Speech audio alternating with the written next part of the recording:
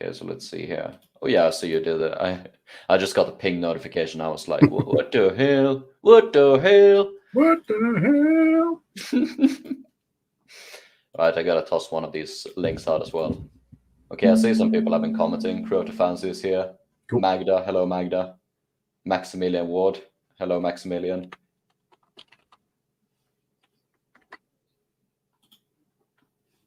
There we go. I'm just gonna toss out a link in the description, or well, the Discord here. Also, can you see the live chat?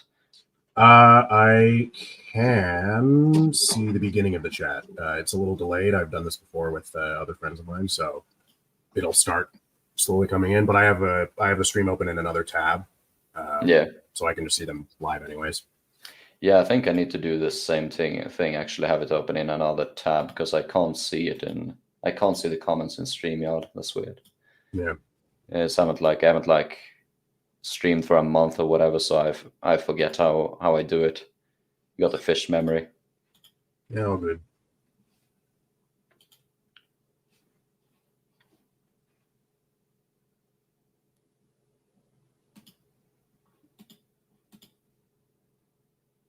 Maximilian, hello, how are you doing? Hello. What's up? Jungle Raja. Hello, Jungle Raja. Yeah, it's so weird because like I see in this other tab my the delay. Yeah, it's weird. Like I can't see the comments in StreamYard, so I'm gonna have to jump between them. That's pretty weird. Yeah. Anyway, I think we might as well start. For sure. Got it. So not everyone is going to be familiar with who you are, Mr. C. So why don't you introduce yourself to the crew? Sure. Hello, everyone. I am I am the C. I am your worst nightmare. I am an asshole. I am a theme park nerd, a film nerd, a filmmaker, and as such, I have sort of fallen into the world of discussing Pirates of the Caribbean, since it's one of my favorite film trilogies, and there's just, weirdly enough, not a lot of people on the internet talking about those movies, just given how popular they were back in the day. Yeah, that sort of spiraled into me doing my own research onto the myths, legends, and stories that inspired those movies, and then got me to come across Golden Gunpowder, and the rest is history. So, yeah, pretty much. I'm actually curious there, like directly, now that you mentioned it. You mentioned your interest in like theme parks and that sort of stuff. Like, and maybe this is like a sort of chicken or the egg kind of thing, but did it for you? Did it start with the theme parks and Disney in general, or did it start with Pirates of the Caribbean? Oh, it definitely started with the theme parks first. So when I was, I want to say like 5 years old, I went to the Magic Kingdom in Florida, and that's where they have the Pirates of the Caribbean ride. Granted, that is the worst version of the ride in all of the world's Disney theme parks, after having seen videos and having gone to the California version myself. But nonetheless, for 5-year-old little C, it opened my eyes, and it was just like, oh my God, I'm in the world of pirates. It was this crazy, terrifying, but exciting fantasy world of these crazy, evil, but silly characters running around doing silly things. And that, over time, of course, when the movies came out, of course, I became a fan of those movies just because I love blockbusters. I love action movies. I like just mindless entertainment. And through the course of my life, since those movies have come out, since I went on the ride, because of the fact that I eventually got into a career of filmmaking, those movies have sort of stayed a huge part of my existence, just because of the excellent writing, the excellent visual effects, great cinematography, all that stuff. So it just stayed in my mind, when for most people, they just grew out of it because it's a silly pirate franchise for like 5-year-olds, right? But for me, for whatever reason, my film brain just said, nope, this is good stuff. I'm sticking with it. You know, I think it's I don't know how many like in the comments have seen your videos, but you can definitely, like, your channel isn't like the biggest, but you can definitely like notice the and I watched like a bunch of your videos today as a bit of a prep. You can definitely notice these sort of the experience there. You know, I think actually your videos are very high quality. like even just looking at stuff like the thumbnails definitely have a lot of quality to them. And I know, of course, I know all this, and also like the narration. I think your narration and your sound equipment and that is excellent, and the just the focus of the videos. You can really notice that there is a sense of professionalism to it, and yeah, it's we can always complain about the algorithm and stuff like that, but it's always nice to find these like smaller channels which have obviously a lot of effort and a lot of skill put into them. It is quite impressive, I have to say. Yeah. Well, I appreciate the compliments, though I can't really take credit for the thumbnails, or at least all of them. I do some of them every now and then, but Okay. I have a good friend of mine who does that stuff for me. So I'm not going to take credit for that, but I will say I put comparative to a lot of YouTubers, I do put a lot of time into my videos just because they require so much research. In fact, Yeah. my next major video right now is hovering around 62 pages long. Yeah, it's going to be a pain in the ass to edit. So it's going to be a lot of work. Things like my true story of Davy Jones video, that took me, I want to say 3 weeks to make that. And it was also too, because just so much cross-referencing with research, because with your videos, you're researching pirate history, which, not to downplay your work and stuff, it is still a sort of straightforward topic where there are a lot of resources for it. But when I'm going into really esoteric stuff, like where the shit do mermaids come from? Like that is so out there and so weird, or things like who inspired the legend of, Davy Jones. It's like, we'll never really know, but a lot part of it is speculation and cross-referencing and looking at even sometimes documents in a shit ton of different languages. And it's like, it is a lot to manage. But I don't know. I like the challenge. It's a lot of fun.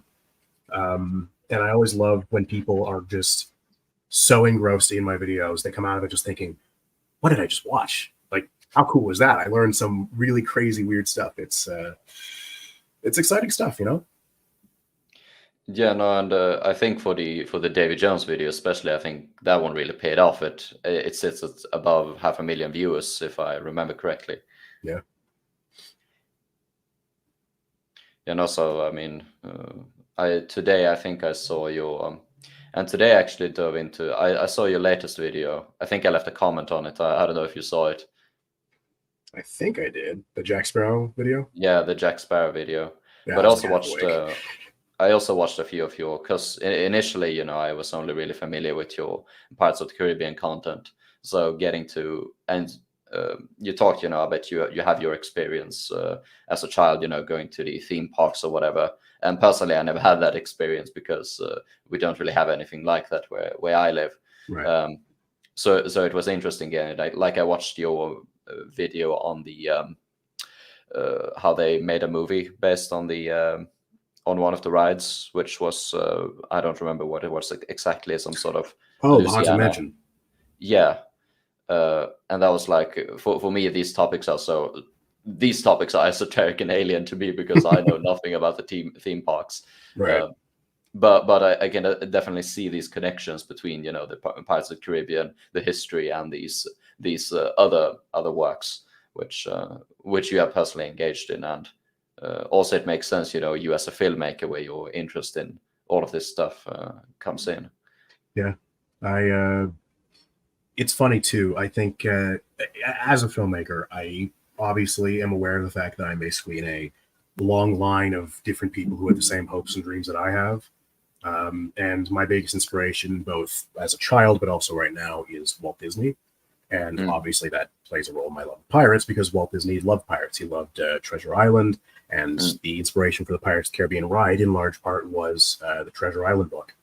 Yeah. And of course, those two things sort of shaped general perceptions of pirates for their respective centuries, right? Because there's so much that's been inspired by Pirates of the Caribbean, right? Like in the 90s, 80s and 90s, there was Monkey Island. In the 80s, there was On Stranger Tides. And that stuff just sort of carried over. And a large chunk of what we really view as sort of the general myths of pirates is it all comes down to that ride based on that book. Yeah, are you familiar with Captain Blood also? Not familiar, no. I heard of the name though.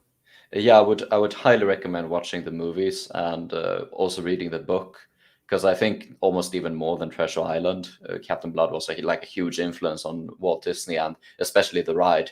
Okay. Like there's so much of the first parts of the Caribbean movie and possibly the ride. I'm not an expert into the ride, which is taken from Captain Blood.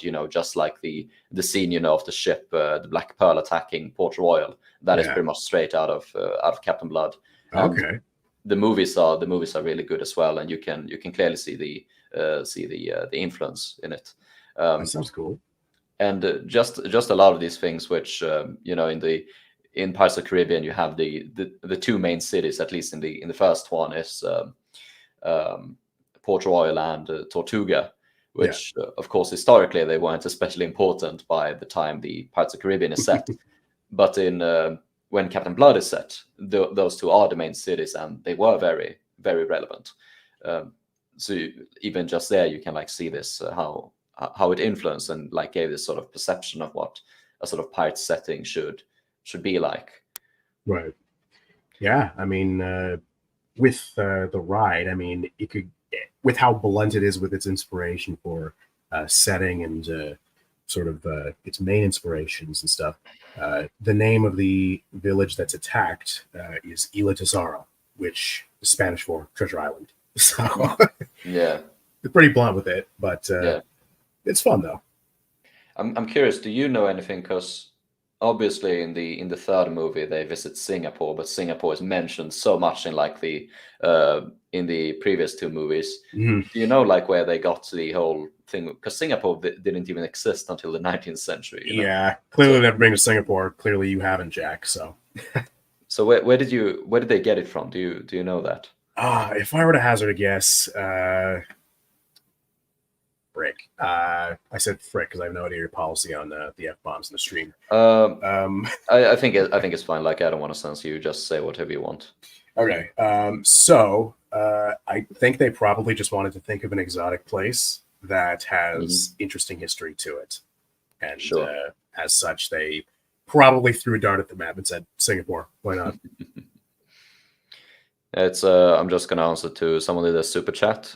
Sam Montgomery. Ahoy mateys, don't mind me. I'm just using this super chat to say, all right, C, you win. At World's End is a good movie. Oh, hell yeah. I love that. Sam is a good friend of mine. All right. He's on my Discord server, and we've had sort of off and on sort of debates and stuff on whether or not At World's End is a good movie. And Right. I maintain that it is, and for a while he maintained that it hasn't, but it seems that he's rewatched it, and I guess he's come to the same conclusion I have, which is great to hear. Yeah, Sam is your friend. He's now my friend because he gave me $5, and I'm basically a cheap street whore. So no complaints from me. Bro's panhandling online. I'm sorry. Bro's panhandling online. Hell yeah, hell yeah. I'd gladly take it. I'm a YouTuber after all. I love the attention and I love the money. Yeah, same. But no, it's the best documentaries of all time. Yeah, no. The sort of, and as I mentioned before, like we're probably gonna go more into the sort of Asian, the sort of Asian influence. Well, we can do it now also. Asia is sort of like just briefly touch on it. Asia is like this very untouched area in the sort of pirate pop culture mind. Yeah. Even though it's a lot of pirates did actually visit the area. At least not in like I don't know, like any sort of replacement they could have had for Singapore though. But there were definitely pirates like William Dampier. You're probably familiar with him. Everyone spams him in my Discord. He visited like parts of China. I think he visited Macau. I think he visited Taiwan, Keelan. No, it wasn't called Keelan, but he visited Taiwan, I think. Yeah. So it's definitely like something which, and I love that part of the third movie when they visit Singapore. It is really cool. Yeah, I love the whole again film brain coming, and I love the steam that sort of comes up from the from the ground and stuff. I love the candle lights and stuff. It just has a really cool look to it. I don't really know how to put my finger on it, but I know they built in the main Disney studio. They built the whole set indoors, obviously, because it's going to be supposed to be like this nighttime setting, right? Yeah. And it was all flooded the entire set, and then built all on like stilts, all the buildings and stuff. And things like that really help out with the actors and stuff, and really putting them into the environment. And that's something I really appreciate with those movies, is they put the actors into the environment for real. None of this Marvel green screen bullshit where they're going to be in front of a blue or green screen, and then it's going to be keyed out, and the visual effects artists have to do all the work, and then the actors are just acting against a wall. Instead, they're actually in a setting where they feel like they're pirates. And they've even said in the behind the scenes that they do feel like pirates, you know? Right. Johnny Depp got so in character because of his costume. Bill Nye he found it really difficult to get in character as Davy Jones, but it worked so well because of the other actors he was bouncing off of the whole time.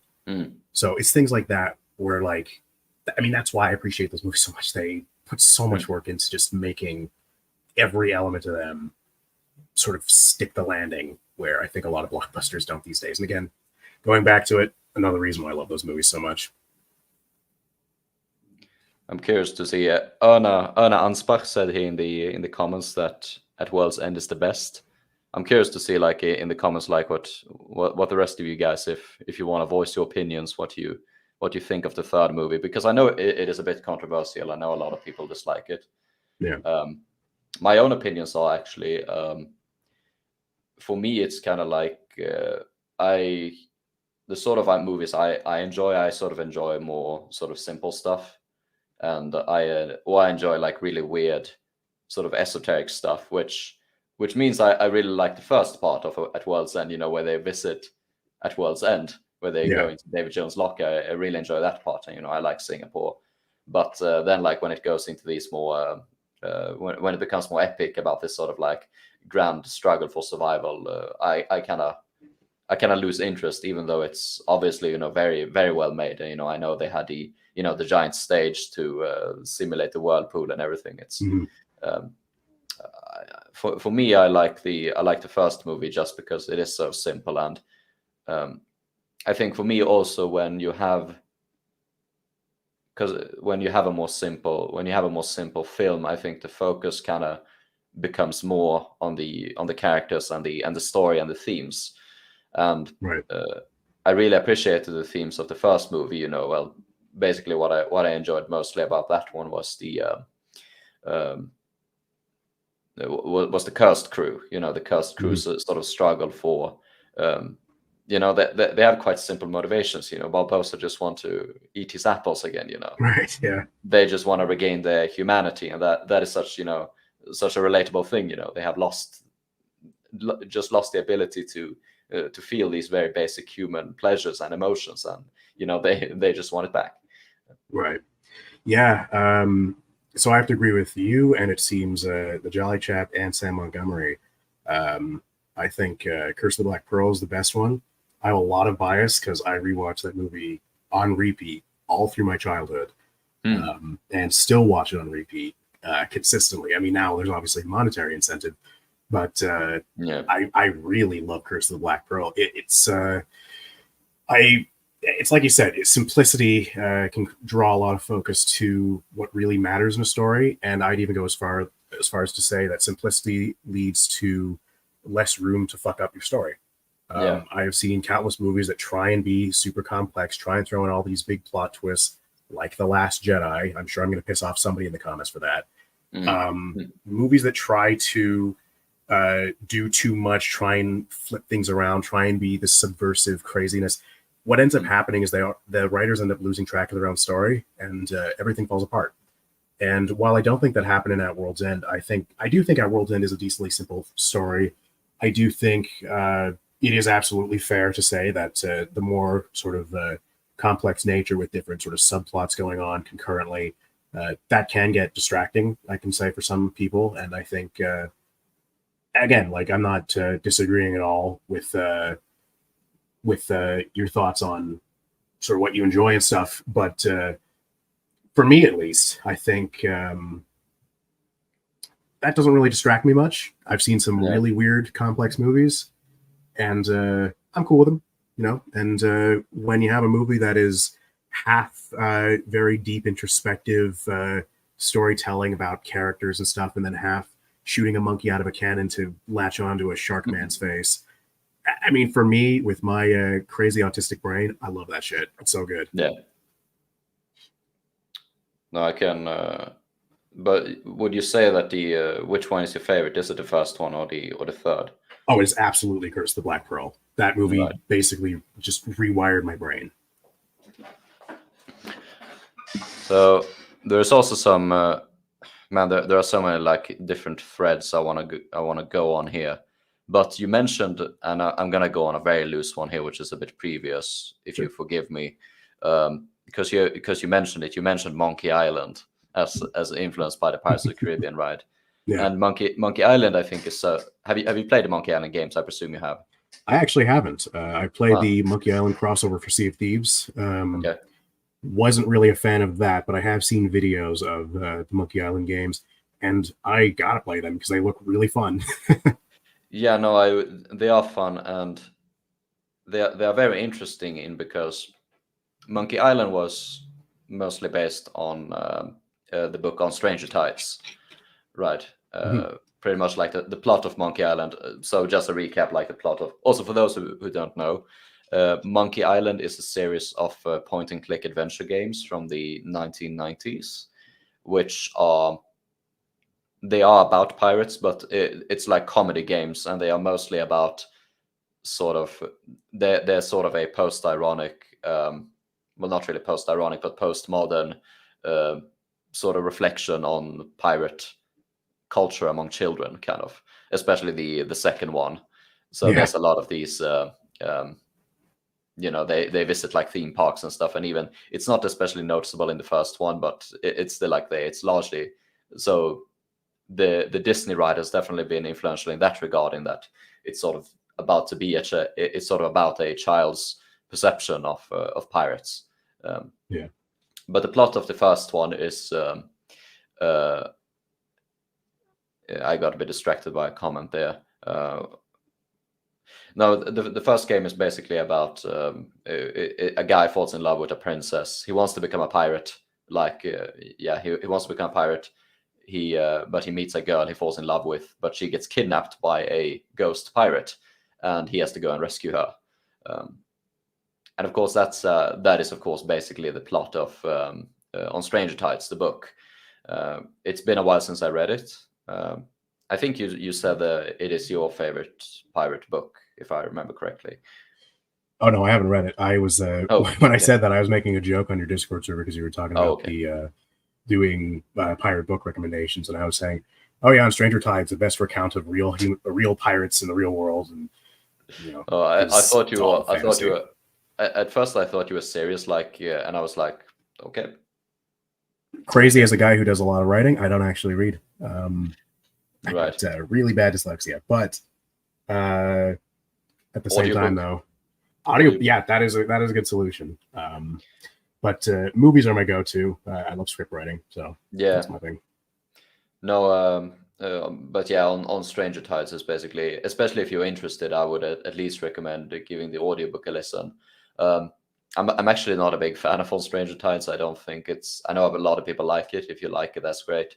A lot of people say it's well researched. Most of the research in it is just a general history of the pirates. Oh God, don't we all fall in that trap on occasion? Yeah, it's always going back to Captain Charles Johnson. Also, for the note of it, I always have to notice I don't hate a general history, but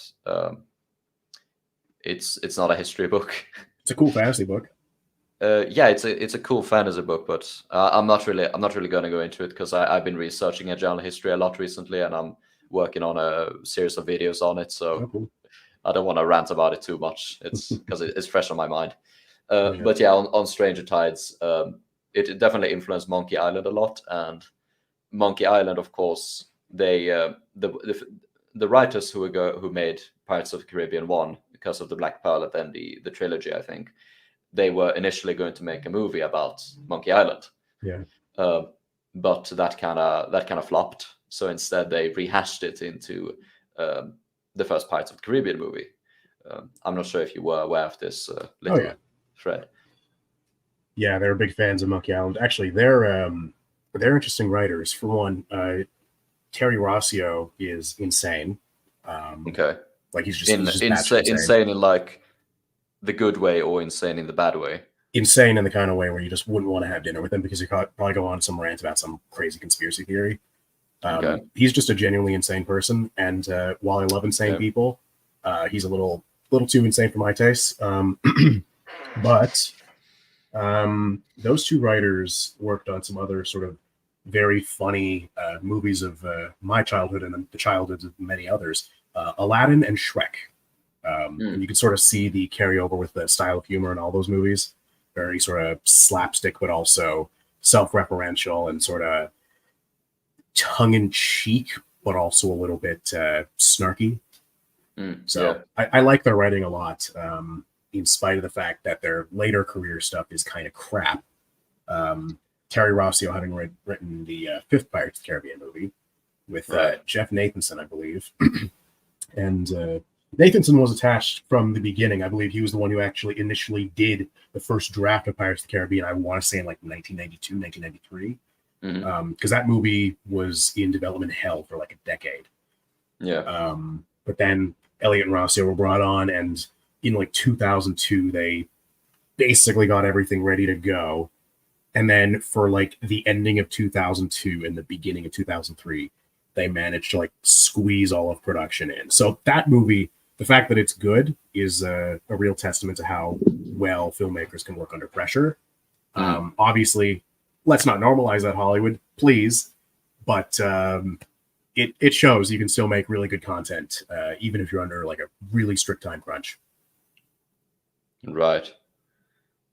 Now, if I remember correctly, maybe both of the writers, Rossi or whatever, I don't remember the names correctly. I think they were also influential in Treasure Planet, and they wrote it. I don't recall if they were directly tied to writing for Treasure Planet. I wouldn't be surprised if they had some influence. The main people behind that were John Musker and Ron Clements, who did a lot of the Disney Renaissance stuff. And for people in the chat who are more well-versed in pirates than they are in their Disney corporate history, that was the period from 1989 to around 2000, between the release of The Little Mermaid and Tarzan. And that was a period where basically every Disney movie that came out was a commercial and critical success. And overall, the Disney company was doing pretty well. And that's actually why they wanted to pursue doing Pirates of the Caribbean, was because they were at a time of unprecedented growth. And then, of course, that only became a thing in the 2000s when they were desperate and they were trying to cling on to new audiences, especially with the new landscape of blockbusters from like Lord of the Rings and Harry Potter. Like big fantasy blockbusters were taking over the world. Star Wars had come back. There was rumors of a new Indiana Jones movie coming out. Everything was just big blockbusters, right? So Disney was like, shit, we gotta catch up. So that's why they did Pirates. And actually, I would theorize, I've considered making a video on this before.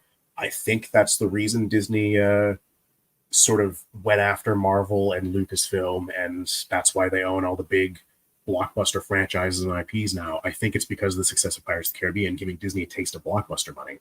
Because Dead Man's Chest, I think that grossed like $1.2 billion in 2006. That's way too much money.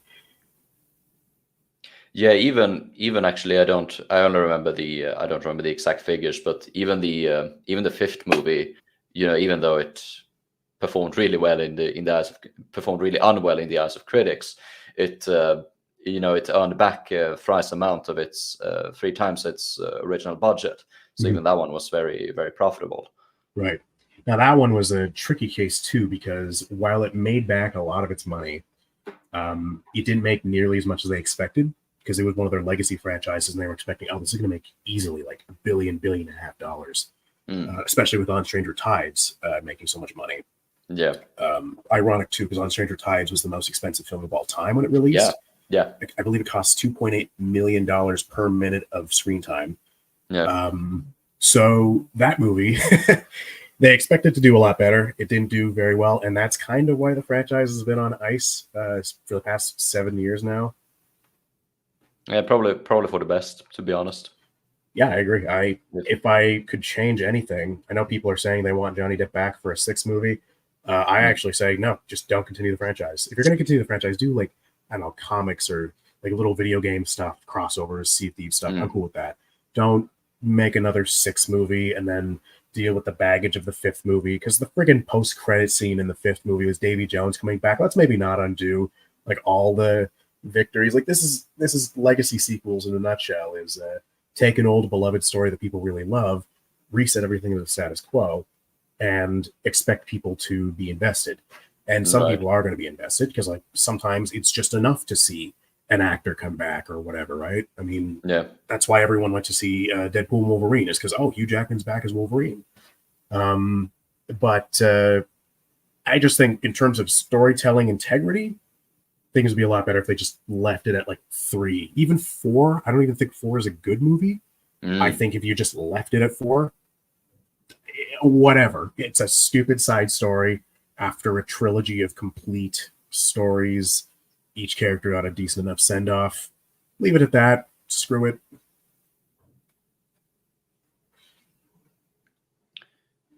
Someone said here in the comments, I want a POTC film where Gibbs is promoted to captain. I loved how loyal he was throughout the film and generally a fun character. If I remember correctly, he did become a captain in the 5th one. And briefly, briefly, it did not have good results. God, I hate that movie. Yeah, he's loyal through the first 4 movies, and I love Gibbs for that. In the 5th movie, he is an asshole through the whole movie. Somehow they character assassinated Mr. Gibbs.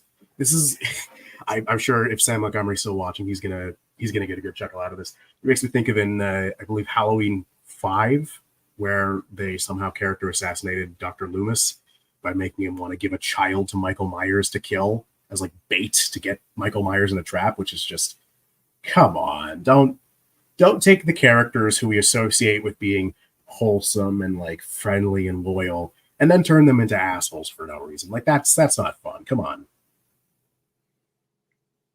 No, it's I this is something I thought about as well. The Johnny Depp and I forgot what his name is, the actor behind Josh Gibbs. They have really good. They have really good chemistry. Yeah, but it's so weird because they are so different people. Like even just looking at them and even just looking at their careers. Like if I remember correctly, McKelly or whatever, he's he's from Bristol, I think, and I think he handles one of the museum tours there. And Johnny Depp, is a prized Hollywood actor. They are such polar opposites, but they have this really great, really excellent chemistry. That is something really fascinating, I think. Yeah, I think a big part of it that sort of bolsters it is sort of the crew dynamic they have in Curse of the Black Pearl. When we're introduced to the sort of motley crew assembled in Tortuga, it's a crew of the worst possible people to have as pirates. And I think Mr. Gibbs is a fun sort of contrast to Jack. While Jack is this, really badass, intelligent character. Not to say Mr. Gibbs is dim-witted or anything. Far from it, actually. He's not the one who's going to be completely outsmarting his enemies. He's not the one who's going to be figuring out all these crazy plans and stuff to escape. But he is a loyal fighter. He is someone who's going to help Jack every chance he can get. Just they're friends, right? So it's, again, double weird that he stages a mutiny against Jack in the 5th movie. But it's just a really, really interesting dynamic. And then adding on to sort of the hilarious, almost basket of idiots that the crew really is. It's just a really fun dynamic sort of seeing this drunk being Jack's first mate and barking orders and stuff as he's taking a swig of rum. Yeah, I think at the same time he's a very grounded character, and a grounded character can mean, as you say, of course, is a bit more simple. He has simple pleasures, simple motivations, but at the same time he's more Jack. Is a bit aloof at times, and you can especially notice this in the in the first scenes of the second movie where Jack, talks about, they ask him, where do we have a heading? And he's no, yes, no. And Gibbs is just, do we have a heading? He's more straightforward, and so they do also have that sort of dynamic, which is very useful. Like Jack is more aloof, he's more ambitious, he's more creative, but Gibbs kind of serves the purpose of anchoring him. And you can definitely see this in the second movie. If Gibbs had not been there for Jack, the crew would have mutinied. They would have rose up against him. For sure. Jack is, for all, Jack loves freedom. He is, he's a tyrant aboard a ship. He keeps the rum locked up. He keeps the rum locked up. That would not go on a pirate ship. Locked up, and he's got his own big cabin that he's able to just sort of chill in while the other guys are in hammocks down below. He's able to bark orders, and the people will just listen no matter what, and it doesn't even seem like they're getting paid. Actually, that's a point in the second movie, is the crew wants like payment. They want something to live with.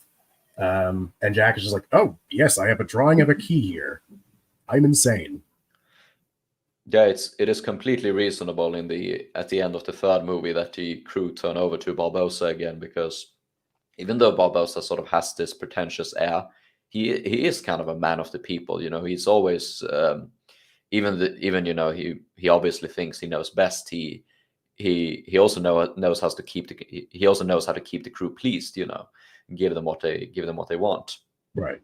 Yeah. I mean, like, look back on Curse of the Black Pearl. He's sort of almost comes off as like a political rally when he's in Isla de Muerta, and he's like on top of the mountains of treasure, and he's got the chest there, and he's basically, telling all the people like, oh, punished we were, a lot of us, disproportionate to our crimes, and almost as if he's rallying the troops for war, Yeah. He'll find like a common thing everyone believes in and play onto that. And I think that's a really fun part of his character. He definitely has the charisma. It's interesting also that Barbossa, his sort of development as a character, because in the first movie, of course, he has a very sort of clear purpose. He's the villain. He's the Le Choc, the ghost pirate, and everything. Then in the second, or rather the third movie, he's sort of brought back. I felt he was brought back a bit as fan service. His sort of purpose and you might disagree with this, but in the third movie, it felt as if he didn't have the same place as he did in the first, or especially the latter movies, and of course in the fourth movie they kind of make him the main character. Like the most interesting plot is really about him. Jack is more so the hanger on. He's kind of just there because his name is plastered on the franchise. Right. And of course the fifth one is almost especially Barbossa's movie. It's where he where he gets his redemption arc, or whatever you want to call it. It's kind of silly. I don't know what that movie was. Yeah, it's weird. But would you like to contest this, or do you agree with my sort of hot take on Barbossa's role in the third movie? I won't disagree. Bringing him back in the second movie was absolutely designed to make people say, holy shit, Barbossa's back. This exciting new plot development at the end of the second movie. Jack is dead, but oh my God, be excited for the third movie. I'm not going to deny what that is, and that is absolutely a case of fan service. That being said, I do think the dynamic between him and Jack through At World's End is a pretty solid one. I think Sam Montgomery put it best. He said Jack's like a better pirate and Barbossa's a better captain, and I think that really plays to At World's End. Jack is the one who's able to maneuver around people, trick them, do all this stuff that traditionally would be associated with a pirate. Barbossa's the one who's barking orders, being a great captain, being a great leader, and driving forward the plot. But yeah, I think it's kind of a cynical read, but yeah, Barbossa being brought back was fan service, but I think they utilized it well. That being said, with the fourth movie, it's really odd how he basically, like you said, kind of takes over, because he really gets a lot of screen time in that movie for someone who's basically a side character in terms of his place in the plot. I'd actually go as far as to say I'd probably put like Angelica as the main character of the movie, because it's just such an unbalanced film. And then the fifth movie, again, I don't know what that thing is. It's just put the thing back where it came from, or so help me. Like, Jesus, it's bad. Yeah, there seems to be some agreement here regarding Barbossa in the chat, and I definitely agree with you. Like his presence in the third one is appreciated, and he obviously has a very good chemistry with Jack as well, and they have this constant childish bickering between them. Like the scene where they extend the telescope. Penis joke. I also found it funny that Jack intended to kill Barbossa in the third movie. Like when they were having the standoff, he does actually shoot Barbossa. It's just that his pistol misfires. Right. So it is interesting, like what, and I think that is like an interesting writing decision in a sense, because of course as a writer the pistol is going to misfire, so you're not sacrificing anything. Right. But there is like that sort of implication, like what if you as a writer did not have this control? Like what if you would give the control over to Jack and say, here's a pistol, it's loaded, you can shoot Barbossa. This is kind of, I'm not really certain how to phrase it, but it's what would have happened, I guess, like if he would just have killed Barbossa and they would have put it into the movie, like Barbossa is shot, like it would be kind of awkward. Like he just gets shot, he falls back, he lies bleeding on the floor. Like what do you do now? Like it would almost completely change the movie. And within the sort of logical sense of the universe, that would have been a possibility. Yeah. Well, with any form of writing, it all comes down to just cause and effect and basic setups and payoffs. And with Jack, with the circumstances we find him in, both through Outworld's End, but just in the greater trilogy as a whole, he has no reason to like Barbossa at all. Barbossa, he is seeing the man he killed on Isla de Muerta. He's seeing him back.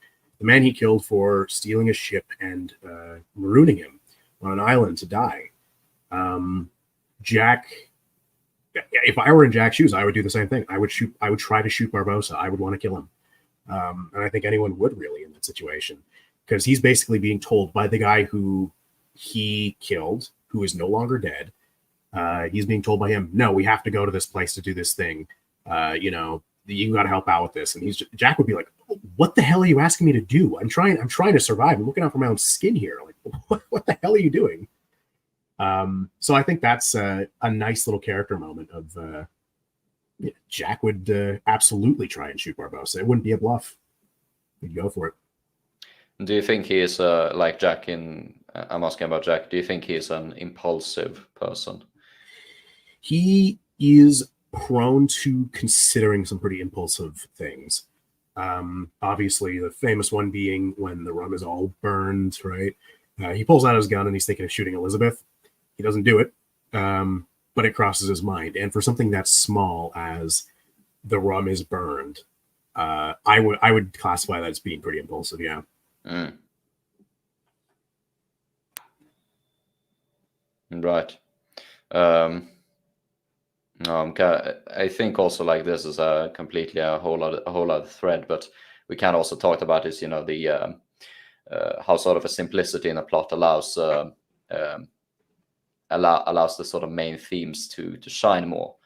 And I thought, of course, the most interesting part about the duology, because the second and the third movie was this was the sort of decision which Jack had to come to, like what is more important, my own needs, or like the needs of my friends. Right.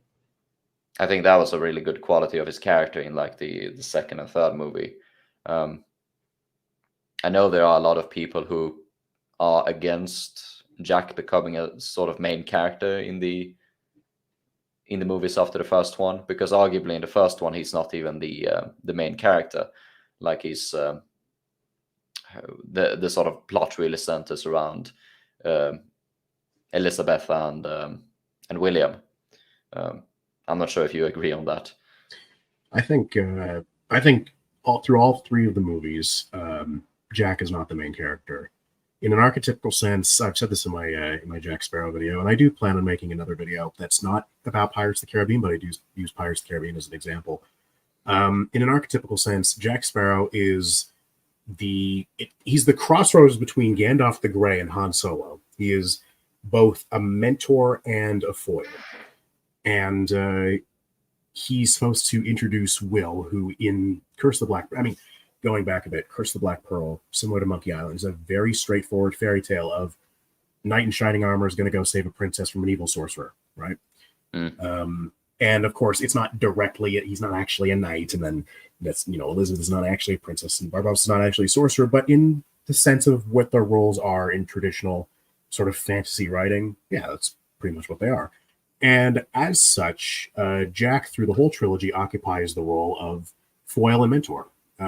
He is supposed to be the role of not really what we're supposed to strive to be, but more so the one to almost bring like Will's best qualities out, bring Elizabeth's best qualities out.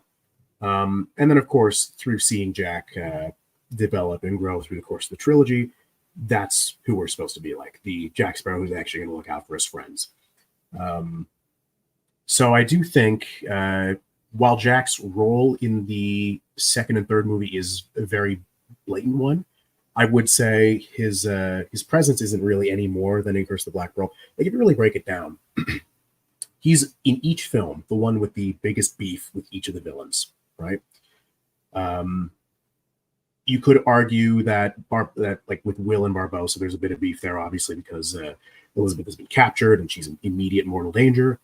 But nonetheless, it is very much a story that would not be able to work without Jack's presence. So I don't really think there's much of a change between the first film and then the second and third. It's the fourth film and fifth film, I think, that make Jack more of a protagonist, especially the fourth film. But also, too, that film is kind of hard to describe, honestly, with who gets the most development, who gets the most screen time, who gets this, who gets that. Like, it's hard to classify, but yeah, I think the first three pretty squarely focus on Will and Elizabeth. It's their development through the trilogy. I think there's a big difference between the sort of Jack's relation to the antagonist in the first and then at least the second one, because in the first one, Barbossa doesn't want anything from Jack. Like, he doesn't care about Jack at all. Like, Jack could be there, it wouldn't really matter. When he's aboard the Black Pearl, they just put him in the brig and they're like, okay, whatever. And they kind of treat him as a joke, But in the second movie, Davy Jones wants Jack. Right. He wants him, and Jack wants to escape him. So that sort of relationship between them becomes more prevalent, and it becomes center stage. Whereas in the first one, the Jack and Elizabeth, they want something from Barbossa, and of course Barbossa, he wants them as well. So there's I think there's a more active relationship there. Whereas in that same sort of active relationship is not there between Will and Elizabeth and Davy Jones in the subsequent ones. I will also say, though, with Dead Man's Chest, the sort of ramifications of Jack and Davy Jones's dynamic is it's wide-reaching in the sense that it's what initiates the plot. Obviously, along with Beckett arriving in Port Royal.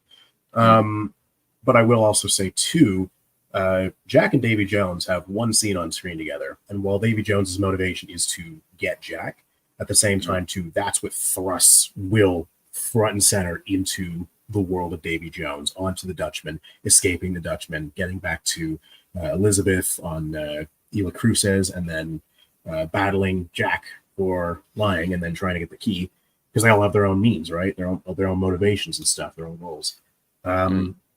So I think while, yes, Jack has a more active sort of dynamic with Davy Jones, its impact is basically just to get the plot going. And then from there on, it's basically just Will's story through the film. Now, there's definitely a point to be made about the best sort of antagonist and protagonist relationship, and the best sort of dynamic between those two roles is when they have a constant interaction. I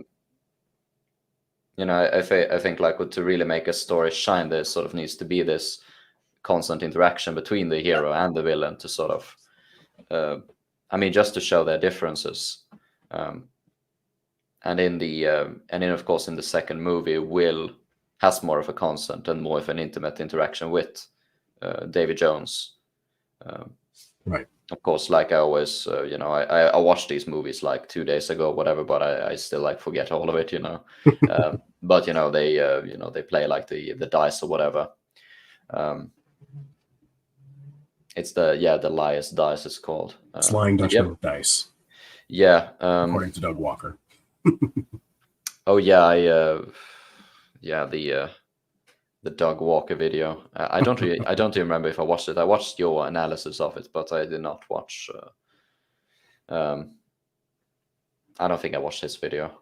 To be frank, there's not much to watch. They also kind of castrated Davy Jones in the third movie, almost literally. Yeah. Like they killed the Kraken. Well, also cut off one of his tentacles. Yeah. They did. They did actually do that. Yeah. But no. So one of the you've also talked a bit of smack about the fourth movie. Yeah, it's the worst movie ever. Only behind Guardians of the Galaxy Volume 2. Just for the record, that's a joke. Please, internet, don't kill me. It's a joke I have with friends. Yeah, I know it's a joke because the fifth movie exists. Yeah, that's true. The fourth movie, if I were to give a rating, it'd probably be like a 3 or 4 out of 10. Like, it's really not. It's bad, but it's not like abysmally bad. Like the fifth one is so bad, it can't even be considered canon, to be completely honest, because its existence cannot coincide with the existence of the previous films, with things like Jack's compass. Okay, well, if Jack gives away the compass, well then, that causes Salazar to leave the Devil's Triangle. But then what about every other time Jack has given away the compass to someone else in those movies? Willingly or otherwise, people say, oh, it's because Jack gave it away willingly. Well, he gave it away willingly so many times to Elizabeth, to Will. Like, come on, it's a really broken movie. Four is a weird one in the sense that it gets Jack's character right. I think it gets Jack's character totally right. He has insane plot armor, and while it's been a consistent issue in the franchise, it's not as restrained as with the previous movies. He's able to just do some insane stuff. The coconut, like the palm tree escape, where he swings on a rope and stuff like he's Spider-Man, or when he jumps out of that building that blows up, the lighthouse that blows up, jumping into the mermaid water and not get killed by the mermaids when he's trying to get there in the first place. Other than that, too, the London escape as well. That was, for one, the most expensive action sequence of all time, but also, too, just ridiculously implausible how to be able to get out of that stuff. Yeah, I think like when he threw the napkin on the ground, one of the guards slips on that later. Come on, that's some Looney Tunes shit. Right I think it's a very easy explanation. They're British. That's fair. The British are stupid. I see you, Sam. They're British. You little prick. No, I was gonna ask about that because, of course, I watched the movie. I think I watched it 2 days ago, the fourth one. H.P. Lovecraft said Takwa should have been in Pirates of the Caribbean. Yeah, Takwa should have been in. That would have been awesome. No, but because the fourth movie it's kind of a return to form in that it's more sort of simple like the first one, but there isn't really anything super bombastic or really impressive compared to the third one or even the second one, which happens in it. But it's still the most expensive movie ever produced. So, like, what was it that costed so much? Like, do you know? It was London. Building the London streets, the dirt roads, the horses, all the extras, all the just different pyrotechnics and stuff they used. That was by far the most expensive part of those movies. They basically built a section of a city for the opening 20 minutes of a movie.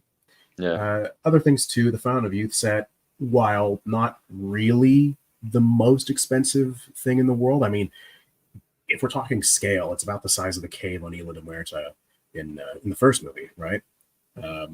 But it was just all the different locations and stuff. They flew the whole crew out to Hawaii to shoot like on location in the jungle, which would require a lot of people there to make sure everyone's safe and stuff because you're in the jungles of a tropical island paradise. So there's going to be bugs and snakes and all that stuff, right? So Yeah, it's and all just Ian McShane is walking around in his black leather outfit in the tropics. You know, he's gonna get a heat stroke. exactly. You got to make sure everyone's safe, everyone's healthy, Stay hydrated. hydrated. Yeah. The mermaid set piece with the lighthouse, I think that was pretty expensive too, for whatever reason. I actually don't even know how that would be expensive because, frankly, I don't have that much money. I could figure out ways to do that for cheap. But yeah, it's basically just London. That's ridiculously expensive. They didn't even build ships like they did for Dead Man's Chest and At World's End. They took the Black Pearl ship they built for those movies and redressed that to be the Queen Anne's Revenge. And then they put the Flying Dutchman at the freaking Disney private island in the Bahamas for the Disney Cruise Line, which admittedly, I wish I wanted a cruise at the time because that would be awesome to see the Flying Dutchman there. But yeah, that's really weird that movie's so expensive. I think it was topped by The Force Awakens in 2015 in terms of like expenditure, but that movie made so much more money where it's almost justified. No, it's and it is, of course, my sort of controversial take and where we are going to cross blades. I'm not sure where I would rank the fourth movie. It's not my favorite, definitely. I'm not sure if I like it more than the second one. They do kind of share like the same sort of place for me, but I kind of have to sort of just sort of not qualified, but make it clear that obviously I'm not a filmmaker. I'm not really that interested in a film. I don't watch a lot of movies. You know, I consider myself a busy person. So when I watch movies, my criteria aren't especially very high, and I don't watch a lot of movies. And of course, I don't take these movies. To be honest, I don't take these movies very seriously. There's also that. But I do actually like the fourth movie, and when I rewatched these movies, it was actually the one I looked the most forward to watching. And a lot of it is just ooga booga vibes. I cannot just like the vibes of it. I cannot just like the atmosphere. Monster talked about the music. They do reuse and remix a lot of the music from the older ones. I don't really like that. But it is a bit odd, yeah. A lot of the original soundtrack they have, like by Rodrigo and Gabriela, like a lot of that music is excellent. The sort of Spanish aesthetic of the movie is really good. But a lot of the ooga booga, yeah, a lot of the sort of more specific stuff. I think Angelica and Jack, I think they have really good chemistry. Their dialogue and character interactions, I think Angelica is probably, I think, the character which Jack clicks the most with and has like the best interactions with in the whole series. Yeah. Because if you can compare like Gibbs, as we talked about Gibbs and Barbossa as the other people he has really good chemistry with. Barbossa is meant to be his foil, and Gibbs is meant to be his, loyal assistant who's always there to back him up. Whereas Angelica sort of sits somewhere in the middle where can be both an antagonist and a protagonist. And I just thought they had like very, they always have like these, when they have these quips between each other, they always have these like very snappy responses, and yeah, I can't really formulate myself as eloquently as you might. Well, I think your love of the movie is I wouldn't say love. Your enjoyment of the movie. Enjoyment, yeah. Yeah. Your sort of enjoyment of the movie, I think, is... I did not form attachments. Fair enough, yeah. Sort of following the Jedi way. Your enjoyment of the movie, I think, is totally valid. I think sort of basking in the vibes, while it's not for me personally, I'm more of a tactile, sort of rigid type. I do think, though, I do think the vibes do play a big role in what can make the movie enjoyable. Like, I'm not even dissing or anything. That's my sister's favorite movie. That's her favorite Pirates of the Caribbean movie easily, and it's because of the mermaids. And like, you know what? That's cool. I think the mermaids are cool. I think they're hot. I mean, especially when they're crazy monsters like vampire fish like that. Have you seen that Futurama episode where they go under the sea? I haven't watched Futurama since like 2004. Yeah. I think Yeah, no, because they explain human and mermaid reproduction Oh, just for all of the mermaid fetishists in the chat. Like, it's not gonna work out for you. oh damn. I You're mean, going to. if you look at the animal kingdom, I mean, look how most creatures mate. It usually results in one of them getting eaten. So Yeah, well, the fishes, when fishes mate, they die. yeah, At least the mermaids in Futurama.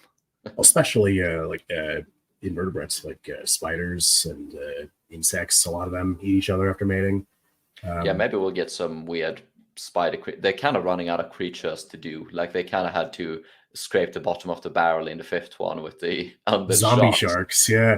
Well, that's the thing. I'm trying to write my own pirate-related sort of fantasy TV pilot, and I'm trying to think of like, well, if I'm doing pirates and fantasy, what the shit do I do at this point? Like, do I just get real lazy and do the Kraken again, or do I do I don't know, mermaids again? Do I do zombie sharks? Like, I'm not going to stoop to that level.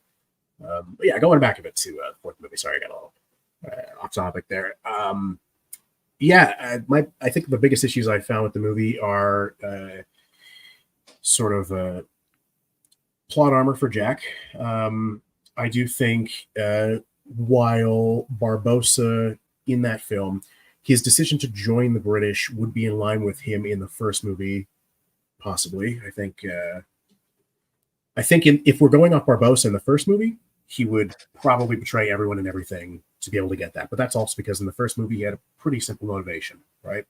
In the second movie, with how much he had sort of, I'm not going to say he really grew through the third movie, because he didn't really. It's more so a bit of a shift in his perspective after having been killed and, coming back to life and having a second chance. I can imagine he'd probably want to use that time a bit better. I think it's odd that he joined the British. And also, I think it's odd the British have a stranglehold in the Caribbean again. Somehow, I don't know. They kind of just fucked off at the end of the third movie. I mean, I know it's the East India Trading Company, not necessarily the British Empire. But it's still like, okay, well, if pirates were that formidable and have a goddamn, like, god ship that's able to destroy any ship in its wake, I don't know why the British would even bother with the Caribbean at that point. Just give up. Just the general European powers, I feel like, would just give up at that point. Actually, one of these days, I should probably make a video on my insane thought experiment I had with my friend. I was basically making a point of what would happen in real human history if the events of the first three Pirates of the Caribbean movies actually happened, and like how would that lead up to the 21st century? And it was like some insane alternate history type shit. But it was still really cool. But I think it's odd that the British are just back in full force, and it's almost as if nothing happened. Now, I know some sort of external material confirmed that the fourth movie takes place 2 decades after At World's End. And it's really weird. I don't know why they did that. I covered that in my timeline video. It's just 20 years later, Jack is like 60, and I got a lot of comments saying, well, how does Jack look so young when he's 60? I'm like, have you looked at Johnny Depp today? But yeah, that's some odd shit. As well with that too, I think Blackbeard is comically stupid through the whole movie. He doesn't need Jack. When they arrive at the island and they has the compass, he doesn't need Jack. He could just go find it.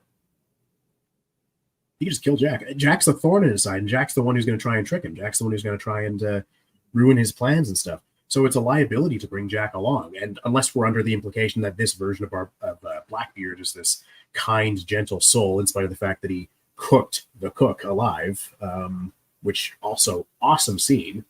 But he burned a dude alive just to sort of make a demonstration. I don't know why he'd be cool with taking Jack along for this voyage. He could just even.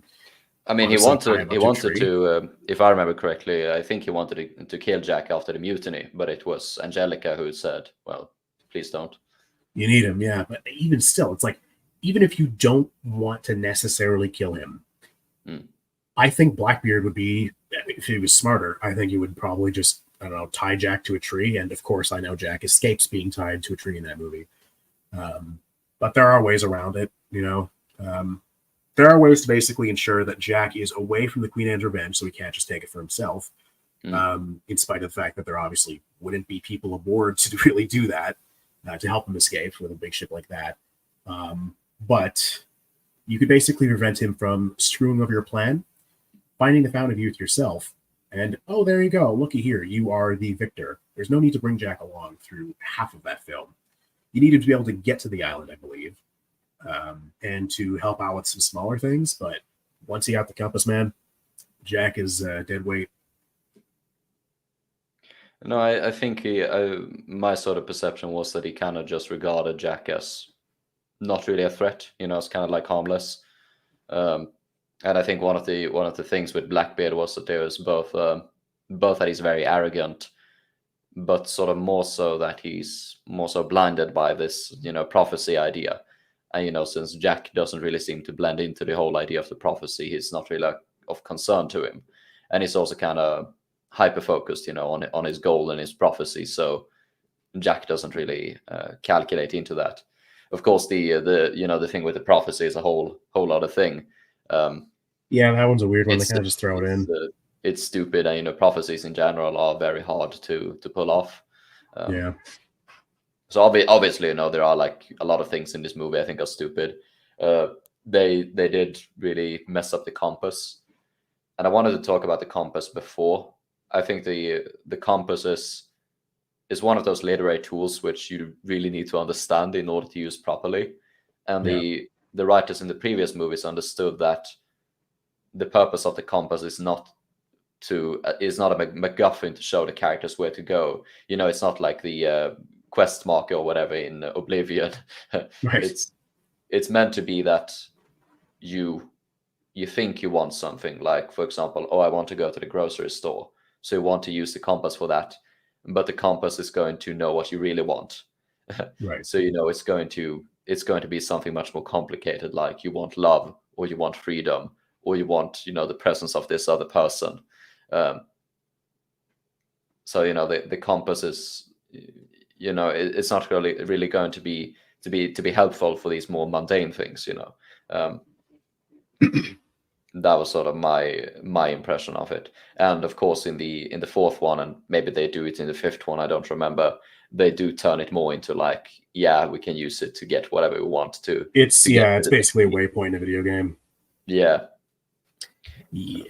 It's man, I love the compass in the first 3 movies. It's just such a cool idea. A compass that can point you to what you really want the most. And I think it's funny, just sort of going back to Doug Walker, my dear friend, the nostalgia critic, my best friend in the whole world. I love his videos so much. My favorite Easter egg. Yeah, I used to watch them like 14 years ago, or whatever. Yeah, same. I used to watch them way back in the day. Yeah. So his point is, in the first movie, it was just not magical. It was just a broken compass.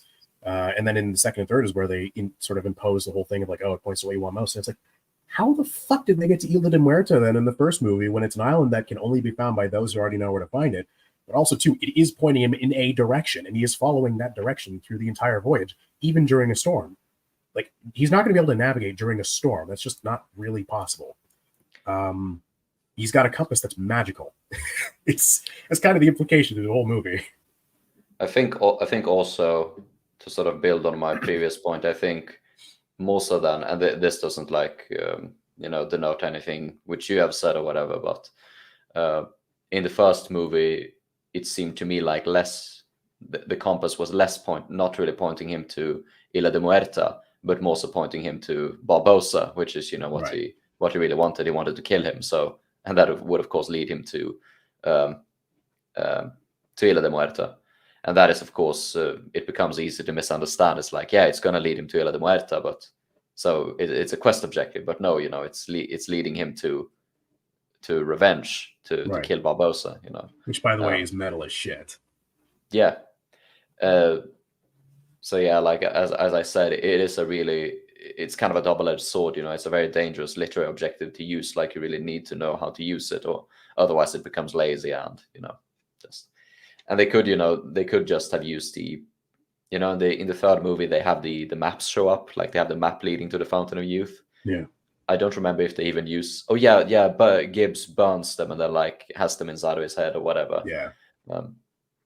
But I think and you can definitely, like you said, they spent most of the budget on the fourth one on just constructing London. And it's a shame because there are so many like things they could have done instead. Like I think instead of burning the cook, they should have done like a sea battle between Blackbeard and the Spanish. Like he would just have, destroyed their fleet with his Greek fire pretty much. That would have been God, that'd much be better awesome. than like killing a single guy in a rowboat. Is like, okay, that was kind of mean, dude. But Yeah. it's so excessive, It's like just shoot him, or throw him overboard or whatever. Right. And of course, they could also have done the Blackbeard's capture of the Black Pearl instead of having it told. I do think like when Barbossa tells it as a story, they do it in a very nice manner, But it's obvious that the budget went elsewhere, Yeah, I think when Barbossa was telling his story, the one thing that sort of distracts me is all the sound effects they use. I know you've said before you're not really into Star Wars, but it just makes me think of in the Star Wars prequels when when the villain Palpatine, he's reminding the main hero, eventually turned villain Anakin Skywalker, he's saying, "Oh yeah, do you not remember what happened with your mother and the Sand People?" And then they play the sound effect that the Sand People make when they're like hunting.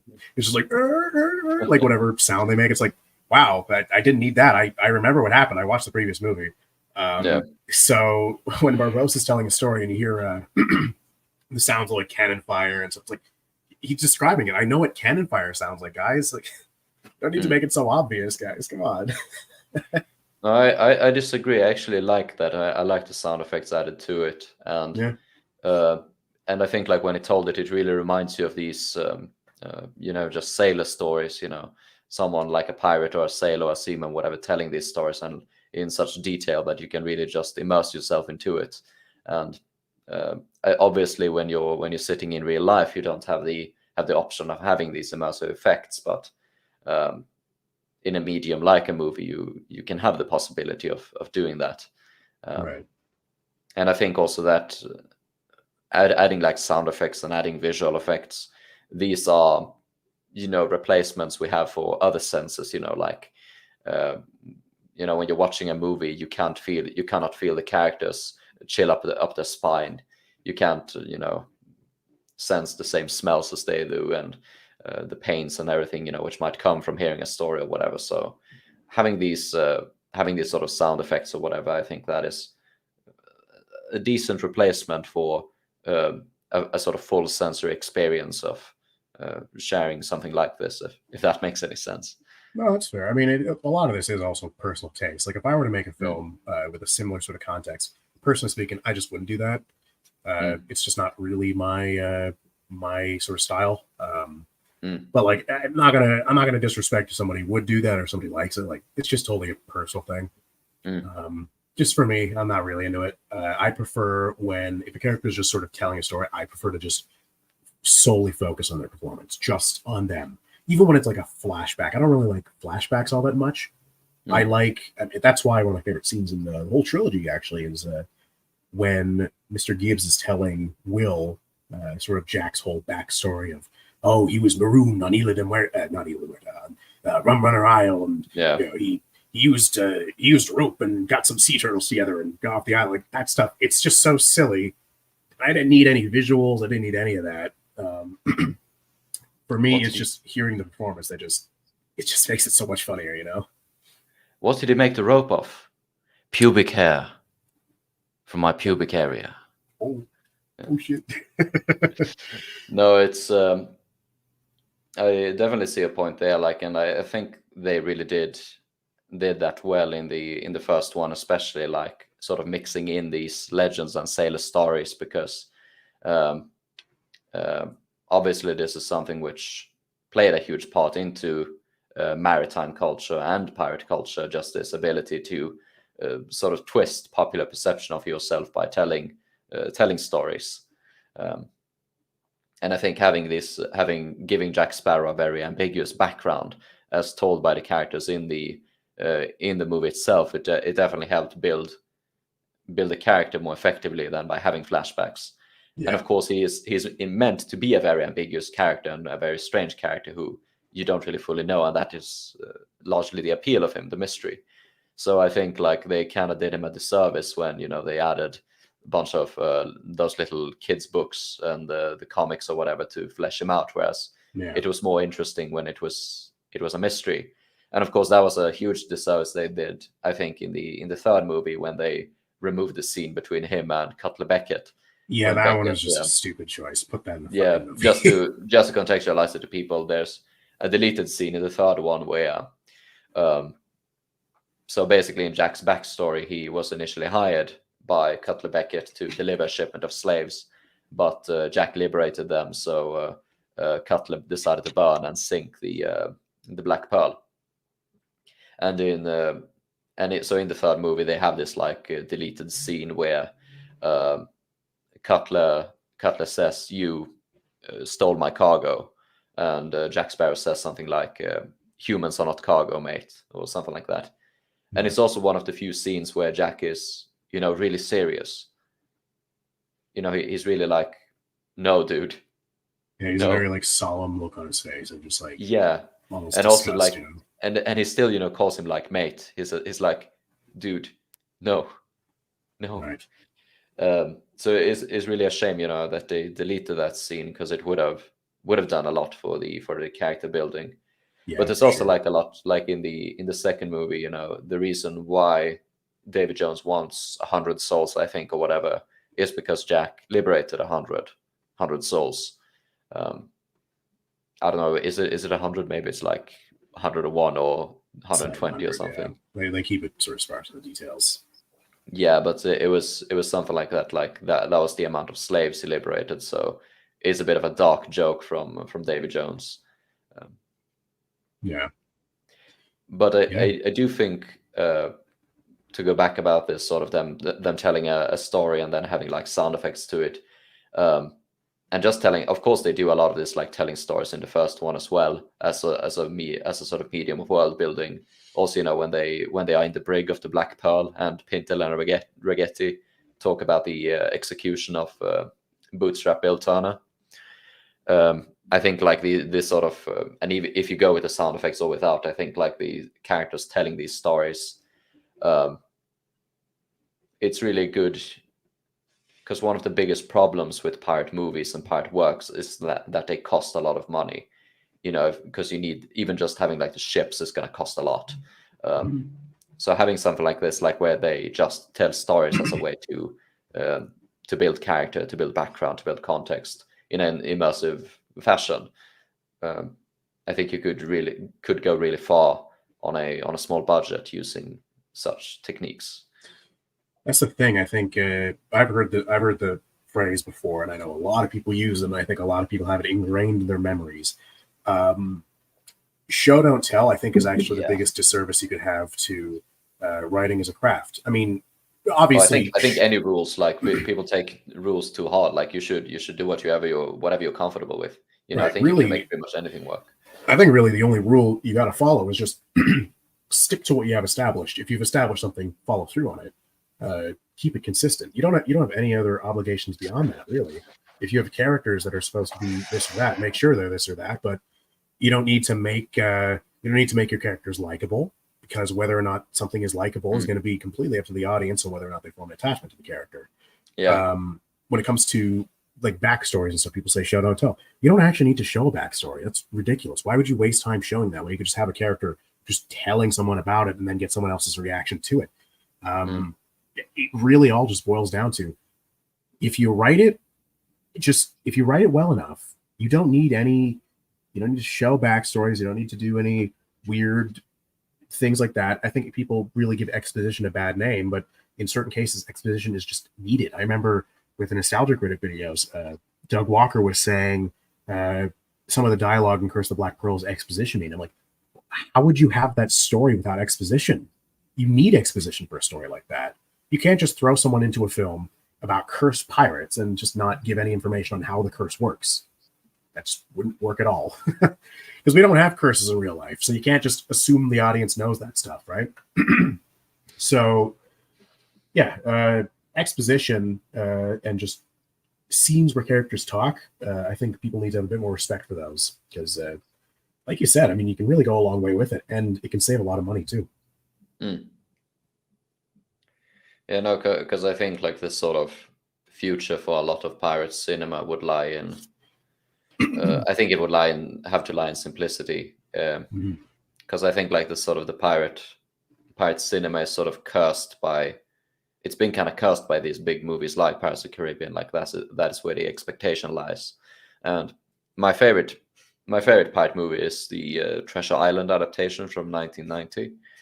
And it's a very simple movie. You know, it's Treasure Island is a simple plot. Of course, it's the movie shouldn't be underestimated. They still managed to get their hands on a tall ship, and they do have some pretty good sets and whatever. But ultimately, what's good about the movie is just the very sort of grounded simplicity. And I think like you could get really far by just having like a single location, have a nice like tavern, have a nice sort of vicinity, and then just if you want to have like a scene on the water, just have a few guys like battling it out in canoes or whatever, a few rowboats. Sure. Because also like some of the more, because like we talked about, like it's ultimately going to be about the characters, and that was of course what I liked the most about those movies, the Pirates of the Caribbean movies, is the characters. But actually, what do you think about Will and Elizabeth? Because outside of the sort of technical aspects, like they sort of like fulfill a lot of these like very sort of simple purposes. I never found them to be as engaging as say like Barbossa or Davy Jones or Cutler Beckett or Jack Sparrow Gibbs, and I never found them to be especially like as interesting on that sort of level. What do you think?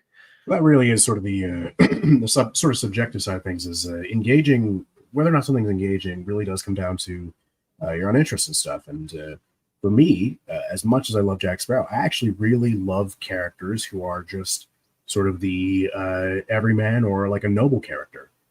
For those who know me well, I love characters like Optimus Prime or Captain America, Aragorn. I love characters that are noble. And as such, I gravitate a lot to Will, which is ironic because I'm a fucking sadist. But I find sort of the noble element is just, for me, very interesting. I don't really know why. I can't really put my finger on it. But I think Will and Elizabeth,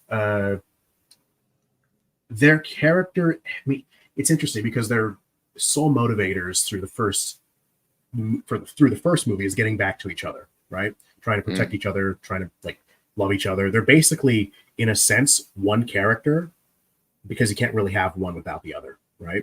No. I know the fifth film tried, but you can't have one without the other. They really need each other. But Will kind of gets his, at the same time, Will kind of gets his own independence, you know, in the second and third one, where he starts to stray off towards his father. Mm-hmm. But I would also say that happens with Elizabeth too. Her motivator through the third movie is her father as well. Her father's killed, and that's her motivation for wanting to just kill Cutler Beckett. Right. At first, it was just, okay, she wants to get back to her husband and she wants to have her wedding, but it became, oh, you murdered my father. I'm going to kill you now. So I think, yeah, they're very weird in the sense that they both have very similar motivations in they want to get back to each other and they want to avenge their fathers and put the men who are responsible for the enslavement / murder of their fathers, they want to hold them to justice. And of course, they have their own sort of banter and stuff with Jack, obviously. Basically, in those movies, you're either going to have Will with Jack or Elizabeth with Jack, and it's going to cause some funny antics, you know. Silly movies.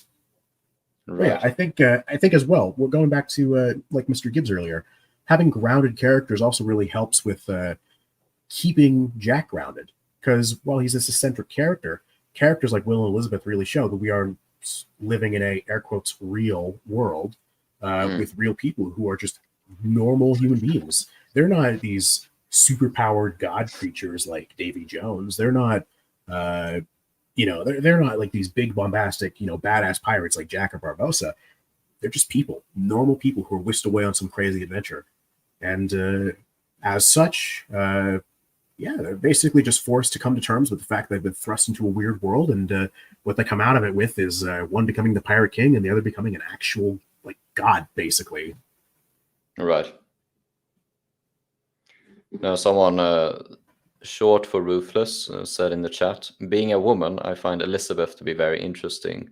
Will is the pirate descendant, while she is the one that read about pirates. knew about naval strategy and was driven, cunning, and resourceful. Yeah, there's definitely like an interesting aspect about, at least in the first one, where she, well, they both, in the first one, they both sort of, they come from different backgrounds, but both of them sort of have to roughen up a bit. But the sort of, I mean, one of the sort of points about the first one is that you kind of need to let loose sometimes and become a bit of a pirate to solve certain problems or whatever. And even, you know, just them, the two of them getting together is a rogue move. It is a rebellious move. They weren't really supposed to be together. Like, she was supposed to marry Norrington, not a blacksmith, you know. Yeah, I mean, think about it this way. I think Jack is the best thing ever to happen to those two, in spite of the fact that he drew a lot of really crazy things into their lives. What he really did was he did give Will or at least help Will realize the courage to be able to like admit his love to Elizabeth.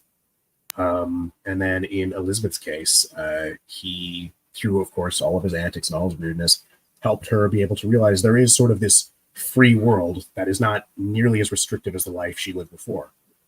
He basically, in a sense, Jack is the almost Cupid that came in and put them both in situations where they could actually fully admit to each other that they love each other, which I think is really cool. I dig it. No, I can understand that, but it's like you said, like you said that you enjoy these sort of noble characters. I don't. That's fair. It's more like I think the most interesting sort of nobility, or the nobility I enjoy the most, is where it really struggles in a world where it really isn't beneficial, and it sort of needs to be a sort of fight, a sort of struggle for the nobility. Like the sort of the purpose of it needs to be questioned, and I think in a lot of cases, especially in real life, nobility often exists because it is beneficial. Whereas I think nobility is sometimes the most interesting when it is not beneficial. It is just carried out for the sake of it alone. Right. Yeah, I can definitely see that. I mean, I think a good example would probably be like Captain America. He lives in a world, obviously, where there's all this crazy superhero stuff going on and a lot of really self-serving, dangerous human beings out there. But out of all the superheroes, he's the only one who would be super willing to just put his own life on the line for just almost for proving a moral point, not to get anything out of it, but more so just because it's the right thing to do. Like his friend being brainwashed by Hydra and all that, and then him fighting back and stuff, and then refusing to kill his best friend and stuff. I think that stuff is pretty fun. I dig, I like you, I dig sort of noble characters who really get nothing out of it in a world where that stuff just doesn't work, you know? Yeah. It's not really necessarily the solution, but they're going to do it anyways just because it's just rooted in their psyche. I think it's cool shit. Yeah, and I think because that is one of the things about nobility. Oftentimes the true heroes are the ones, you know, which are unspoken and never get any fame because, you know, I think like if you are truly noble, you should never expect it. You should expect like to sort of perform nobility out of its sake alone and without really getting any gratitude for it. I'm trying to think of any examples, but a sort of example I get to prove this is, you know, how often we see all of these, you know, rich people or, you know, big YouTubers who make donations or whatever, or they give money to poor people, and, you know, they film themselves or they make it public, you know, that they have made these donations. And, you know, they obviously do it for publicity, you know, they don't do it for the sake of true goodness. I think, you know, have you watched the Breaking Bad series? I've seen the first episode, and while I admit it's good, this is going to be really controversial. I think people are going to fucking kill me for saying this. I just didn't like it. It wasn't for me. Okay, that doesn't matter. I just because then I'm gonna have to explain it. But one of the antagonists says what basically happens in one of the later seasons is that the main character grows he grows distant from his family, but he still kind of has to provide for them. So his boss, who turns out to be the antagonist, he says something like, "A man provides even if he is hated," you know. Um, and that is sort of the nobility. I think it's the most interesting, where you really get nothing out of it except this true selflessness. And selflessness is something which is very, and this might be going into the sort of philosophical route, but selflessness is interesting because it can be debated if it truly exists, because at some point we always do, or humans always do something because it benefits them in some regard, even if it's just a dopamine kick. Yeah. You get a dopamine kick out of helping anyone. So just the idea of true nobility and true selflessness existing, like where you would get actively harmed from and really not get anything, not even the dopamine kick out of selflessness. That is something which, that prospect I find really, really fascinating. That's fair. Yeah. But yeah, I really dig Will and Elizabeth. I don't know. I guess in that sense, it's my sort of a bit of a divergence, but it's still on topic in a broader sense. But yeah, I dig those characters. I can get not really finding them most interesting, though. I mean, I know people who don't really find them the most interesting, so it's all good. Yeah, I'm not really sure which one of the characters I like the most. Obviously, Scrum. I failed to mention it earlier when talking about the fourth movie. I think Scrum kind of serves he serves the kind of purpose as we talked about Gibbs. He's this like very grounded character, and he's a very everyday character. Like, this is probably what most sailors and most pirates were like. Scrum. Yeah. and there's like one of the scenes at the fountain, where Angelica, because both Angelica and Jack kind of use Scrum for their own advantages. So like at the end of the fountain scene, they kind of have this scramble between them, and eventually Angelica and Jack end up on the same side, and Scrum is kind of just left in the middle, and he's just confused, like he has no idea what's going on. And that would probably be most people watching those movies. Most people would just be Scrum. So right. I agree with you on that regard. Like, I like these very grounded everyday people, just to see like what would they be doing in this really mad magical world. Yeah, I mean, that's the funny thing about most franchises and blockbusters. People imagine, oh, I'd love to live in that world because I'd be this big, amazing hero. I was like, no, you wouldn't. Come on, don't kid yourself. Which one of the fish people aboard the Flying Dutchman would you like to be? This is also kind of related. Man, Macus, because I love sharks. I want a hammerhead head. Macus is the hammerhead one. Yeah, he's awesome. I like the shrimp guy. Oh yeah. I'm not sure if I would like to be the shrimp guy though, but it's probably quite close up.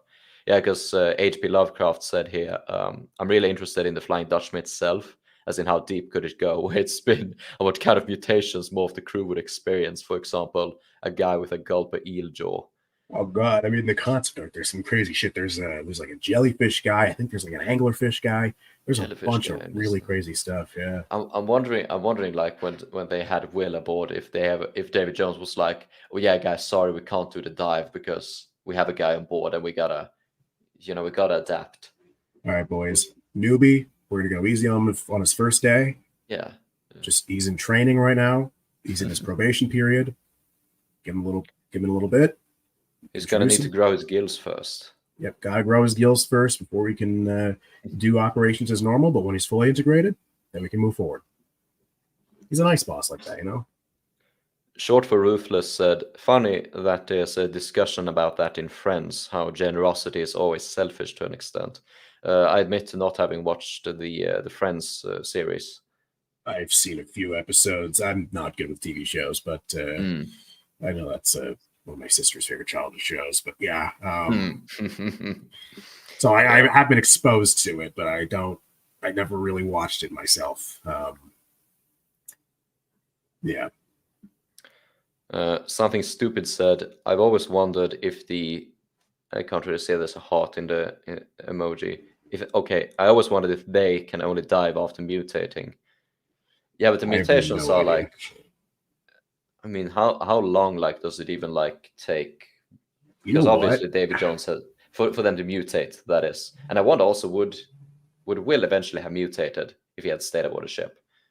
So I mean, he wasn't really part of the crew either. He was kind of a passenger in a sense. He wasn't part of the crew. He didn't swear an oath to Jones, and that's why he's able to leave the ship of his own free will. But also, too, wait a minute, free will. Funny pun. But another thing is At World's End takes place about 2 months after Dead Man's Chest. And in that short period of time, we can see a substantial transformation with Bootstrap Bill. Yeah. So I think it might be a relatively quick process. Yeah, that's a fair point. Lenomorph asked, do you think that Davy Jones has Lovecraft inspiration behind his character and appearance? So, character-wise, possibly. Character-wise, they basically tried to think of, like, if they were creating a sailor's myth, what would they create? And that's what they came up with. And then when it came to design, the concept artist, Crash McCreary, he worked on all the Pirates of the Caribbean movies.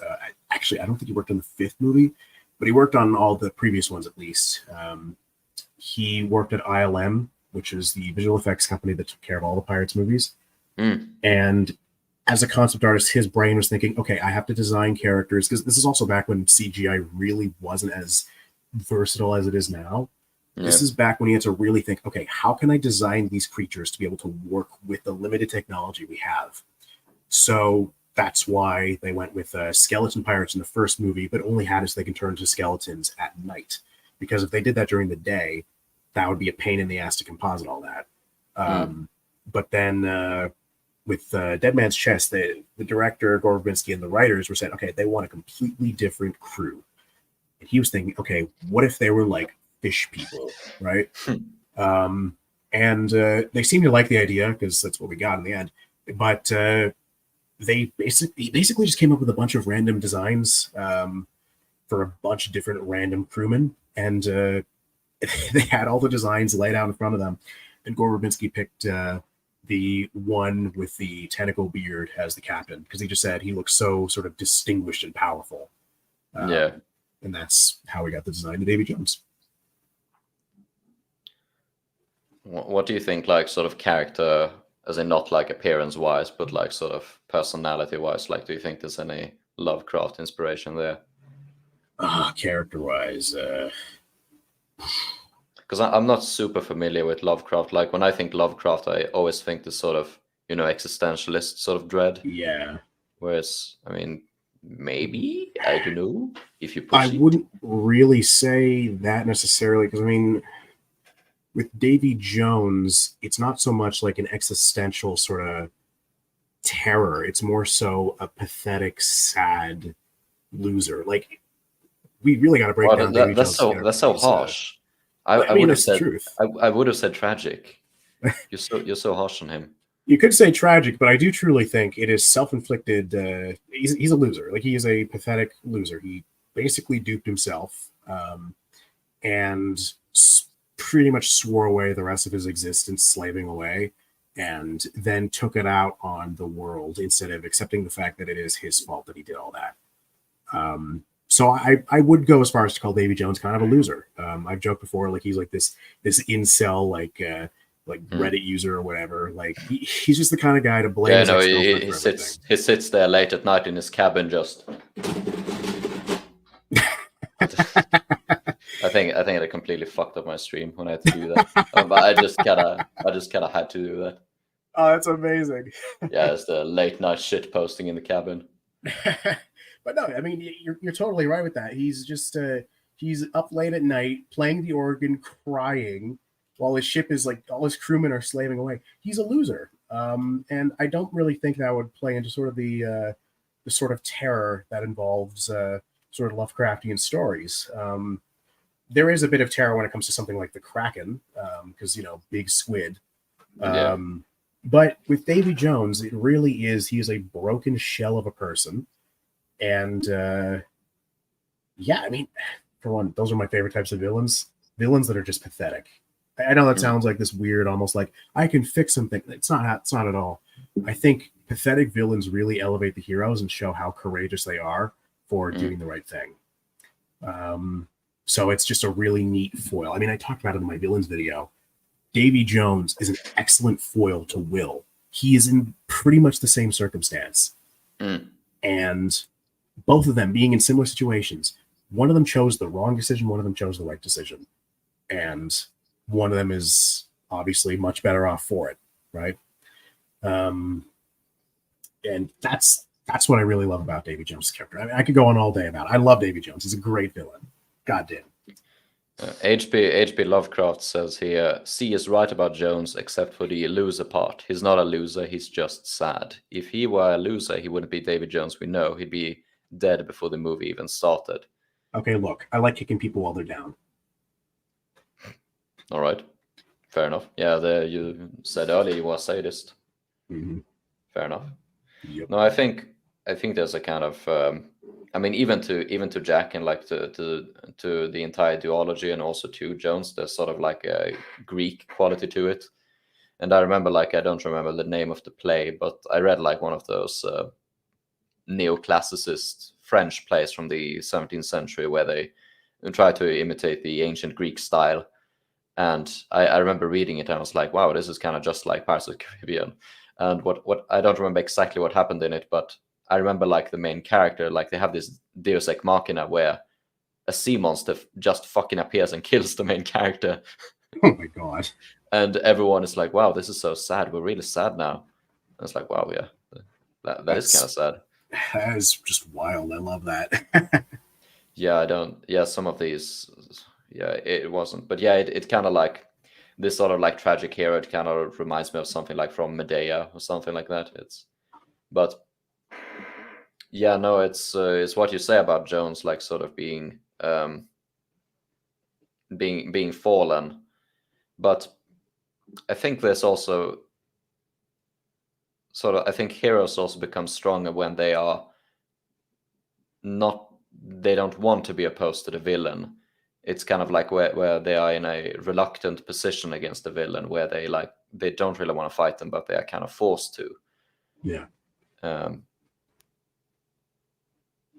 of course that doesn't really like happen in the movies. It's just something I found interesting. And there's not really anyone who has any. Well, Tia Dorma kind of has sympathy for David Jones, but a bit, yeah. She's also insane, so. Yeah, she's a bit hard to guess, but she's an ancient primordial Lovecraftian goddess. There's the Lovecraftian element for you. That's true, yeah. Yeah. I actually really dig that element of her character. She's really hard to read. Like, she is. The implication through Dead Man's Chest is that she's just. She really had it going for Will, though. Yeah, she was. Yeah. And frankly, I'm cool with that. I mean, she's a good-looking lady. I'm into that. Someone needed to wingman him. Like, he's just sitting there autistic, like. Dude, I'd be in the same camp, honestly. Yeah, we'd all be, brother. But yeah, I really dig that element of her character. How she's how do I describe it? She's just so hard to read in Dead Man's Chest, where you think she's insane, and then at World's End, when it's revealed, oh, she's actually like this sea goddess who's older than all of the fucking world. Like, goddamn, that's crazy! Wow. And then with how she talks to Jones, and then later on too, it's like, what are her motivations? What is she doing? And there is an element too where you just have to sort of think, well, what would we really be able to understand the motives of something so, in a sense, alien? You know? Yeah, because in the end, she's just literally meant to be the sea. Yeah, not me, and not the YouTuber. Yeah. If she does have a YouTube channel, but it's about makeup. Wow. I could see that, honestly. I think she'd be good with that. Yeah. H.P. Lovecraft said, I won't lie, I thought Tia Dorma was pretty hot. No wonder David Jones fell in love with her. Based. it was an interesting. We need a Pirates of the Caribbean waifu tier list. Hey, have you seen Skyfall? Yeah, she was in it, right? The James Bond movie. That was actually the first James Bond movie I ever watched. Oh, really? Then I only watched like the old ones last year. okay. I watched I watched all of them last year. Cool. But yeah, wasn't she the one who shot James Bond in the opening? Yeah. Yeah, exactly. Yeah, that was like a hell of a. It's kind of amazing, like how different like some of these characters can be from. Actually, have you seen? Speaking of which, have you seen the series Taboo? I have not. You need to watch it because it's basically a spiritual successor to Pirates of the Caribbean. Okay, cool. I'll check it out.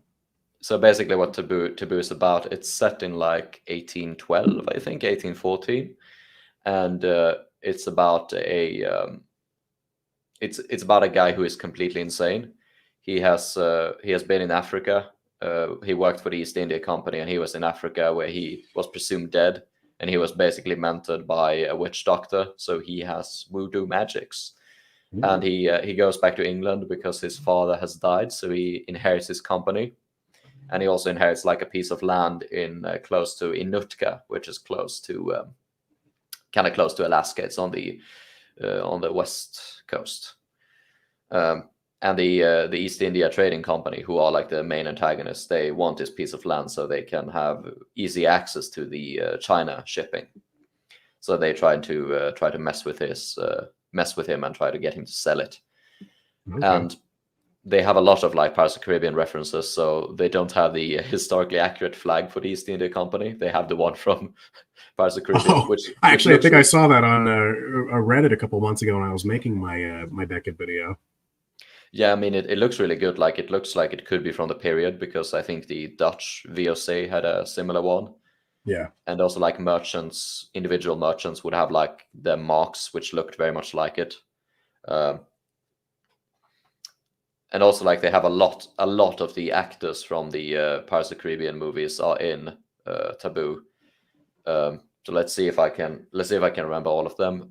They have is his name Jonathan Pryce, the guy who plays Governor Swan? Oh yeah. He's the main villain of Taboo. He plays the Stuart Little, the sort of bored. The mouse? I'm sorry. The mouse. The mouse. Little. Yeah, Stuart Little. Yeah. He's called Stuart Little, like the guy who runs the East India Company. No, I'm sorry. He's called Stuart Strange.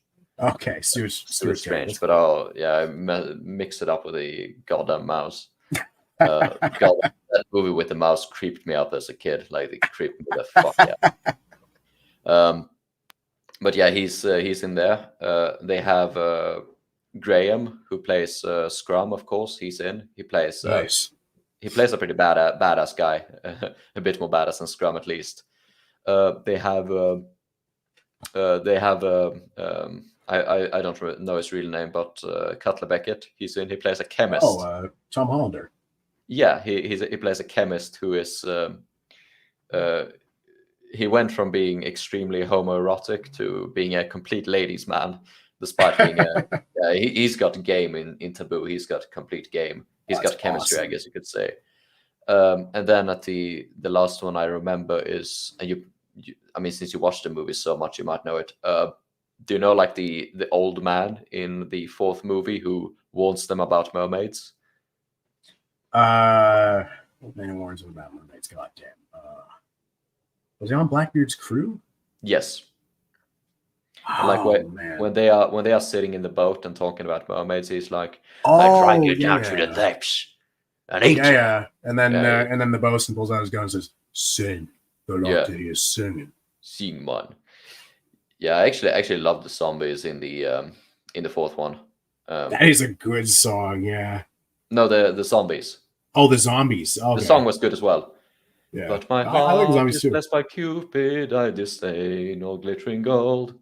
Yeah. And nothing can console me but my jolly sailor bold. I think it's funny too how because of the song playing in that scene, everyone associates that song with mermaids, right? They think it's like this siren song. The song in the movie is just a song they were singing in the pub earlier. Yeah, and it's the only one Scrum remembers. He's like, yeah, gotta think of something. Oh, remember this one. I just go back in time and just like teach him the song California Girls, start singing that. Yeah, that'd be kind of awkward. Yeah. Just sitting there in the robot with the mermaids. What did I last hear on the radio? What did I last sing karaoke to? What did they play at that party last week? Oh. No, I like the song is good, but it's the zombies I liked. Yeah, that's fair. I like that whole scene. Like, it doesn't make sense. I know it doesn't make sense.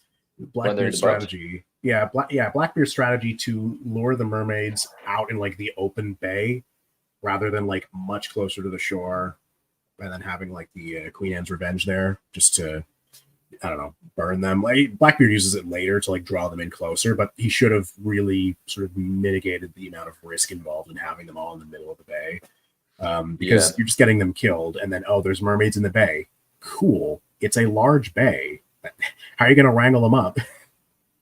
Yeah, I'm thinking right now of how I would catch mermaids, because I actually plan on making the April Fool's video next year is going to be how pirates in the 18th century would defeat the Kraken.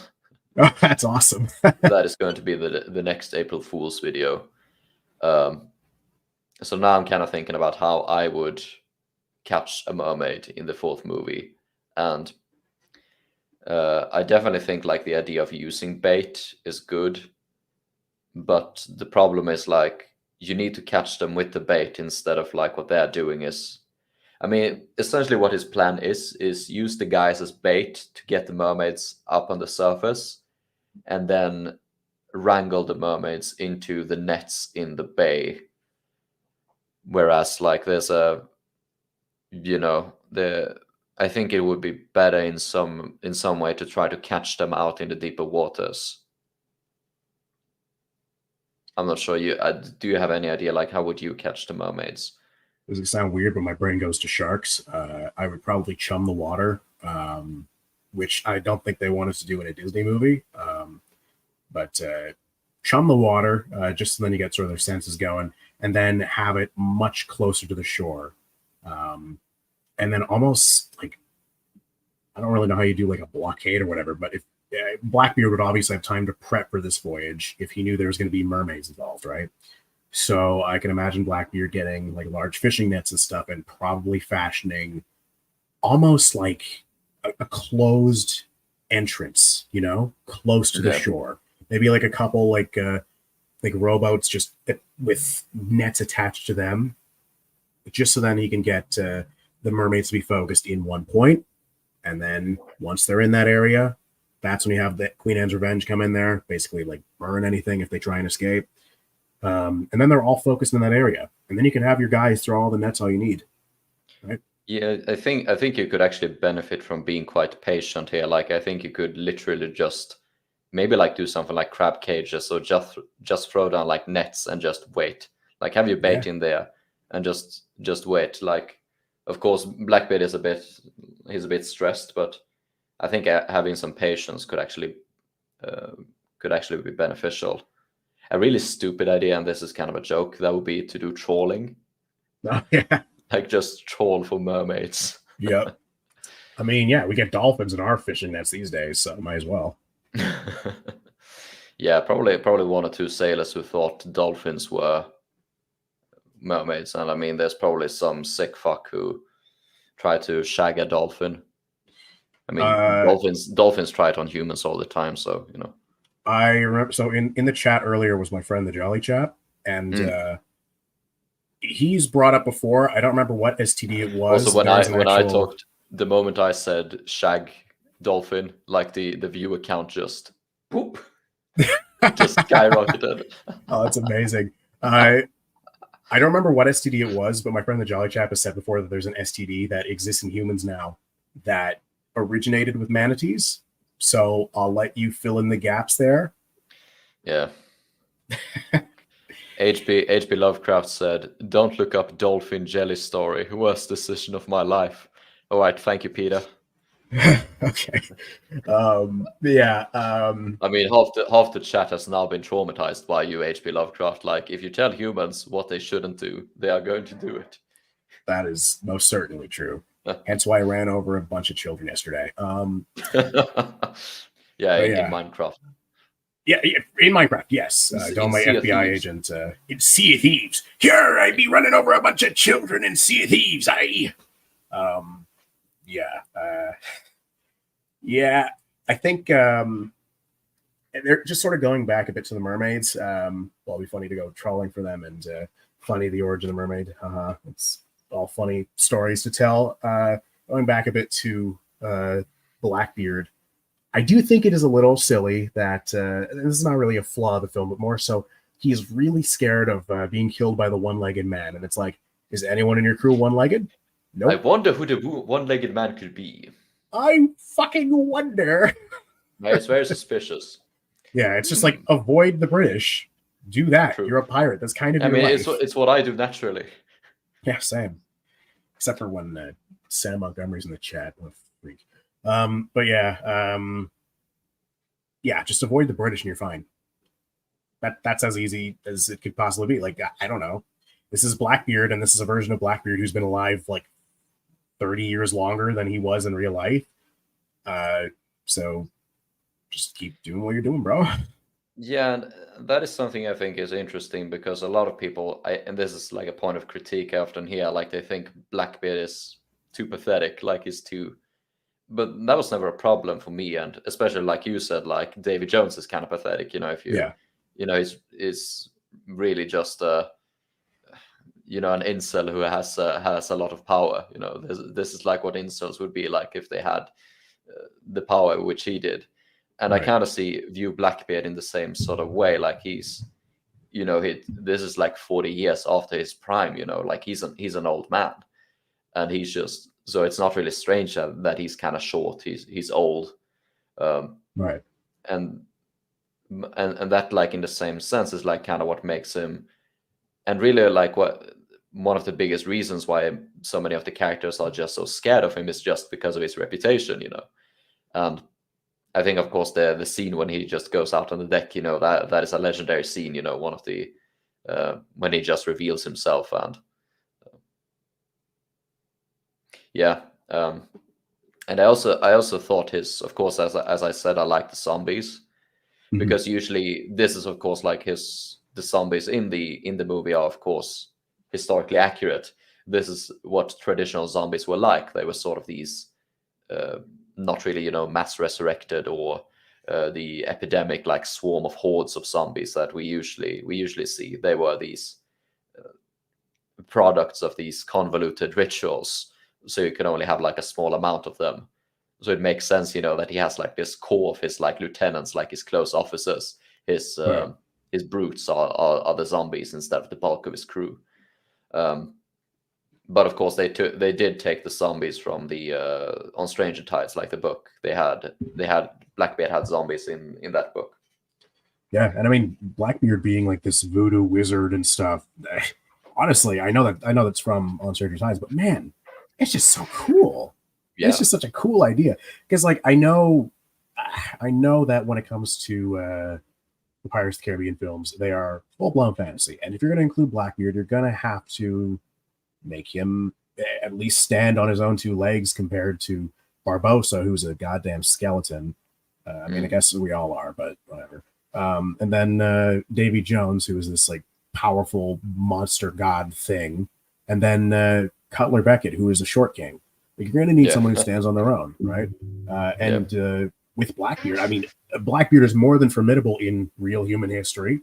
Obviously not in the level that pop culture has made him this like crazy evil tyrant or whatever. But in the movie, you're going to have to make him a formidable threat. And how do you do it? Make him a voodoo wizard. And that's awesome. I love it. Yeah, I've also become, I think, of course, Blackbeard was the route they had to go. And I think also like that is one of the struggles they're going to have with the subsequent movies. And like we talked about, they did the zombie sharks in the fifth one. Oh, God. Like they're kind of running out of things to do.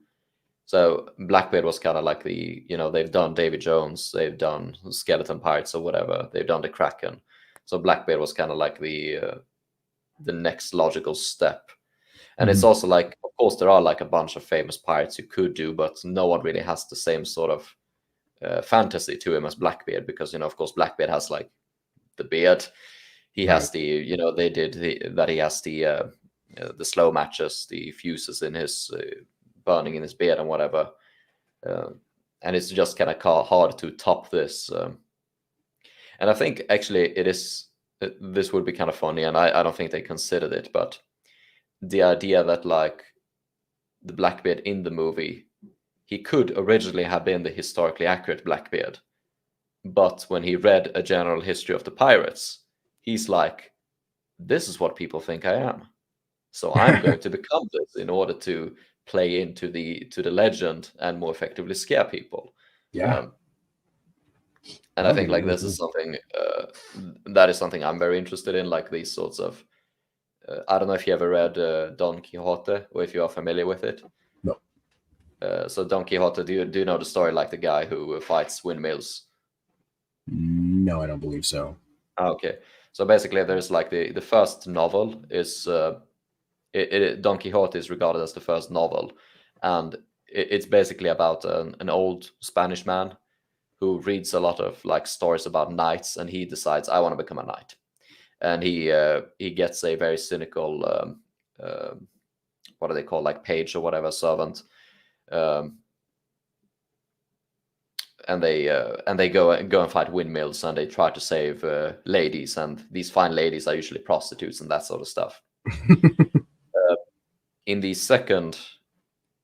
follow-up story to the original Don Quixote, he discovers printing presses printing bad books about him, and he smashes the printing presses. So there's like, it is very interesting in this like very early novel, you already have this sort of awareness of how media can sort of affect real people, and how sort of characters and media and real life sort of interact in this very, very sort of weird fashion. And that was something which, when I've been researching a general history, like that kind of struck me, like how would the pirates actually react if they read about themselves in a general history? Because there is actually some evidence of similar things happening. Like there was this the crew who, do you know Bartholomew Roberts? Yeah, the big pirate. The crew who partook in his capture did not get the bounty for his capture until they read about it in a general history. Jesus. It was like several years later, they read a general history and they were like, hey, we owed a bounty. Let's go and take the bounty. And like a newspaper reported it. And also Woodes Rogers.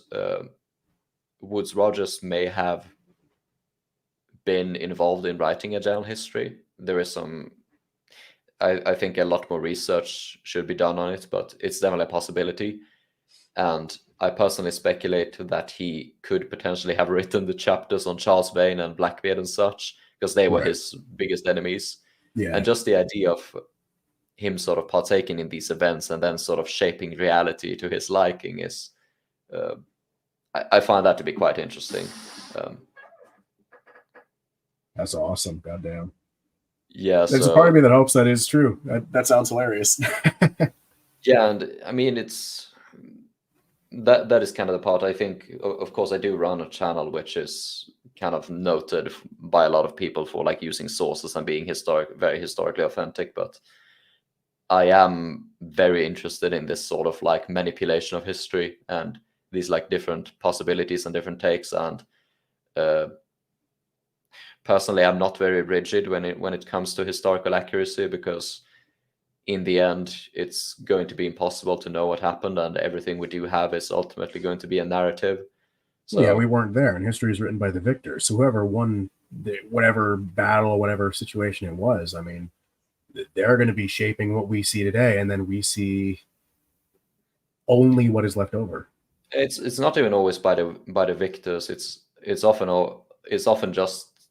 by the loser. Like if you looking of course at the American Civil War, a lot of the ideas thrown about there, but a general history, for example, it was most likely written by a guy who, after publishing it, he had to flee England. He had to go to exile in France. So he was not a winner. Like he was a complete loser. Sadly. That is a massive loss. Why would you want to go to France? He got in political trouble. Because general history is basically, it's most likely a huge critique of the government. Oh, that's like wild. It's a really weird book. It's really fascinating. Oh my god. So yeah, and that is of course a very interesting aspect. Like as you said, like it's often repeated, like the history is written by the victors, but very often it's not. It's very often it's written by the bitter, angry losers. Even just looking at, of course, World War II, a lot of the clean Wehrmacht legends and such are written by that was conceived by pardoned German generals who were recruited into the NATO forces or whatever. Well, even look at sort of Japan and how it conceives of its time in World War II. They deny things like the blank of Nanking that I'm not sure I could say on the stream. Like, it's things like that where it's just like, oh, guys, come on. It's not true. Yeah. Yeah. But yeah, it's pretty messed up. Sore losers will try and spin their own narrative. Winners will try and paint themselves as altruistic. I mean, it's keeping with the World War II example. We can actually stick with that. An argument could be made that obviously it's not as if all the nations fighting against the Axis powers were squeaky clean, doing all the right things, especially on the home front. Look at the United States; they were sending over young African American men to die in a war, but they couldn't come home and vote in the next election. Like it's stuff like that where like that gets sort of brushed over, but we focus on all the big victories and all the big exciting heroics of it when it's a lot more dynamic than that. Right. No, definitely.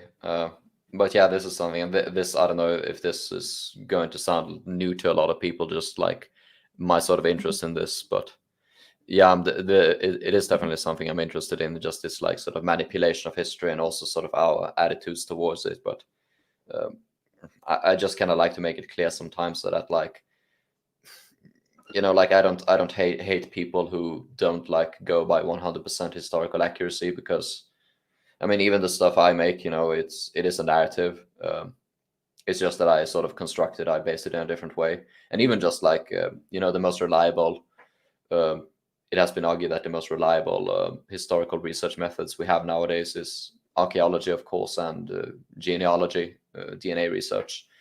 But even then, like we do construct a narrative based on these findings. They only allow us to paint a certain picture, and then we have to fill in the gaps, which, and the thing with archaeology is like, archaeology only tells us like a limited, like for example, cultural items. Right. If you find cultural items, if you find like a jewel or something, or a piece of accessory from a certain culture, that is not necessarily evidence of that particular culture being present. That could just be someone who liked those items, and just bought them. It does not indicate like the presence. Like for example, if in 3,000 years, if you would find an American lunchbox in China, that would not indicate.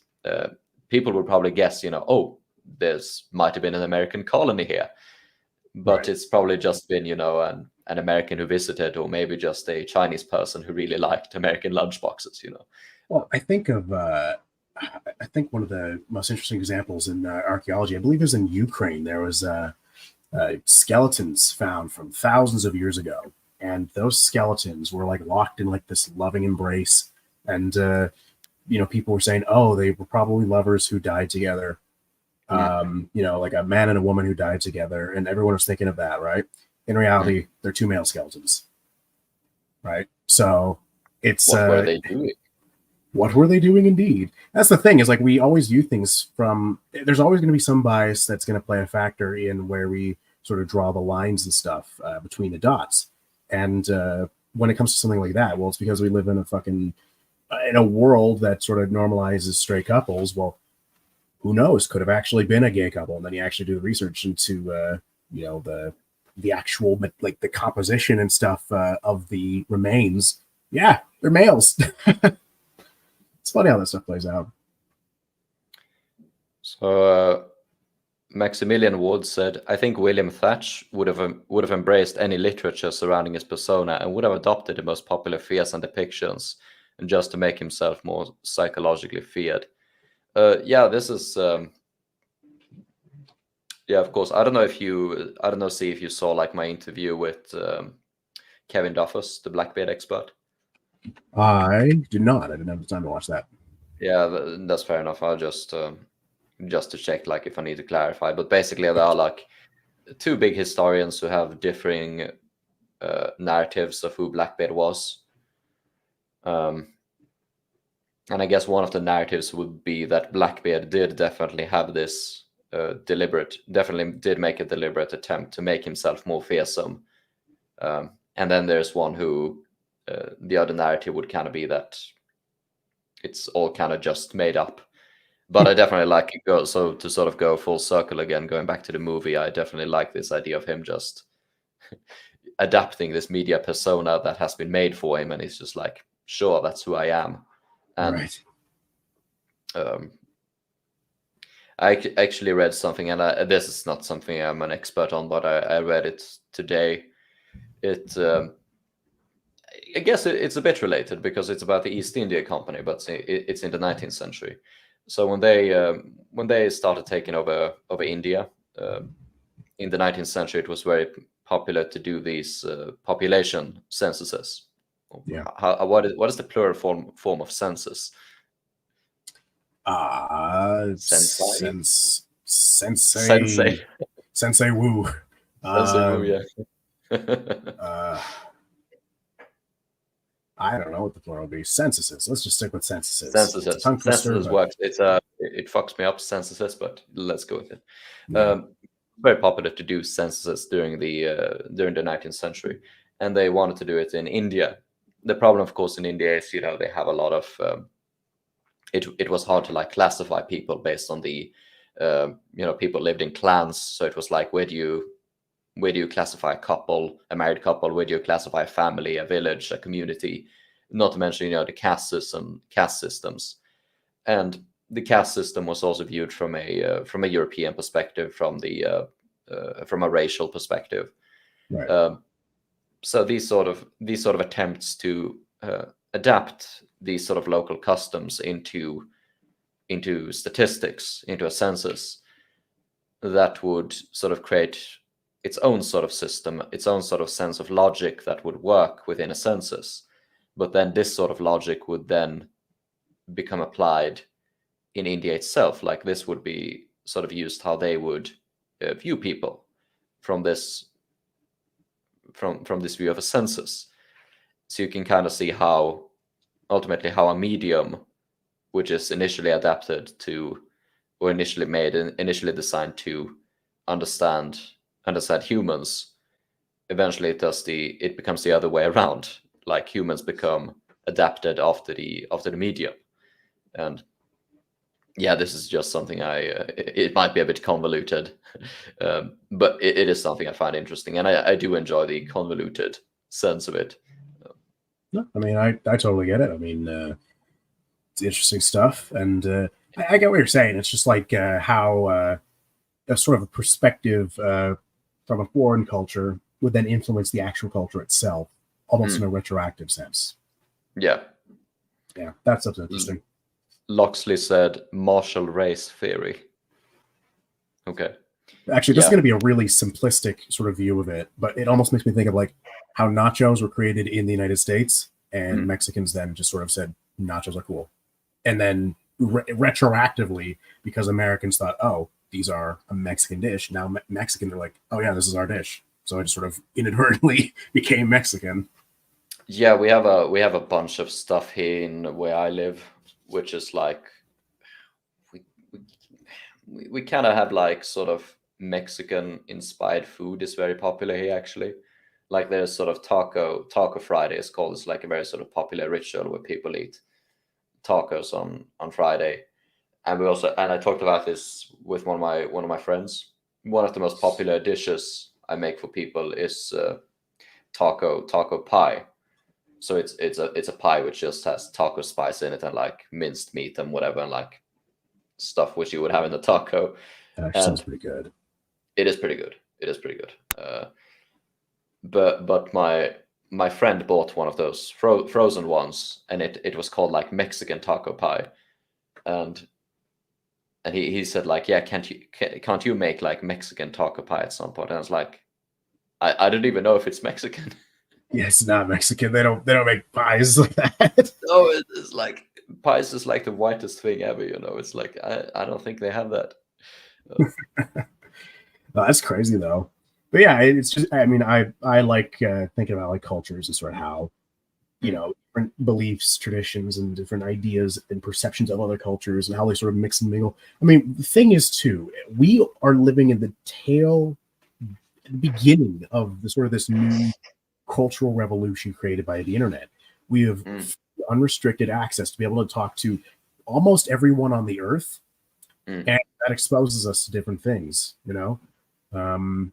And that wasn't really a thing historically. So I'm curious. I mean, obviously I won't be alive to see this, but I'd be curious to see where this develops 300, 400, 500 years from now, and just sort of see what impact the internet has had on just human culture as a whole, and where different ideas and traditions and stuff are all exchanged, and different people trying to celebrate different cultures. Like, I just think it's fascinating. No, I think there's, and I think we have this perspective nowadays, and we've had it for a while now, at least since the 19th century, of society always moving forward and like stuff always progressing and the world becoming smaller. But I think there is definitely a possibility of there being I don't want to call it a backlash, but I'm not even sure if regression is the right sense. But if you look at like the Middle Ages, before the Middle Ages, some parts of Europe and like the world were in many ways more international than they are nowadays. So like where I live in Sweden, 1,000 years ago, we were in some ways more culturally connected to places like the Middle East and Russia and Greece than we are nowadays. Like those places were closer to us culturally than like England and France and Spain.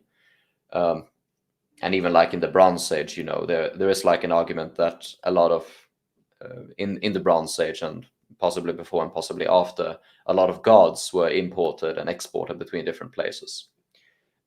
So, for example, there, of course, everyone knows about like Odin and Thor and those gods, but there are a bunch of like pagan gods which came and went and which we don't even know of. Like there is this mysterious snake goddess which appears everywhere in Scandinavia, but no one knows who she is.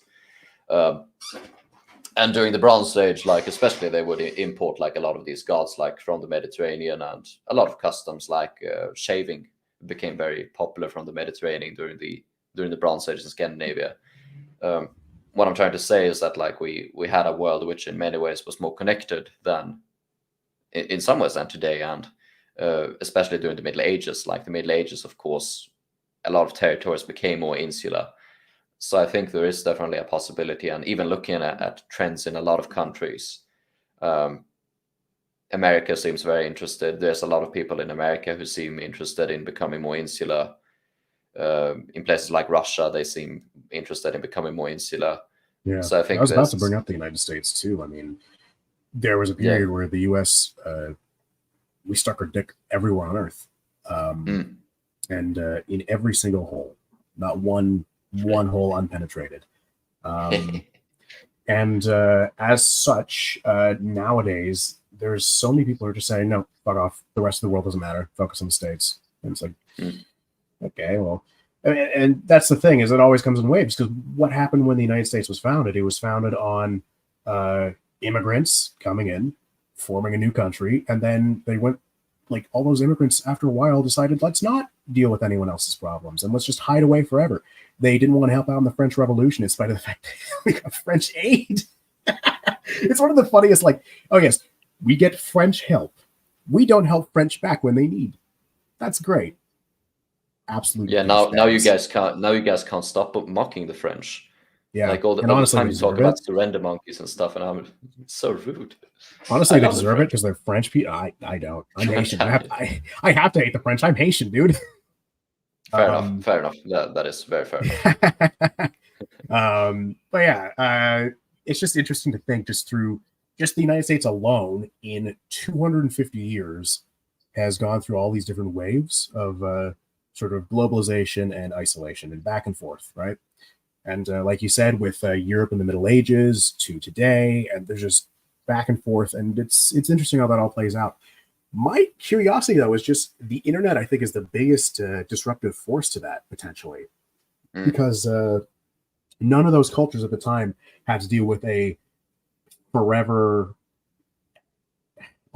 It's not. We've opened the Pandora's box, right, of the internet. You can't close it. The internet's here, and we've kind of sort of stapled the entirety of society to it. So I'm just curious to sort of see how things go down the line, you know, if this is so important to human culture at this point, so important to just functioning democracies and societies and the economy and stuff. I'm just sort of curious, like, where will this go?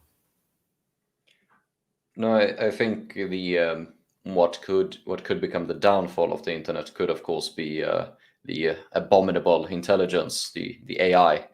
Yeah, I'm not sure if you've seen about it. This like dead internet theory about more and more of the internet just becoming AI and chatbots everywhere. And I haven't really. I'm sorry. I've seen that stuff. It's disturbing. Yeah, and there is. I think that could be the risk that, but I think this could also, in some ways, be a good thing, because of course, the more. I think what could happen is that just people stop trusting the internet, and they will turn away from it. And I think that could result in people becoming more insular, and they start turning off digitally. And I think they could start working on stuff more locally and becoming more sort of insular. And I think that could also be caused just by the growing economical clefts. Like people just won't. They will sort of have to start living in more sort of insular, almost self-sufficient communities in a way, with the economical clefts becoming more bigger, and also jobs potentially being lost to artificial intelligence. Yeah, well, I'm a filmmaker. I know. Yeah.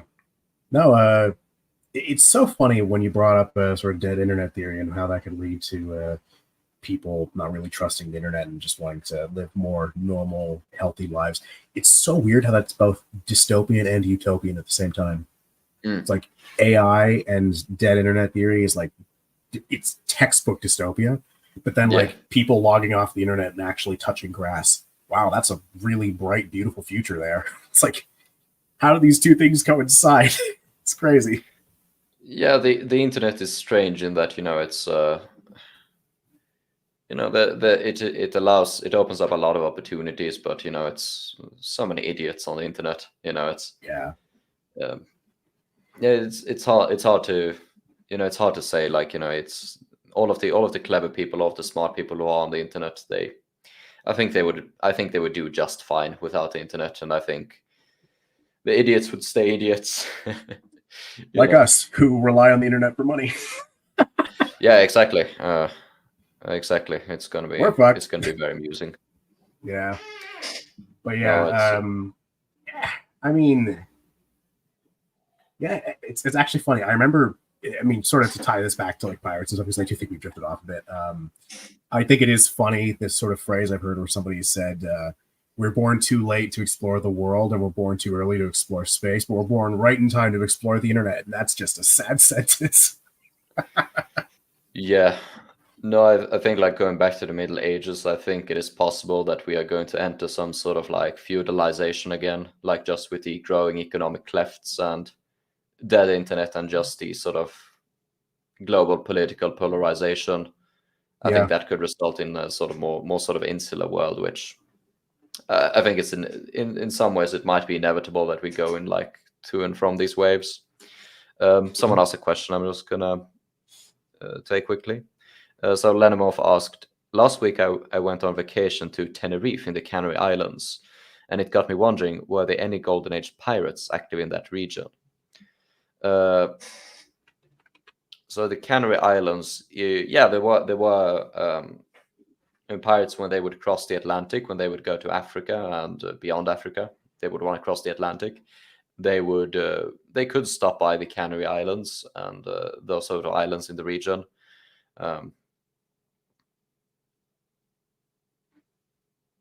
Yeah, I think someone in the Discord might have made a post on it a while back. But yeah, the Canary Islands. There's also the Cape Verde Islands. Those were very much frequented. Yeah, I hope that answered your question. That's I don't like have all of this stuff at the top of my mind. It's actually funny, just bringing that up. It's just interesting to think of how many places on Earth have had potential pirate history, but that we just will never fully know whether or not they did, just because, I mean, pirates have existed a goddamn long time, you know? So yeah, for sure. I'm trying to think, like, at the moment, like, of some place where there could have been, or that, like, some place we don't know. But I think, like, there's pretty much every region I can think of has in some ways been touched by pirates. Right. Maybe Greenland. Why would a pirate go there? Goddamn. I think Greenland and Iceland. I know there were like pirates sort of between Iceland and Norway. Of course there was a lot of piracy in like the north of Norway, even during like the same one as the Golden Age of piracy. I can't really think of any, like, when I think northern regions, I don't think pirates. I'm not sure if there were any pirates in like Australia. Australian pirates sounds awesome. That sounds badass. Jesus Christ. Yeah. Yo ho ho and a bottle of rum, mate. I don't know. That would It's funny too, actually, with Australia. Yeah. Well, Australia doesn't really have much of a pirate history I can think of. I do remember when I made my Davy Jones video, one of the most fascinating things was, I don't remember which king it was, but it was a former king of Britain who, this is before he was king. He was serving on a ship off the coast of Australia, and that's where there was an alleged sighting of the mysterious Flying Dutchman. So yeah, that shit's cool. And honestly, that whole mythos of the Flying Dutchman, I wish I could make videos like the Davy Jones one over and over again and just talk about the Flying Dutchman and Davy Jones forever. Because goddamn, it was just so cool to make. This is my favorite video by far. Lenimov said, didn't William Dampier visit Australia? Yeah, he did. I guess that would qualify as pirates visiting Australia. There were prisoner mutinies in Australia who took over ships, but no established piracy. Yeah, I know there are like this. I don't know if you ever listen to like pirate music. These like modern bands who make pirate theme music. That was a question to you, C. Oh, me? No, I don't. Not really. No. No, there is like this one band. I think it is the Banished Privateers, and they make like pirate theme songs. But they also made one song which was about, I think, someone being deported to Australia. It was a really good song. And there are some like sort of sea shanty, sort of folk songish songs which are about like Australia and being deported to Australia or moving there to escape the law. Those are pretty good. Like there's deported to Australia sounds awesome. I actually kind of like that. No, it sounds horrible. You're going to Australia. Nah, it's better than Brazil. They got cool snakes. I like snakes. Yeah, but Brazil has really hot chicks. And really good, really good food. Whereas Australia, I mean, I don't think Marmite is horrible, but I can't. I mean, they got like Marmite and fairy bread. Australia had the bush rangers. No, but they also got like fucking kangaroo steaks too. Yeah, that sounds pretty cool. Yeah. Yeah, and they got cool barbecue. Yeah, I'm not sure if I would rather visit Brazil or Australia. At some point in my life, I'm probably gonna visit both. I think when I think scary stuff in Brazil, I mostly think about those fishes that swim up your urethral tract when you're pissing in the Amazon. Yeah, that's terrifying. I'm Yeah, not sure if you ever watched the show Survivor Man. no. Okay, for one, you should. Every episode is free on YouTube. Okay. But also, he's just this dude who just goes out into like the woods or whatever and survives for like a week. He films everything himself. There's no camera crew or anything, and he made one in the Amazon River. And for that episode, uh, just because this is like 2004, 2005, this is when two tribes were at war, and he was like right in the middle of their two territories. And he was just like, he really downplayed it in the actual episode itself, but in all the behind the scenes stuff, he was like, yeah, no, like I could have been captured and killed easily. Yeah, that sounds awesome. I would want an episode all about that. Yeah, going to the Amazon River would be cool, but it'd be also terrifying, I think. I'm curious, like speaking about the parasitical dick fishes, because you talked about like sea monsters that you wanted to have. Like, what kind of ideas do you have? I've thought before of cheaping out and going with a megalodon like Sea of Thieves. Is there a But megalodon in Sea of Thieves? yeah, there is. It's actually cool how they do it too, because it's not like just a big great white. It's a four-eyed, gigantic Yeah, shark that has like glowing fins and stuff. It's got like a lot of fins and spikes all over. It's crazy looking. that sounds pretty awesome. Yeah, it's a fun boss to fight. But yeah, Megalodon. The thing is I'm also the kind of guy to look into like obscure cultures and stuff, right? And I've heard of like phantom manta rays and stuff. People allegedly saying there's like this giant manta ray in the ocean, but I also think, how would you make a manta ray scary? Because it's a manta ray. I think they're pretty scary. I think what I would probably go with is because I would probably go with something flying. Okay. Um, I'm not sure what it would be, but I think a giant parrot. No, Potty want a but big some cracker. but something flying because they've done stuff that goes on land, I guess, and land is yeah, and you've done stuff in the sea, but I don't think like there's anything about pirates fighting any flying monsters. So maybe like one of those pterodactyls, maybe Oh something like god, I that. just thought. I mean, for one, there's a Jack Sparrow book where there's a pterodactyl because it involved a lot of time travel stuff. But also, two, have you ever seen the movie Cowboys and Aliens? No, but I need to watch it. Pirates and aliens. Imagine that. Mm, I don't think. I think you would need something else. Pirates, cowboys, and aliens. Maybe like pirates and demons. Oh, that'd be kind of cool. Like imagine that like the pirates are sinning so much so that Port Royal just gets invaded by demons. Like a gate just opens up to hell. Or You maybe know, like according to pirates some versus conspiracy angels. theorists, there's no difference between aliens and demons, according to them. So, yeah, I'm a Uh, little crazy. I do research in conspiracies. Conspiracies are awesome. Fun. Loxley asked, does Buccaneer only apply to regular troops in the Caribbean, or can it apply to regular continental American troops? William Phipps is often called a Buccaneer due to his raid of Port Royal in Quebec. Uh, as far as I know, the Buccaneer only really referred to the West Indian rogues, and I think like if I remember correctly, in like dictionaries from the late 17th century, they usually say like they are West Indian. Um, and most of the Buccaneers, of course, there were Buccaneers who were up in the continental America. But William Phipps is, if I remember correctly. And the thing with the Buccaneers also is that the Buccaneers were usually anti-Spanish, whereas Phipps, as you said, he raided the French Port Royal in Quebec, and I think that then he would just have been called a privateer. Um, but it sounds a bit like a sort of shadow case. But Buccaneers were also they weren't irregular as much as they were sort of. They weren't really pirates. They weren't really privateers. Whereas an irregular can be a privateer. So oftentimes the Buccaneers said they had legal commissions, but they usually didn't. They usually just pretended. I see Monk Staring has a really good comment, and that one's directed right at me. The ultimate pirate aerial enemy, Peter Pan. I love Peter Pan. I love Peter Pan so much. Yeah, I watched the movies, but I haven't read the book, and I really want to read the book.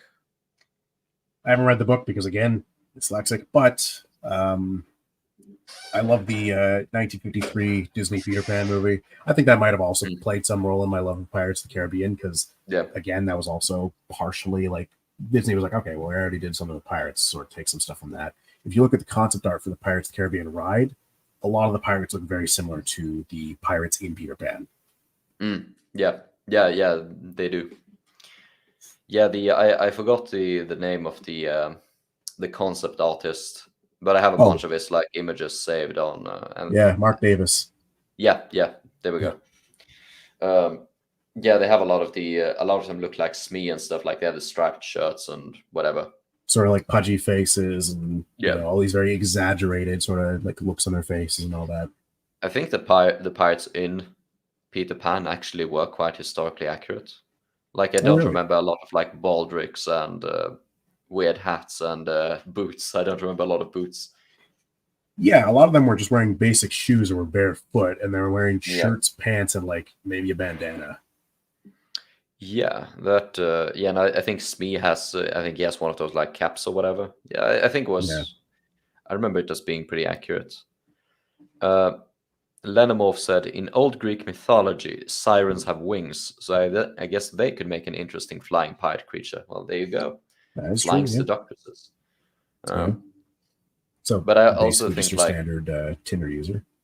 Have you also considered like a serpent of some sort? Serpents would be interesting. I think if there were to be a pirate story set in Asia, I think that'd be even cooler to have something like a dragon or something. Yes.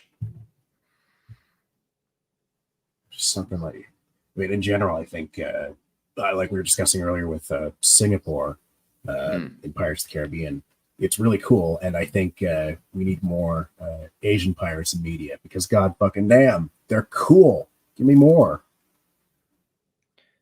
I think maybe you could do sea giants. Yeah, true. And the thing is like yeah, maybe you could do that. Luxley said, "Thank you for the answer. Phipps also suppressed the plans of his crew who wanted to go mutiny and go buccaneering against the Spanish.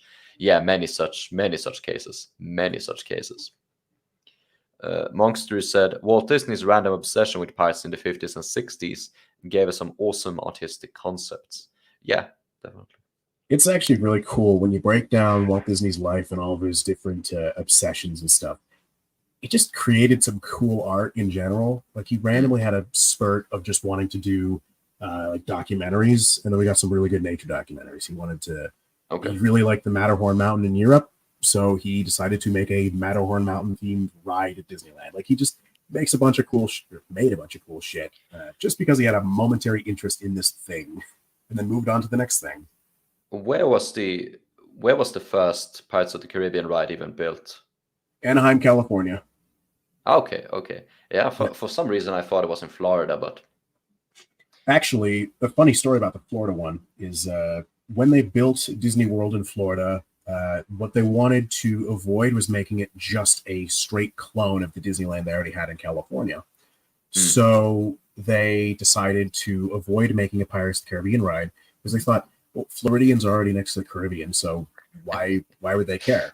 And then as soon as the park opened, everyone said, where's Pirates of the Caribbean? What's going on? We wanted to ride Pirates of the Caribbean. Because their plan was to make a sort of similar ride to that, but with cowboys, right? It's going to be called the Western River Expedition.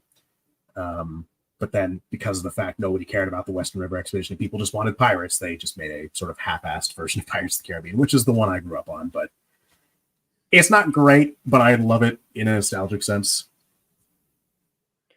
Yeah, I think that is sort of an interesting thing, that there are actually very few like pirate media famous pirate media, which is actually set during the golden age of piracy. Right. Like some of the most biggest ones, like Treasure Island. Treasure Island is set in the 1750s. Pirates of the Caribbean is set like between 1730 and 1750, I think.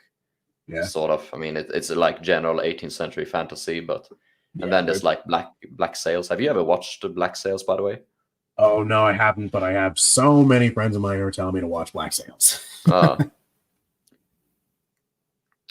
Loxley said Captain Blood is the only famous one I can think of. Yeah, and Captain Blood has kind of been thrown under the wayside. Like it used to be super famous, but like now it's kind of just only the pirate enjoyers know about it. But I guess there's probably like a bunch of these like small books I don't know about, and I always have like I know there's like a bunch of like writers and stuff who in like the Discord and who watch the channel, and some of them write to me and whatever, and that's cool, but not really any big ones. It's still really popular in Russia. Yeah, it is. I know they have like there's actually super big like pirate communities in like Russia and Ukraine, and they are like there's like really big like pirate video game developers in both Russia and Ukraine. Time for me to plan a trip, or maybe not. I don't know. Yeah, it'll be difficult at the moment. Yeah, there's something going on there. I don't remember what, but yeah, I mean, in terms of pirate games, I basically just play Sea of Thieves these days. Only thing with Sea of Thieves is it's nowhere even remotely close to anything even slightly historically accurate. It is like as cartoony as you could possibly get, and I love it. But like, I think like I've considered before, what if I do a video on like the true story of some elements of Sea of Thieves? And I'm like, there's nothing there though. They're based on pirate stereotypes rather than anything that has like a concrete history or some figure associated with it, So it's like, I don't know, like I could do like the true history of the gold hoarders as one of the trading companies, but pirates loving gold, that's just kind of what you get with the genre, Yeah, sounds like tech war. Yeah.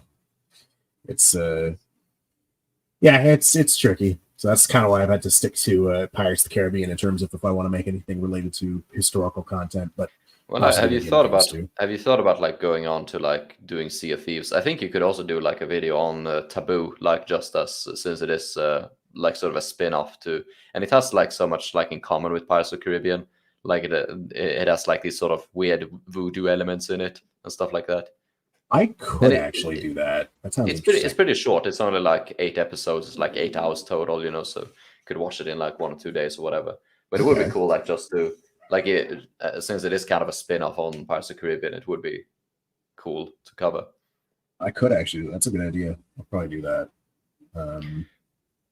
Yeah, because like I mean, my alternative for discussing sort of historical things tied to movies I love is to go to the other sort of fantasy adventure blockbuster franchise that also. Yeah, you've covered what's it called, Indiana Jones, quite a lot, right?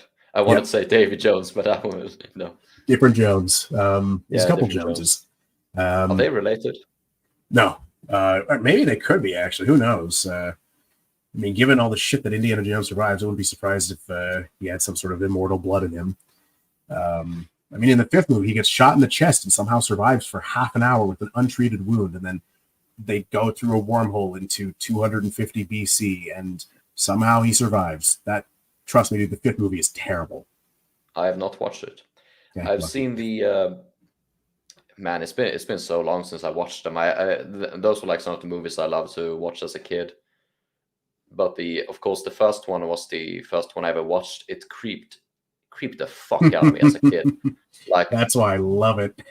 I watched it like alone on my laptop when I was like 8 or 9. Like and it was so weird because I think I even like borrowed it from like the video store, like a CD version, and I just watched it on the laptop. And the last scene, when they open the ark like that, creeped the fuck out of me. Like that fucked me up. It didn't fuck me up as hard as it didn't fuck me up as hard as The Shining. Like The Shining, I saw The Shining on TV when I was 9. That screwed me over. Yeah, that's totally fair. Yeah, I mean, Indiana Jones is, I mean, again, I'm a filmmaker, so it's just ingrained into my brain, Raiders of the Lost Ark, one of the greatest movies ever made.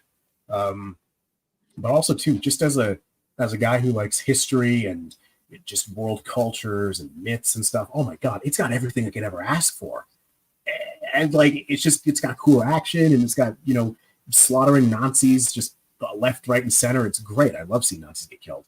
God, and yeah, so I love covering those movies. I actually have plans similar to my Pirates of the Caribbean True Story videos. I want to do those for the relics in the Indiana Jones franchise. Oh yeah. Of course, the first one would be on the Ark of the Covenant. The second one would be on the Shankara stones and the Thuggee cult in India. The third one would be on the Holy Grail and all the stuff involving Jesus, in spite of the fact that I'm not religious whatsoever.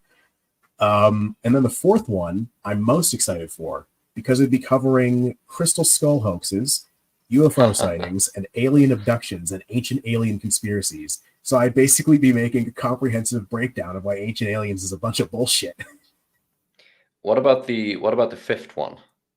So, I mean, I hate that movie for one, but also two. The issue is the Archimedes dial is the central MacGuffin of the film, but the Archimedes dial was a clock. Like the history of that is just he was making a clock, and It's a cool clock, but it's a clock. So it's like clocks are cool. Yeah, it's like I don't know what else I could talk about. Like I don't know. It's just a clock. Also, Joel Z says crystal skulls are not bullshit. Crystal skulls are absolutely bullshit. It was the Mitchell Hedges who created this big hoax of these mysterious ancient skulls, but in reality, no, they were just carved with modern tools. They're just blocks of quartz that some artists tried to pass off as a real thing. Fair enough. Yeah. I admit not being an expert here. I'd probably be most interesting in the Ark of the Covenant. Oh, I was just joking, yeah. But yeah, the Ark that'd be cool to cover. The thing is, again, I'm not religious at all. I don't know anything. Yeah, you're going to piss a lot of religious people off. The good thing is my my best friend is a devout Christian. So which denomination? I believe he's Protestant. Which denomination? Oh God! Now you're getting to the specifics that I wouldn't even know. Yeah, no, I have no idea. But I referred to him before for like the Davy Jones video when I covered like Jonah and stuff. I basically like, hey, bro, I don't know any of this shit. Help me. Yeah, no, they are. I don't really have anything against Christians, but there are on some of my videos there are a lot of peculiar Christians, if I'm going to say it in a diplomatic manner. Then again, I mean, I'm going to be fair. All of my videos attract weird people of all sorts, so they are weird atheists. You know, I've been accused of being a Christian fundamentalist on my videos. Oh, really? Yeah. People say like, yeah, this is Christian propaganda, and then there's people who say like, yeah, you support human sacrifice. Oh my God! I mean, you're not wrong. I'm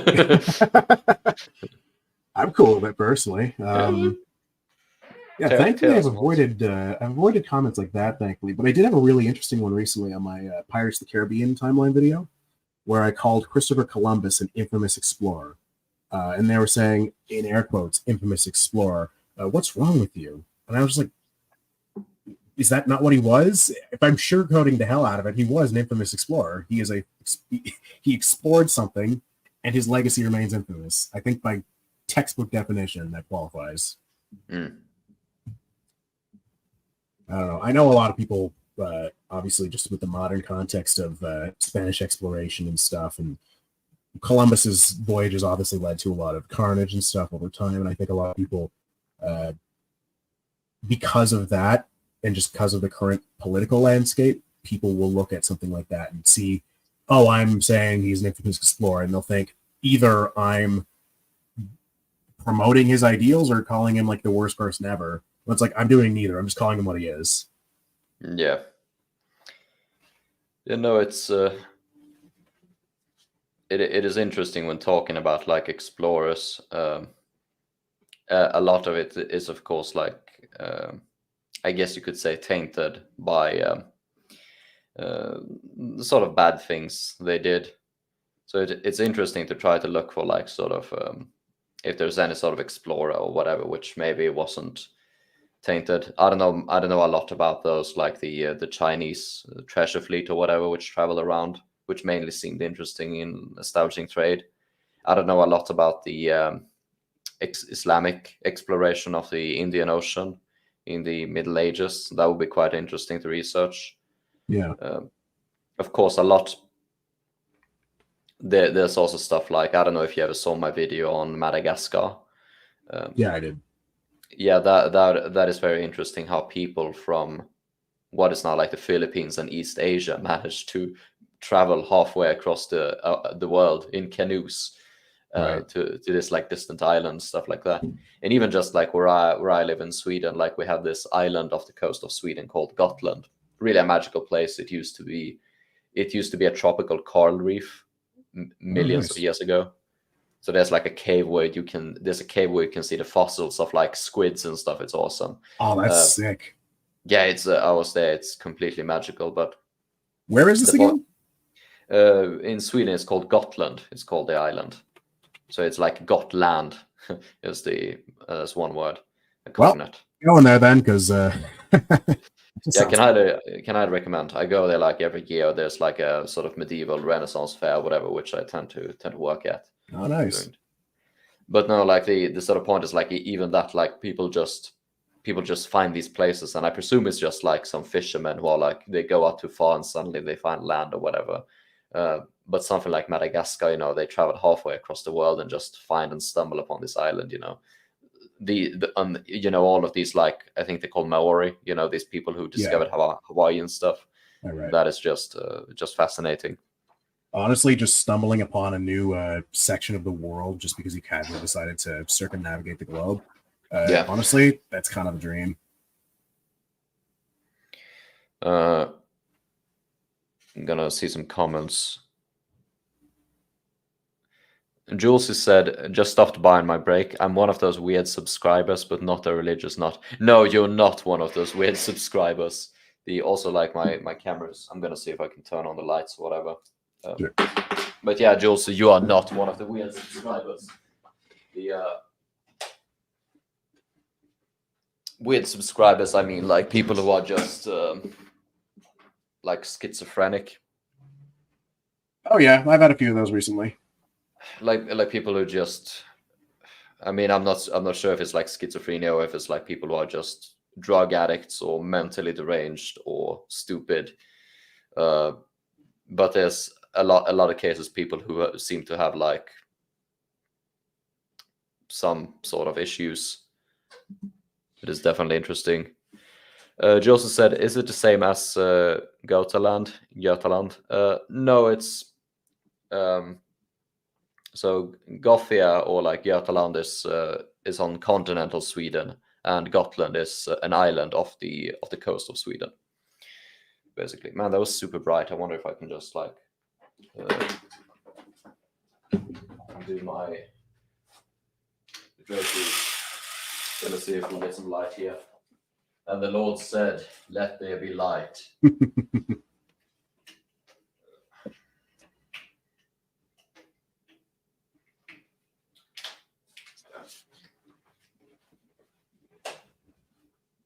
Okay, that works, I guess. I don't have the fanciest light system here. It's a shame that I can't really show myself on the internet, because if I did, I'd have like a whole like light setup and stuff. It would just look really cool. I don't know. I'd look like I'm on like a podcast or something. That sounds awesome. Yeah, I'm not really seated in a professional setting. But I never call myself a professional. I'm a pirate. The only thing I'm professional at, it's piracy. Professional pirate. Professional pirate, indeed. Have you seen Muppet Treasure Island? As a kid, yes. And there's going to be someone from my Discord server who I know is going to clip this. I know he's a big Kermit the fan, Kermit the Frog fan. He loves the Muppets. So. Yeah, no, those movies are awesome. Actually, in next week's video, I am actually using a clip from Muppet Treasure Island. So the people the people who have to look forward to it. No, that was probably my favorite movie as a kid. I watched it when I was really young, like I don't know, like 5, 6. Yeah. I didn't watch Pirates of the Caribbean until I was like maybe 8. The first one I actually watched was actually the second one. Oh, really? I don't remember when I watched the third one or the first one, but I remember watching the first one a bunch of times. I don't remember which one was the favorite. Which one was my favorite as a kid? I think actually the first one might have been my favorite. And Yeah. I remember, like, the thing is, a lot of my tastes haven't actually changed a lot from when I was a kid. Like, I like a lot of the same stuff I liked when I was a kid.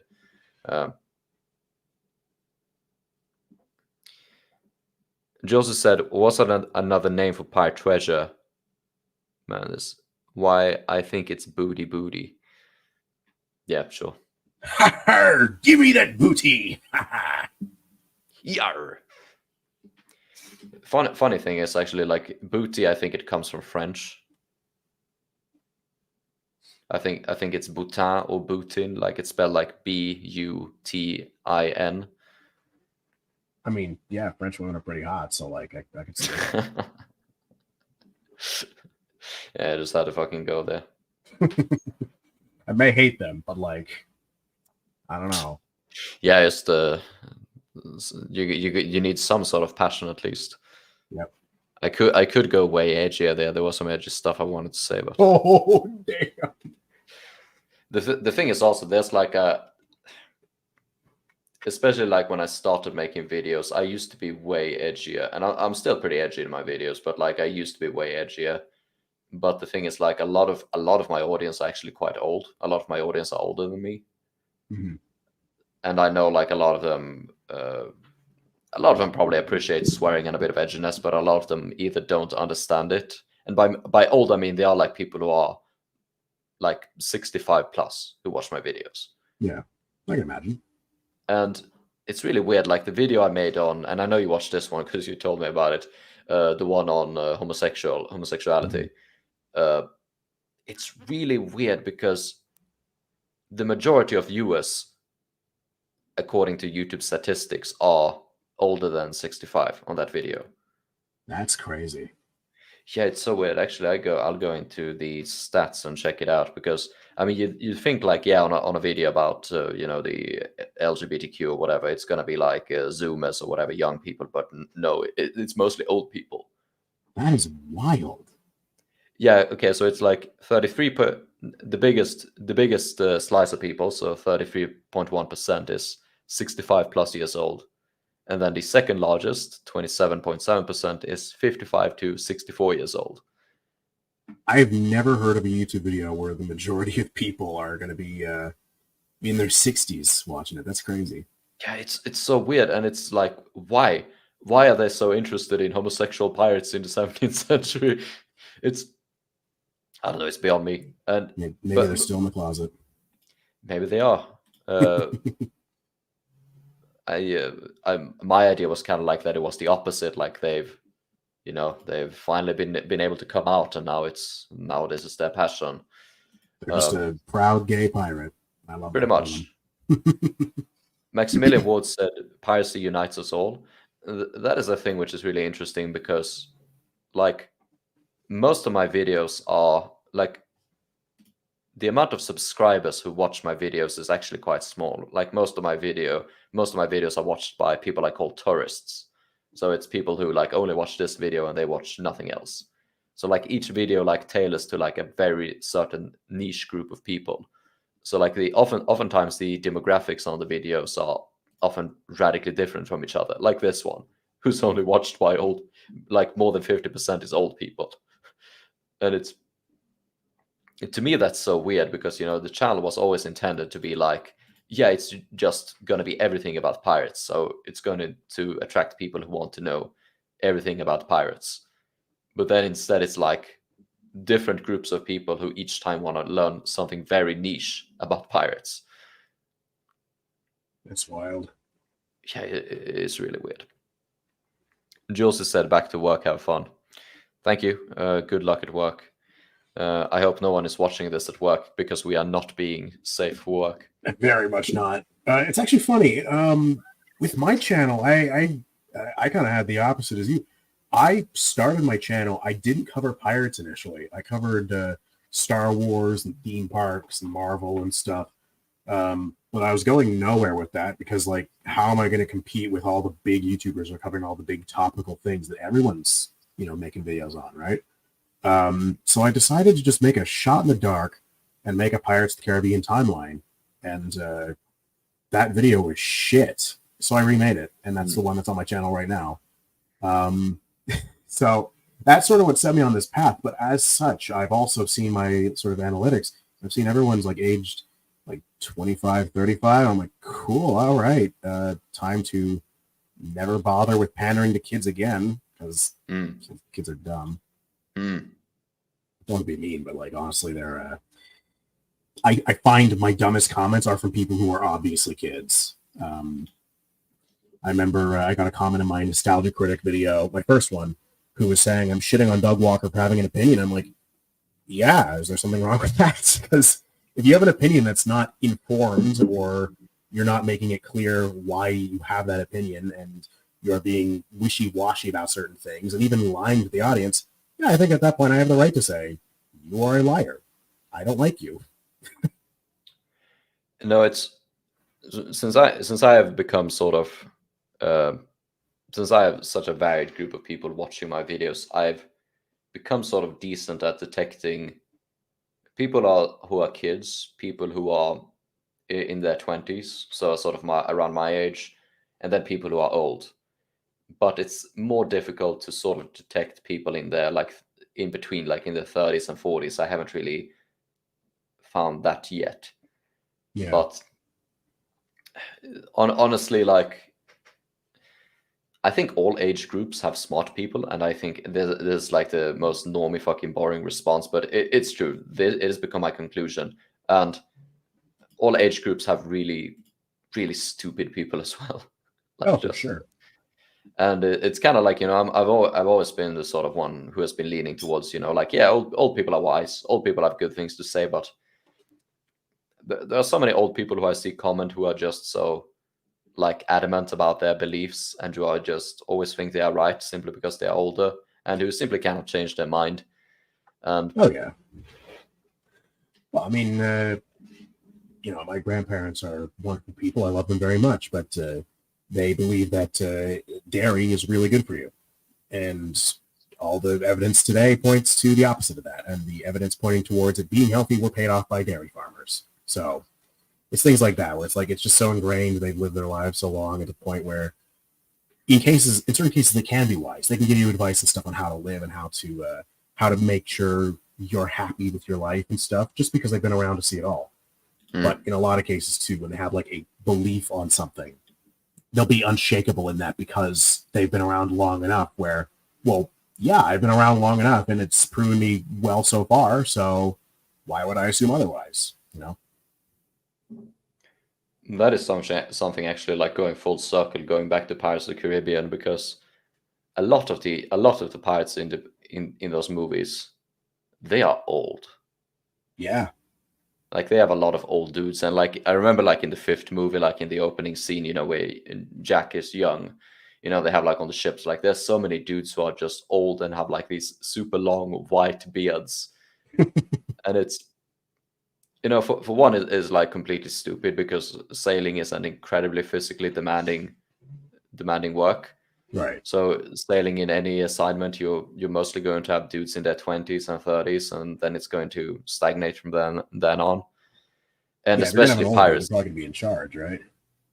Yeah, they're going to be in charge, so they're going to be quite seasoned. But there's never like going to be a majority of like old people. Yeah. And of course, in the first movie, it makes sense like that they are old because they are cursed. They have been cursed for 10 years, and most of the pirates are in like their 30s or late 20s. So it makes sense like that they were cursed 10 years ago. But in the subsequent movies, they just become older and older. And even like Jack in the first movie, he's 40 years old. Even that is like old for a pirate. Right. Yeah. But of course he's a captain, so it does make sense. Like a lot of like captains and officers would be that age. But I mean, there were captains who were as young as 20. Right.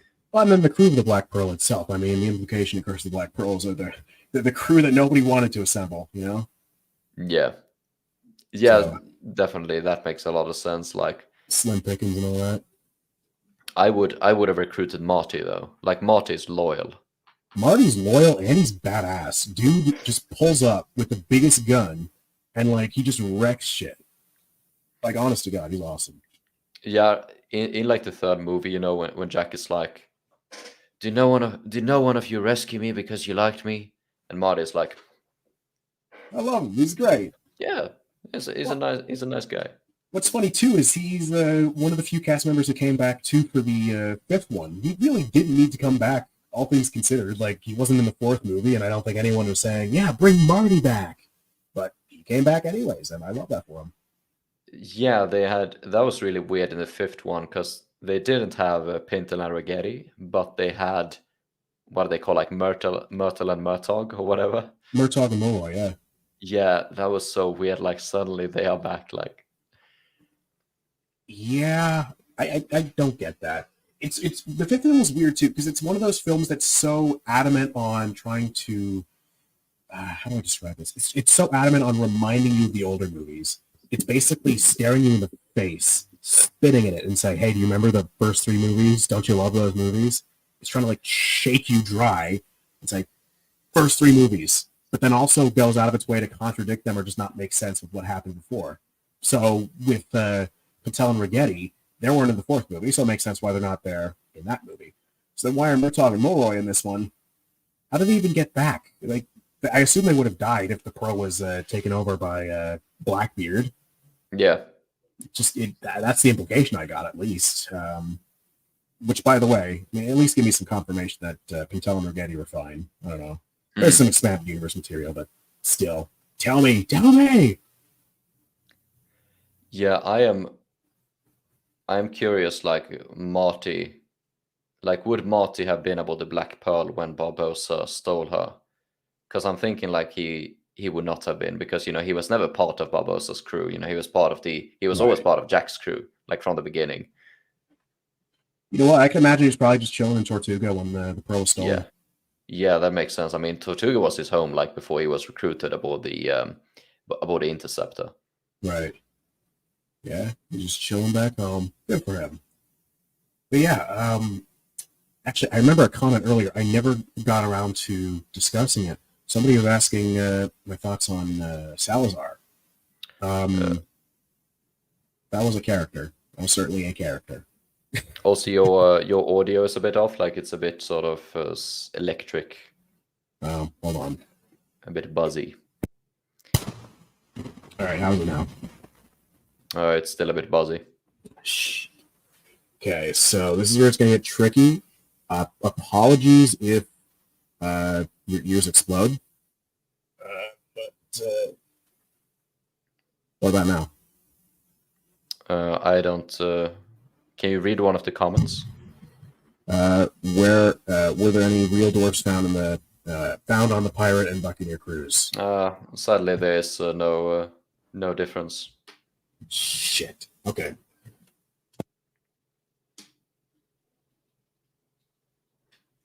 I can answer the question in the meantime. Were there any real dwarfs found on pirate and buccaneer cruise?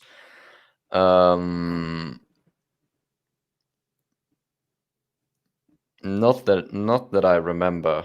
The closest thing I have is a court dwarf from the English Civil War who was kidnapped by the Barbary corsairs and taken as a slave before he was ransomed back. But I don't think he was ever like a pirate himself. How's it now? Sadly, no difference. God damn it. Okay, I might have switched to my other mic. Give me a second. Yeah, sure, take your time.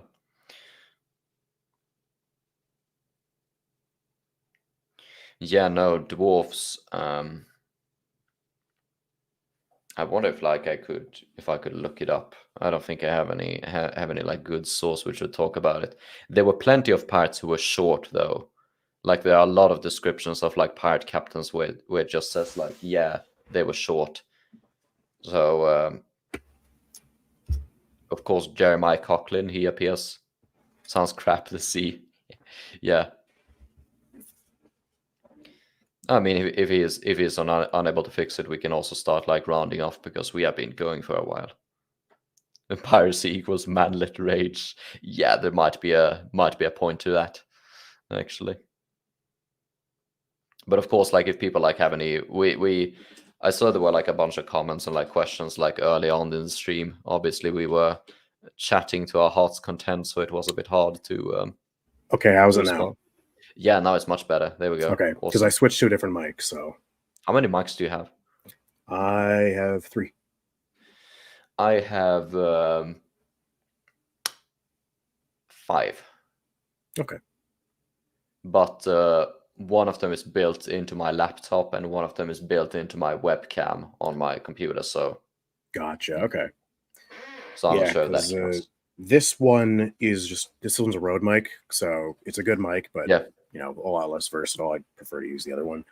Then I got a shotgun mic as well, but that's for filming. Yeah, I got the Rode mic on this one. That is really a really fun thing about Rode. Is like when I first saw the brand, I thought it was like because it has like the Danish letter, and that one is pronounced Ö. Yeah. So I thought like the brand was called Røde, or like Røde, like which would be the Danish pronunciation, sort of. But I think I like the brand is Australian, so I don't know why they put if it's what is supposed to look cool or whatever. The Aussies are madmen, okay? Yeah, you have a point there. Yeah. Leon, what's up? No, Leon the Luftige said good evening. Hello, Leon. Nice to see you. Good evening. It's like 3 p.m. here. Yeah, there's always like a bunch of people who just connect from all over the world. Yeah. I think there might even have been some people from like Asia or whatever who also connect. I'm not sure. Usually it's from people from Europe and America. Nice. Yeah, going back a bit, Salazar is a villain. I believe you covered this in one of your videos.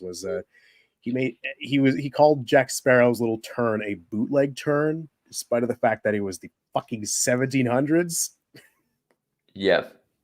So that's hilarious. But Salazar, and everyone loves to comment this on my villains video. I bring up how Salazar's motivations are very thin, and people will say, well, it's because pirates killed his father and grandfather before him. And it's like, okay, well, what's his relationship with his father and grandfather like? Was it positive? Was it negative? Did he resent them because of that? Did he have some like mutual respect? Like, what was it that came from that? Like, if you're going to give motivation for a villain, I'd at least like some insight into their psyche, some screen time with them where they can at least explore what they're like. I mean, actually, one of the big criticisms I have for Dead Man's Chest is specifically with the Liar's Dice scene. They cut half of that scene. If you watch the extended scene on YouTube, it gets into Davy Jones' sort of philosophy on the concept of love. It's sort of this back and forth between Will, because Davy Jones says your fate is to be married to the ship, where Will basically says, I can do whatever the hell I want. Davy Jones is like, it wouldn't be fate, would it? And Davy Jones says, you're a desperate man. I know what's guiding you. It's because of a woman. And Davy Jones almost sees Will as a younger him. And Davy, it's really fascinating. Davy Jones spills his whole philosophy on love in that one scene. And it's brilliant. We don't get anything like that with Salazar in the 5th movie. At least with Davy Jones, we have the benefit of a second movie with his presence, right? Where he can even directly interact with Calypso. But Salazar gets fucking nothing. We don't know anything about him, and his existence is predicated on a contradiction involving the compass. So, yeah, Salazar is probably the worst villain in the franchise. I think you need to read between the lines a bit.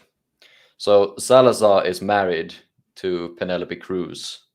Oh, that's true, yeah. And he's a bit salty over. He saw what Jack and Angelica did in the 4th movie, and during the time of filming the 4th movie, Angelica was pregnant. It's a bit suspicious, isn't it? I see what it is. I see. Yeah. Actually, interesting thing, and kind of sad too.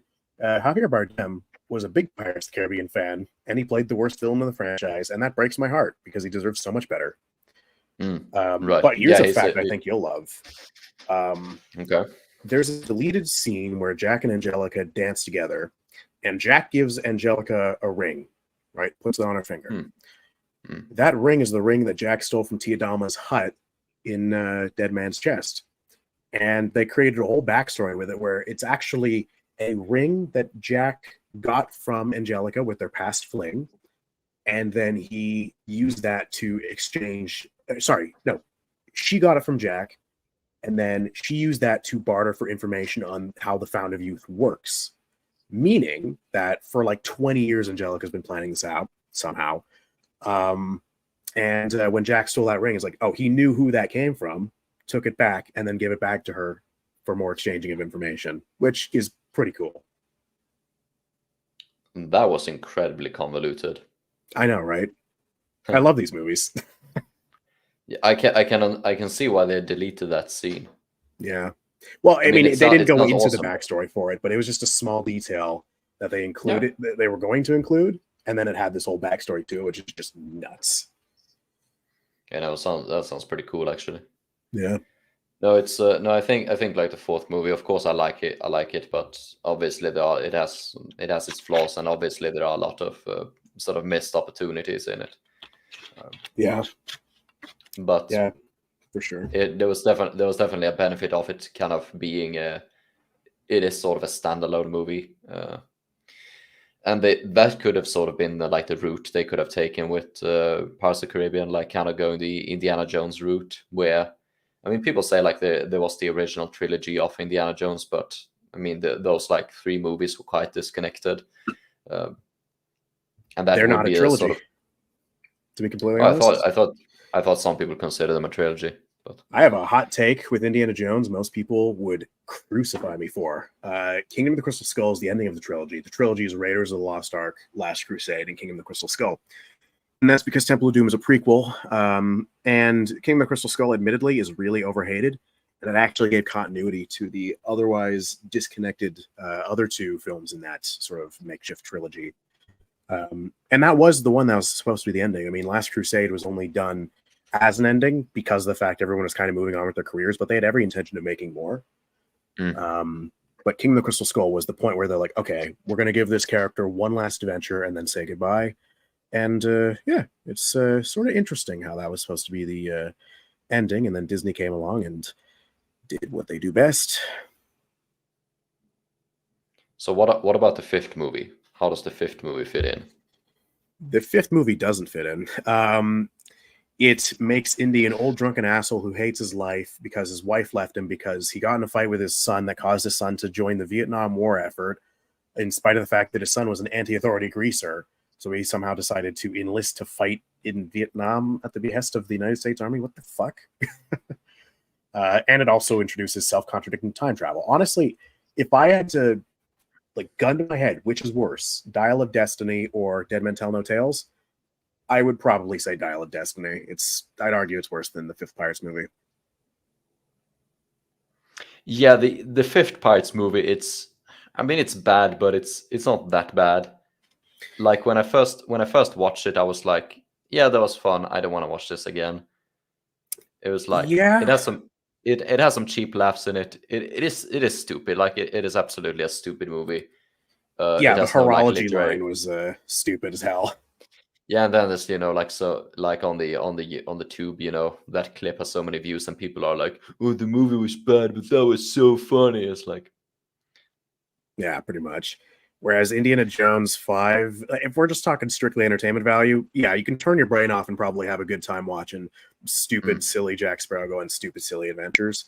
You turn off your brain and try and enjoy Indiana Jones 5, you're going to be sitting there thinking, why are they trying to make me sad? I hate this. This is painful. Yeah, if I can recollect what I liked in the 5th one, I thought Barbossa when he's like when he's in the cabin of the Queen Anne's Revenge eating like marmalades, that was kind of funny. Yeah. When Jack was going to get forcefully married inside a whalebone church, that was quite interesting with those like inbreds. Yeah. That was kind of funny. That's about it. I they did I mean yeah they did. I remember like the witch they had, which was going to be like a rip off of Tia Dama or whatever. Like, Oh yeah, yeah, that movie was like so much just random stuff in there. Like, really odd. Oh, Jack's uncle too. oh yeah, Paul just McCartney just is there. he has a celebrity cameo. Yeah, I mean, remember Edward Teague, guys? You know, he's played by Keith Richards, so we got to get another celebrity to play another pirate relative of Jack Sparrow. I guess I don't fucking know. It's weird. Actually, funny. I remember back in 2017. I remember people were theorizing about the whale skeleton, and they were saying, "Is that the skeleton of the Kraken?" For one, the Kraken died in a black sand beach. For another, the Kraken's a cephalopod. They don't have bones. Yeah.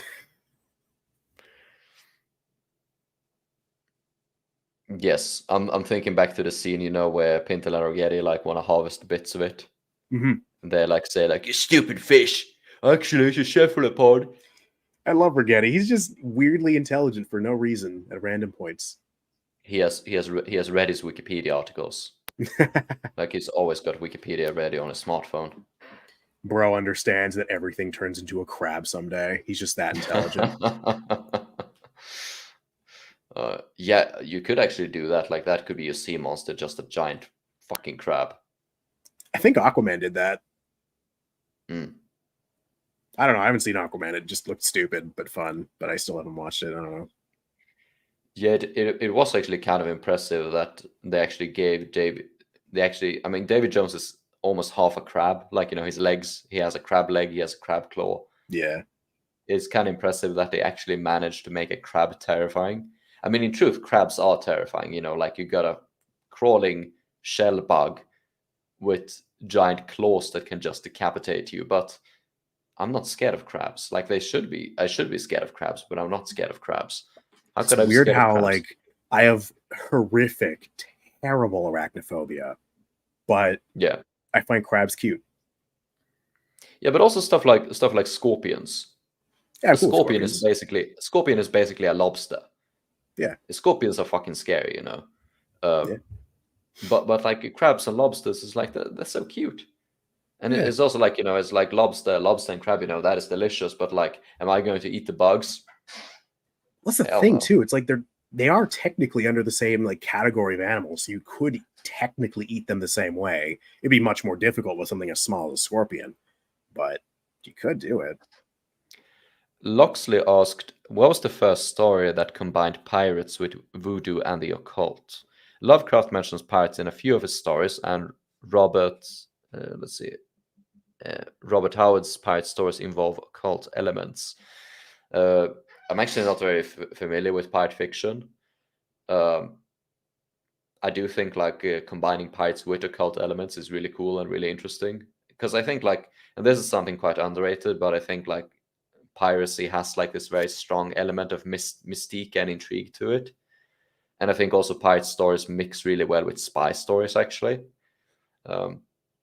Even though that is kind of an unexplored element. But something like Treasure Island kind of is a mystery story, you know. And it definitely has like this very strong sense of intrigue to it.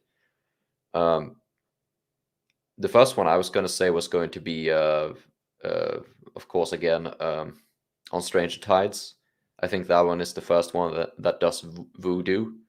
But this is not fiction, this is history. There are, from the golden age of piracy, mentions of voodoo and like black Caribbean magic in the context of pirates. You can be afraid of something that delicious. Yeah. No, because William Dampier, it's always going to go like the same as like you said, every creature is turning into a crab. Everything is going to be about Dampier when it's about pirates. Yeah, like Dampier's foot. Yeah, he caught a parasite in his foot when he was in Mexico, and he got the worm removed by a witch doctor in Virginia. Whack. Yeah, that is whack as stuff. And he said it like, yeah, he didn't call him a witch doctor, you know. He just said like, yeah, he was a black man and he he demanded a white rooster, a white cock. um, and in turn, like, he cast some incantations. I think he threw some like powder on it, and he removed the worm. So white cock, is that like a double entendre or something? What? Like a double entendre? Like, does it have another meaning to it? Yeah, I knew someone was going to say something like that. Is like, I always have to preface, yeah, it's a rooster, it's a male chicken, male hen. Yeah. Yeah, but maybe Dampier did have another meaning. Like, maybe the witch doctor asked for an entirely different price. Imagine the witch doctor's like, give me a white cock. And then the guy is like, all right, I have a rooster. He's like, what the fuck do you mean? What did you think I mean by that? Like, Yeah, he would be very disappointed. yeah. Now that would be the most autistic pirate ever. It's like, yeah, I have a rooster right here. Here you go. That would be me as a pirate, dude. Here's a rooster. Have. Here's the cock. Here's the white cock, dude. I'd probably end up throwing it too. Like, just tossing it at them. There you go. Shoot it from a catapult. No, yeah, I remember sort of tying back to the occult question. I kind of tried to find out if there was any roots for sort of magic and mysterious stuff tying into like pirate stories and pirate legends and stuff with my Barbossa video, because that one, of course, I had to cover like Aztec curses and stuff, and I was like, okay, well, where the hell does magic and pirates come from? And the only conclusion I could possibly draw was people saw pirates as mysterious people, and then that just sort of trickled down eventually into, oh yeah, pirates were magical. Cool. But I think also, like, I talked about spy stories. Piracy as a profession is very much dependent on intelligence gathering. Like, they did not just go out at sea and say like, yeah, maybe we'll capture something. They planned this stuff. They were quite thorough. So either, you would go to a place which is well trafficked, or you would have people gathering intelligence for you. So, you could interview, or you could even capture and torture merchants or other sailors. And you could even do something like, you could have prostitutes and pay them for information. And a lot of them probably had like networks of spies and got information from different places. So there is definitely this like intelligence gathering, this intrigue element to pirates, which I think should be explored more in like fiction. And they do kind of have it in Black Sails. That is definitely present. But I think it could definitely be explored more, like just this intelligence gathering. And it's also something good for all of the, like, I know there's a lot of like D&D Dungeon Master people watching. Maybe not now, but they watch my videos, so maybe they watch the stream. Or maybe someone watching now. But I think that could be something really cool to have like in your D&D or whatever, like just intelligence gathering before going out and plundering. And that is good. Like, it's good character interaction, because you could have, maybe you could romance someone to get a bit of info out of them. Maybe you could offer them your white cock. Jesus. Oh, yeah, Christ. Yeah, this is going to be horrible. Best pirate story ever. When he offers his white cock. Arr, here be me white cock. Please heal me foot. Have me white cock and I'll have me foot healed. Yeah, he was lucky he didn't get a peg leg. And he was lucky he didn't get pegged. Oh, damn. It's actually funny. Peg legs. It's funny to think how those they were used to something entirely different.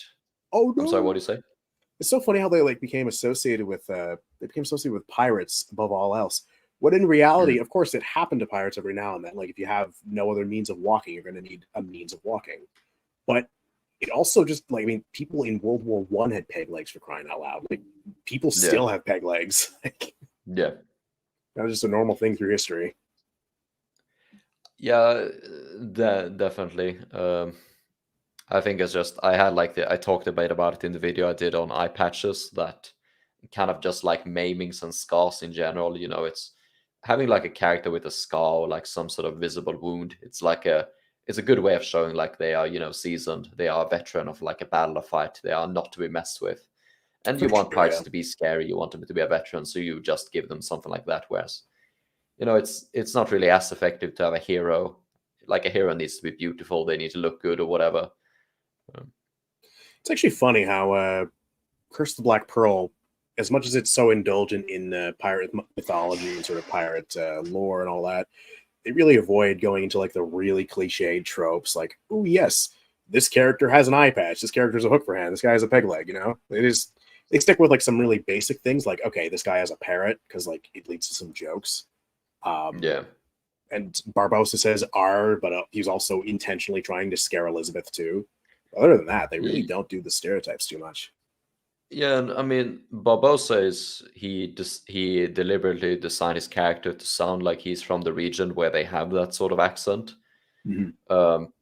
And also the parrot, Cotton, he was a sailor who was on land. Like, it's entirely reasonable for him to have a parrot as a pet. Like, Right.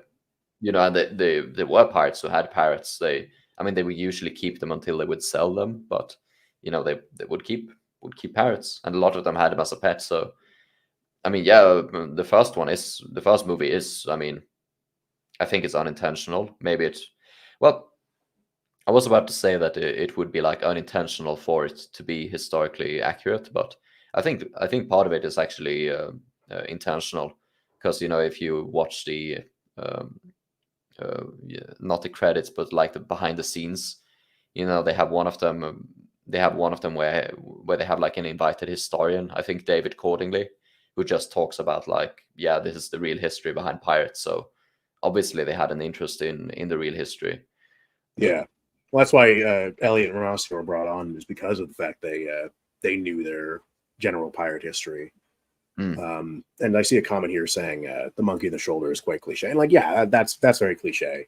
Yeah. But it's one of the. My point was more so that, like, while there are cliches that are there, like I said, like Barbossa going R, having a pet parrot, it's still like mostly restrained, not super self-indulgent in all the things that people associate with pirates, Yeah, and I think the monkey on the shoulder is also that is like parrots. I think that is also quite accurate. That would have happened. I mean, there are pictures from the 17th century of sailors having monkeys and descriptions. They were relatively common pets. Yeah, for sure. Yeah, for me with the first movie, it's mostly the hats that bother me. Like, it's mostly because like I like stuff which is unusual. I like stuff which is original. So when I start seeing stuff like too much, it becomes boring for me. So that's fair.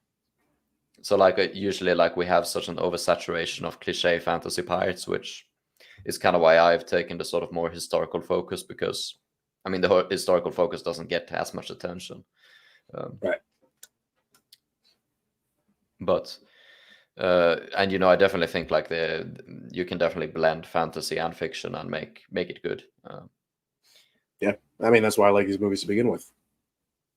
Yeah, and I think it's good to have like I think the movies do strike a good balance, at least the first three ones, because even if they start to go more and more into the fantasy, there's still like historical inspiration in it.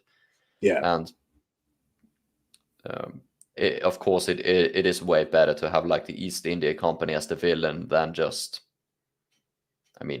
some fictional company, or even just some like random, I don't know, Lord Farting Bottom or whatever. My brain just went to Lord Farquaad if he was in Pirates of the Caribbean. How would that go? He's shorter than Beckett, but I think he's really awesome. effective. That could work. Like, he wants to steal Elizabeth or something. I don't know. Yeah. But yeah, some of you may die. That is a I like how Bob going to make. Yeah.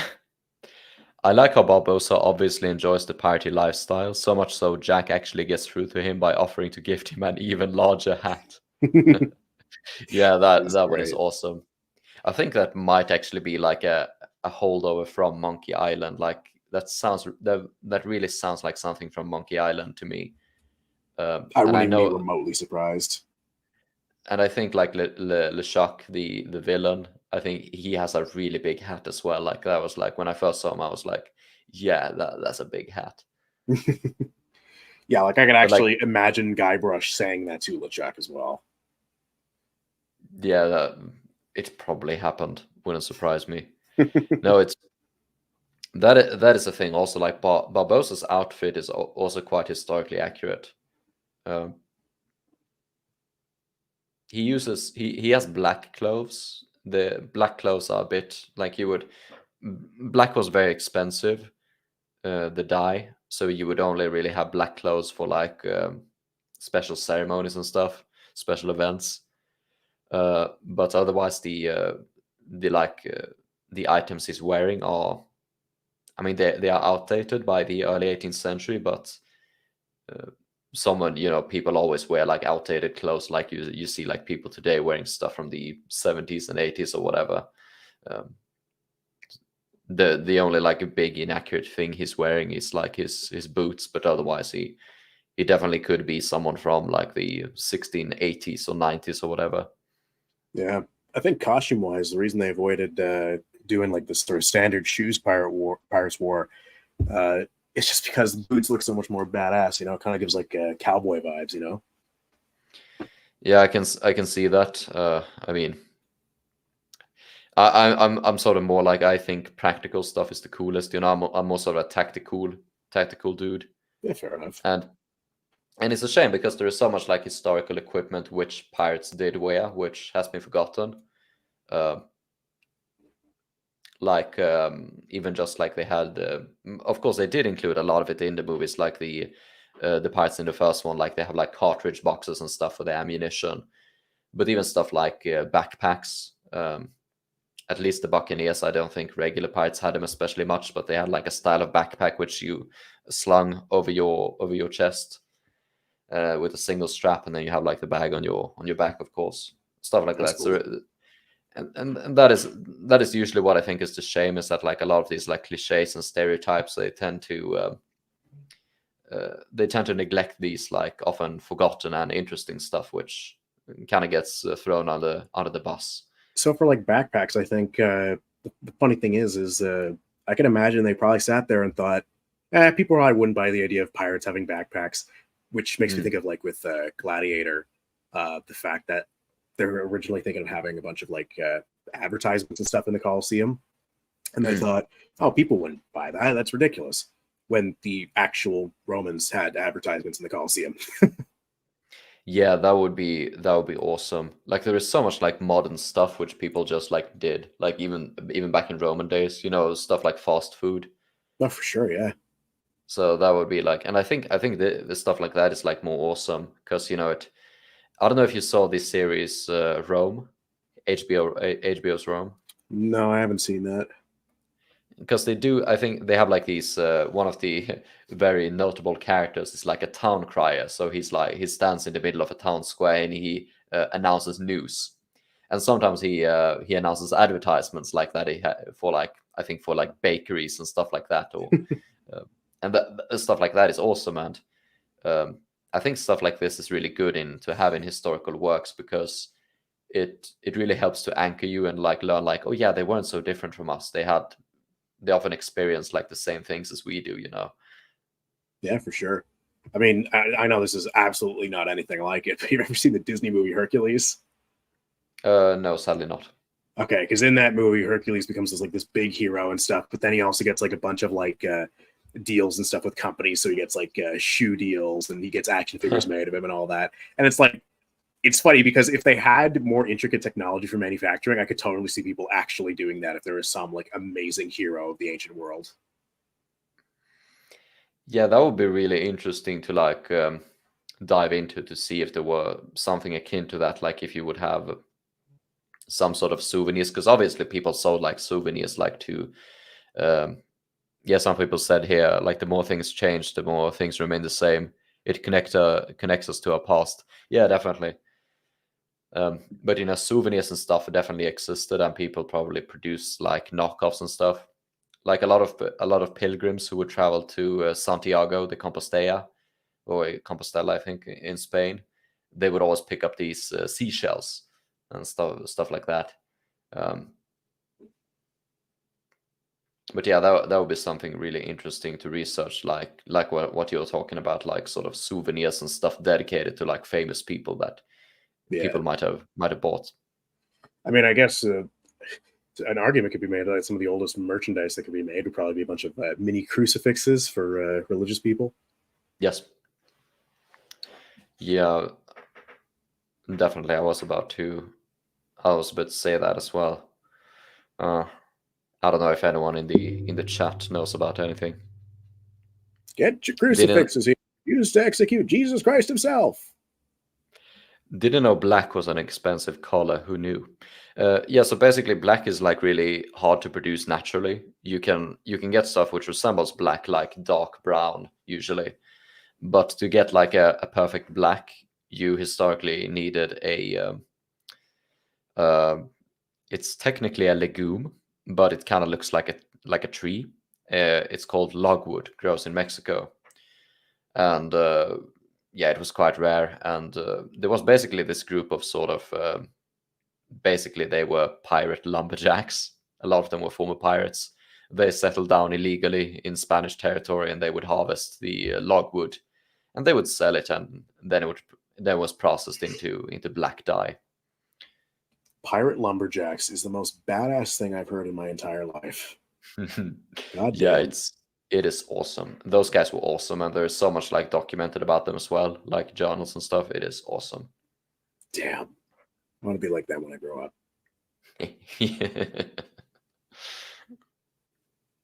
Gladiator sweat was sold in the market. Bathwater? I hope not. Gladiator sweat was sold. I do not want to know what they did with that. That's disgusting. God damn. I mean, the thing is, like, how did they collect it? Oh, I don't even want to think of that. Jesus. I guess like I have God, two ideas. Gross. I have two ideas. So the first one would either be to have like I have the smart idea and the stupid idea. So the stupid idea is you would have like tubes where you literally like they do in Pirates of the Caribbean 4 when they collect the mermaid tear, you know, like have these little flasks, like just collect the drops. What they probably did what I would do would be to have a towel and just mop it up and then squeeze it into a. Yeah, it's probably how they did it. Yeah. Or they have like a funnel underneath like a treadmill, and they just say run, just run as fast as you can. You're at the gym, bro. Yeah, that would be funny. Like if they would design like a pre-industrial treadmill, it's like one of those hamster wheels, you know. Yeah. I mean, they did have those for like. They did have those for construction. Monster said gladiator bathwater, drooling smiley face. Oh my god. But Mythical Beast saying and blood, that makes me think of have you seen Dune 2? No, sadly not. I've only watched the original Dune movie by David Lynch. Oh god. Okay. Get on the new Dune movies. They're pretty good. But not gonna go into spoilers or anything, but there's like sort of a gladiatorial sort of thing, and it's with this sort of evil group of evils, and it makes me sort of think of that's like selling gladiator blood seems like something the characters in Dune would do. Yeah, I don't know what I find more repulsive, like blood or sweat. I don't know, blood to me like always strikes me as something like very pure, like something that's very clean, whereas sweat is like, this is refuse. We extrude it. I think blood is more vile though, because like that's the lifeblood of someone. That is someone's like internal fluid in a bottle, and then you got like sweat's just like a byproduct that like it's gross, but like it's not a sign of their pain, you know. I mean, you are correct, and but yeah. I mean, it's also like, yeah, I mean, you are correct. People would rub it on their skin. Oh my god, these people are sick. That sounds like a really like bad, like someone trying to get a girl. Like he just buys like gladiator sweat, like it's just 90% testosterone. Just smears it on himself. goes to his crush and goes like, "Hey baby, wanna smell me? Wanna smell my workout sweat? You know?" No, it just makes me think of the Gamer Girl bathwater bullshit from a couple years ago. Oh yeah, I bought a couple of those. Oh god, no! been thinking of selling my own, you know, like the pirate bathwater. Come buy me pirate bathwater. I have been sailing around the sea for 7 months, and I finally returned and took a bath. I was scrubbed by a syphilis-infested prostitute, and now be sure not to drink any water. Don't drink it. You'll get HIV or something real bad. You'll get 20 different STDs and probably a voodoo curse. 20 STDs for the price of one. It's a deal you cannot pass up. Pirate Taint. Monster said, I like to imagine Marooners buying / stealing logwood from baymen to make their flags. Yeah, that is something I think sounds cool as well, and I've considered. I'm not sure if they would have the infrastructure to produce the dye. Actually, on Pirates and Dyes, indigo is used to produce blue dye. It was produced in Saint-Domingue, where in Haiti. So this is about your ancestors. Of course, Haiti, Saint-Domingue was largely a pirate colony. A lot of the flybusters would retire as plantationers. And it was documented that a lot of the filibusters were dressed in jackets dyed with indigo, blue jackets.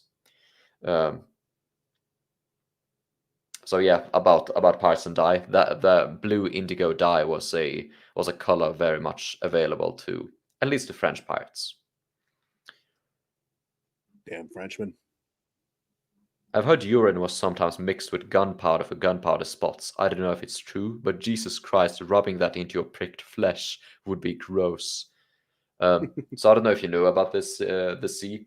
Like historically, like before they had tattoos, they had gunpowder spots, which is like they pricked like holes into your skin like a picture, and then you rubbed crushed gunpowder into it, and that would make like a permanent. One of your videos. Oh yeah. And now Monster said that some people would do it with urine. Nice. I'm going to be puking my guts out later. Yeah, it's like, be right back. Yippers. Goddamn. Leon the Luftige said, I just watched your video where you explained how the slaughter was so bad the blood ran off the sides of the ship. Just the thought of smelling all of that makes my throat close up. Yeah, there are some really fucking disgusting like stories from the Golden Age of piracy. Like and it's like, this is stuff which is like, and I wonder if stuff like this is even possible, like where just blood just pours down along the sides of the ship. Because I've seen like multiple descriptions of people saying it happened. Yeah. And you know, ships were like, they were small, they were tight confinements, there were like a lot of people on board, and the human body, of course, it contains like a lot of blood. So my favorite drink. I thought sweat was your favorite drink. No, I'm not one of those Roman gamer girl simps. Gladiators were bloat maxes. Yeah. Is it true that most captains wore navy blue coats? If I'm not really sure, actually. If you look at like paintings from the period, they are like captains and seamen. They usually wear like brown, blue, and red. But I am not an expert in this department. Maybe if like Crew of the Fancy is in the chat still, he probably knows this stuff. Crew of the Fancy, if you don't know him, he's like a tailor who makes pirate reenactment clothes. Oh, cool. Also, if you would do like reenactment, and this includes like fantasy stuff, like anything, like you could dress up as anything pirate related or history related, what would you do? Oh, damn. Fantasy related, I probably want to look like some kind of pirate from like the Black Pearl or whatever when it was cursed. Like just, I don't know, just like some sort of like tattered older piratey clothes and stuff. I think it would look sick. I already got the looks to pull it off. I got a big beard, long hair, and a really weathered looking face, to say the least. People say that I look tired. I mean, I am, but aren't we all? Aren't we all? Yeah, I get no sleep. But yeah, I look like I could be a cursed pirate anyways, so might as well go for it. Other than that, maybe you know what? No, if we're going fantasy, fuck. I would want to look like Aragorn. That'd be sick. Who? Aragorn from Lord of the Rings. Okay, fair enough. Yeah, that was unexpected. It'd just be cool. I'd be the rightful king. It'd be really neat. I don't know. Yeah, it's really far going from cursed pirate to Aragorn. The most noble human being ever versus an actual like barbaric monster. The monster said here, the cursed Black Pearl pirates are just the average line cook in a fast food joint. That is so true. That is like, yeah, you have like the servers. It's like Elizabeth Swan, and then it's like the line cooks, and it's just like the crew of the Black Pearl. I used to work at McDonald's, so there we go. That was my first job. There we go. It's like modern people and trying to buy celebrity hair. Oh my god. It's disgusting. Urine was used in gunpowder because potassium nitrate is in pee. Oh yeah, but that was like before, like before the gunpowder had been processed into gunpowder. I think Monster said like meant like after gun before the gunpowder was rubbed into tattoos, gunpowder spots. Yeah, that is insane. So what Gross. would you think? This is like going into like a whole other topic. Well, not really, but it's going into a topic. What would you think about? And this was something I had on my agenda, and I think like there's actually like we've been going for a while, but there are like pretty decent amount of people watching. Um, so like, what would you think about the Pirates of the Caribbean being set in not in the Caribbean? Oh man. Well, I know they kind of had to set it in the Caribbean just because of the name, and it was already associated with the ride. But in a Yeah, historical sense, if your villains are the East India Company, yeah, I could see the Indian Ocean being, a pretty strong candidate for where it should be set. Given given the East India Company didn't really operate west, so yeah. that would work. Um, yeah, I mean, I think you'd have to work around some things, but on the whole, yeah, you could do that.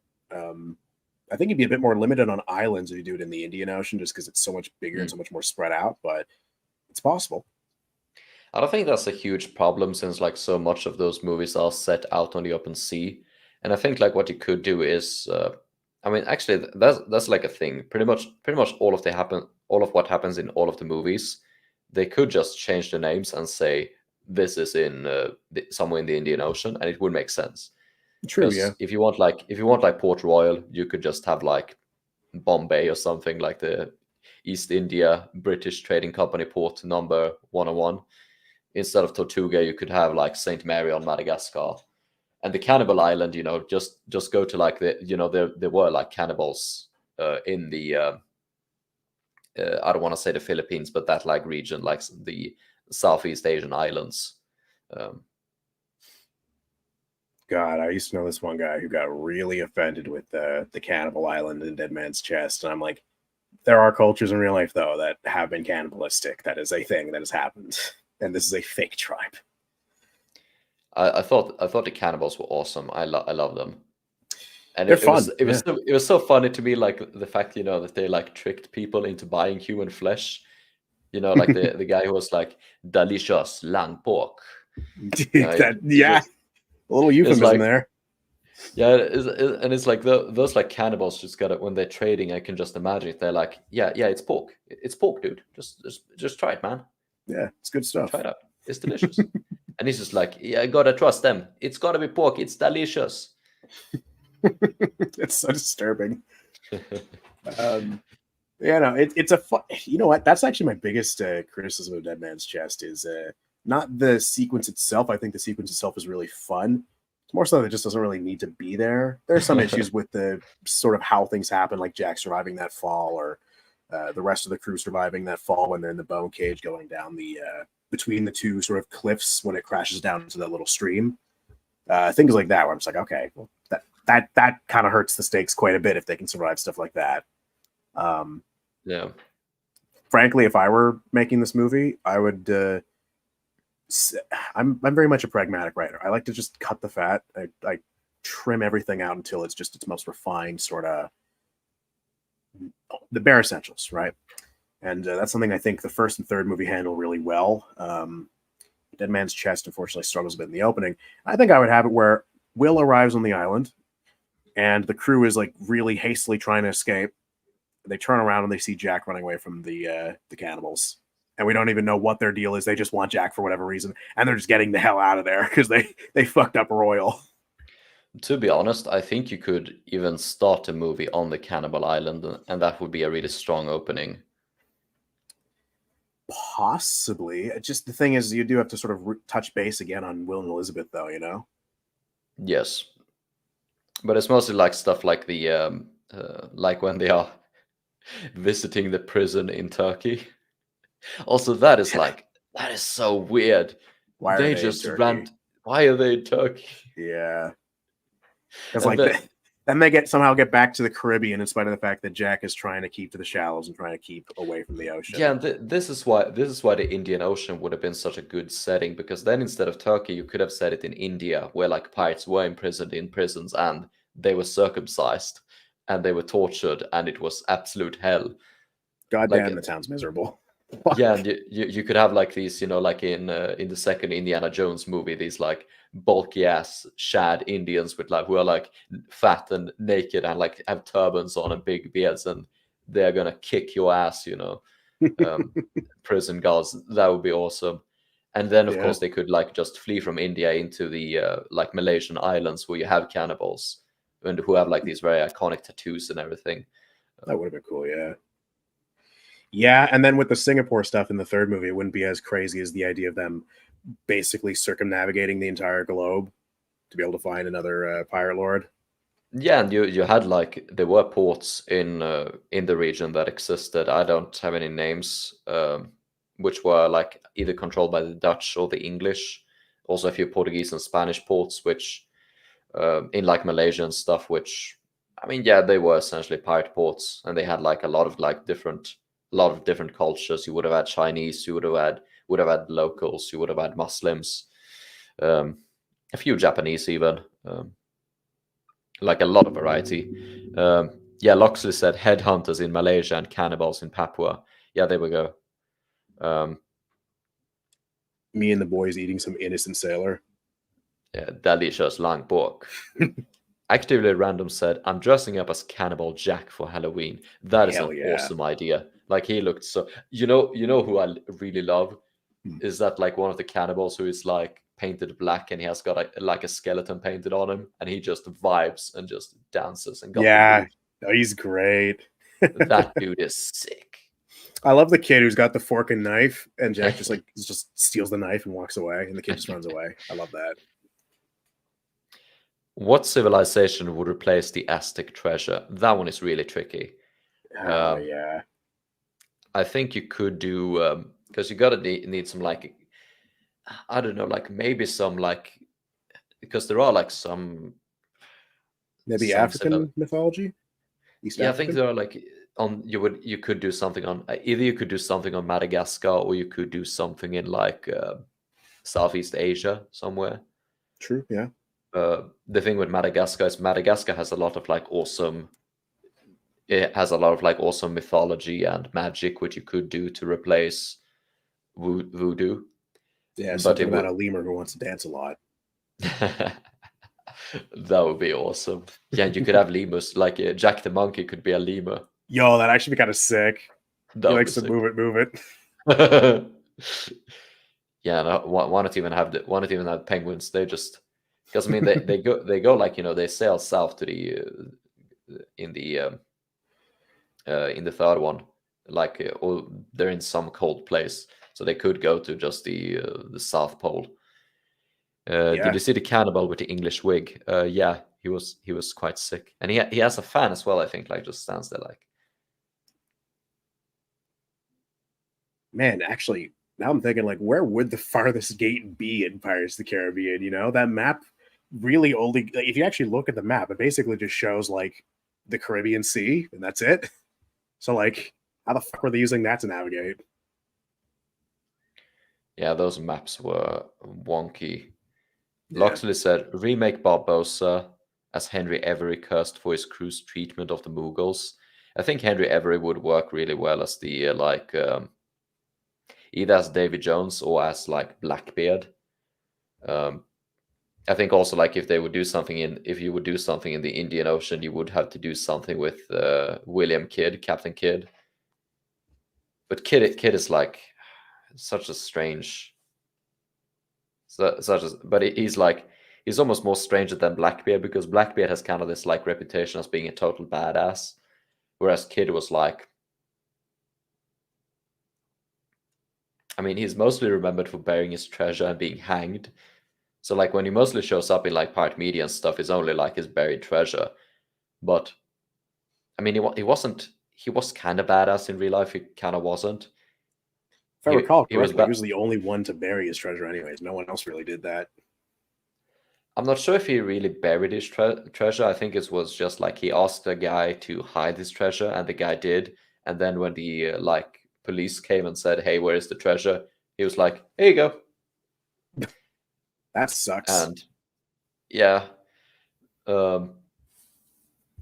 I'm trying to think. Like, I mean, buried treasure, it kind of did happen. Usually, it was just like, yeah, we're gonna need to safe keep it for a while. But usually it was quite underwhelming. It wasn't like a huge treasure. It was like, yeah, I have a box with some stuff in it. But buried treasure is also one of those things which is,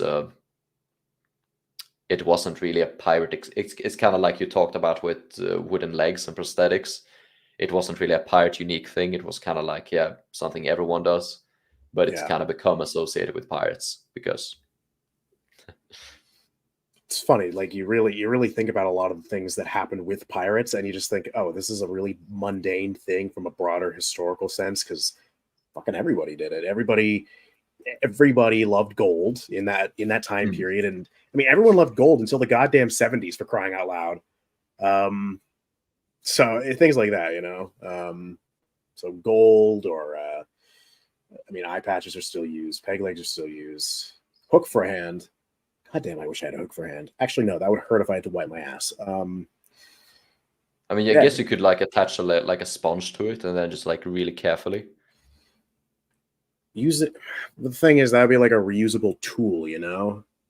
Yeah, that's the thing with a hook hand. Like you want the sort of base tool, like the stump, and then you want to be able to screw different things onto it, like a hook or a hammer or like a fork or a screwdriver. I don't know, like a sort of. I'm pretty sure in Peter Pan, Captain Hook has like fucking like a what was it, like a bottle opener and like a spatula and stuff. Like he's a bunch of random shit. Or I could be remembering SpongeBob. I don't remember. Yeah, if I remember correctly, in SpongeBob, there is this like one character who has like a spatula for a hand. The Hash Slinging Slasher! So long since I watched those. It's hard for me to forget a lot of it. It ended with Nosferatu flicking the light off and on. It's great. Nosferatu flicking the light off and on? Yep. Not familiar. It's a weird episode. Is it in SpongeBob? Yeah. Nosferatu is in SpongeBob? Yeah.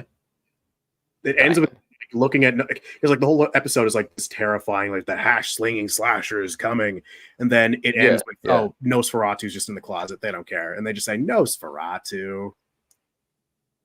I don't remember. I remember like the slasher part. I don't remember Nosferatu showing up. I've got a clip and send it to you. It's fucking amazing. Your opinion on Patrick steering the ship behind the rocks? Lead.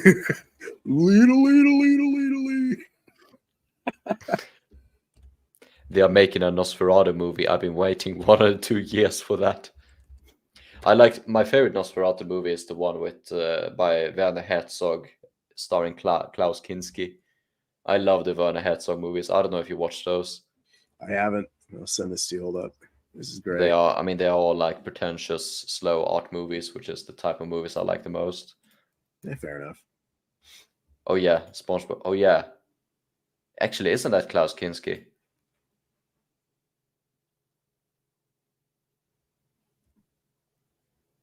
Nosferatu. If I was you on the phone, if I was you on the bus. A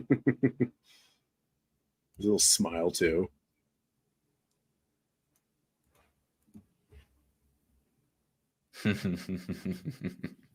That was cute. Yeah. I miss when SpongeBob did things like that. But seriously, did pirates really hide their ships properly? I mean, those are huge. I mean, usually pirates prefer to have like smaller ships, specifically for one of the reasons because they were easier to conceal. But yeah, you would find like a concealed cove or something, like a harbor where people weren't liable to enter. Of course, it's like you have to define hide, like hide as in like completely shrouded, like make it invisible. That is going to be impossible, but sort of conceal it from most views. Yeah, that is possible.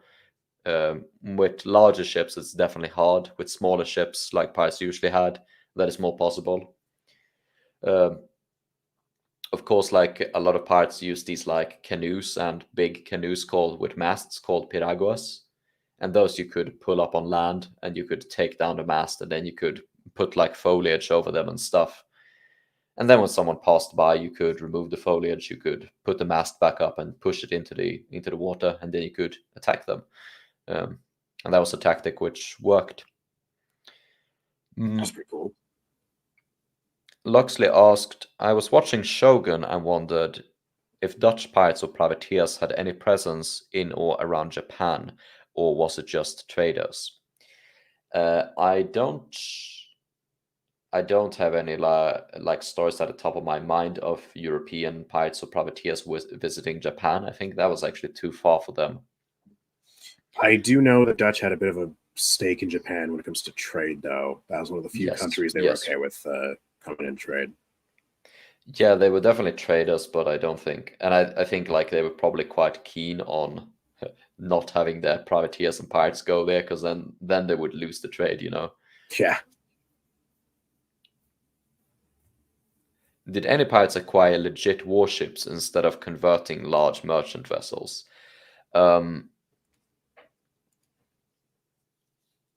For one, it's kind of difficult because oftentimes the sort of line between merchant, pirate, and privateer and warship is kind of vague. And oftentimes merchant ships like East Indiamen, like those used by the East India Company, they were often used as warships essentially. But it's kind of like how warships, if you mean like a ship of the line, the largest pirate ship, which was the Nossa Senhora de Cabo, which was briefly used as a pirate ship, she was converted to a merchant ship before she became a pirate ship. So it's uncertain how like suitable she would have been as a warship. It's like all of these classifications were very vague during the period. And it's also like a lot of pirate ships were called frigates, like they were of the frigate type. But frigate is also one of those types which is very confusing because it could refer to multiple things, not just in different languages. In different languages, it meant a bunch of different things. Frigate in French had a different meaning from a frigate in English. And in English, there were frigates which were warships, and there were frigates which were essentially just a type of merchant ship. And sometimes it's hard to figure out what they mean. But and the warships is also like there are like different types of like warships. There are like there are like privateers, which are essentially small, light vessels intended to chase. Then there are like cruisers, which are larger ships built to chase.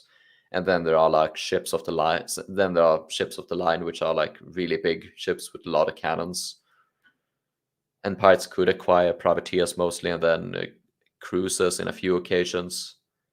Ships of the line would be worthless for a pirate. I hope you don't feel excluded here. C. That's fine. That's good. Yeah, you can rest your weary bones a bit. Here I think is a question for you. Thoughts on Scooby-Doo, Captain Redbeard versus the Globetrotters? I did not know that was a thing. What the fuck?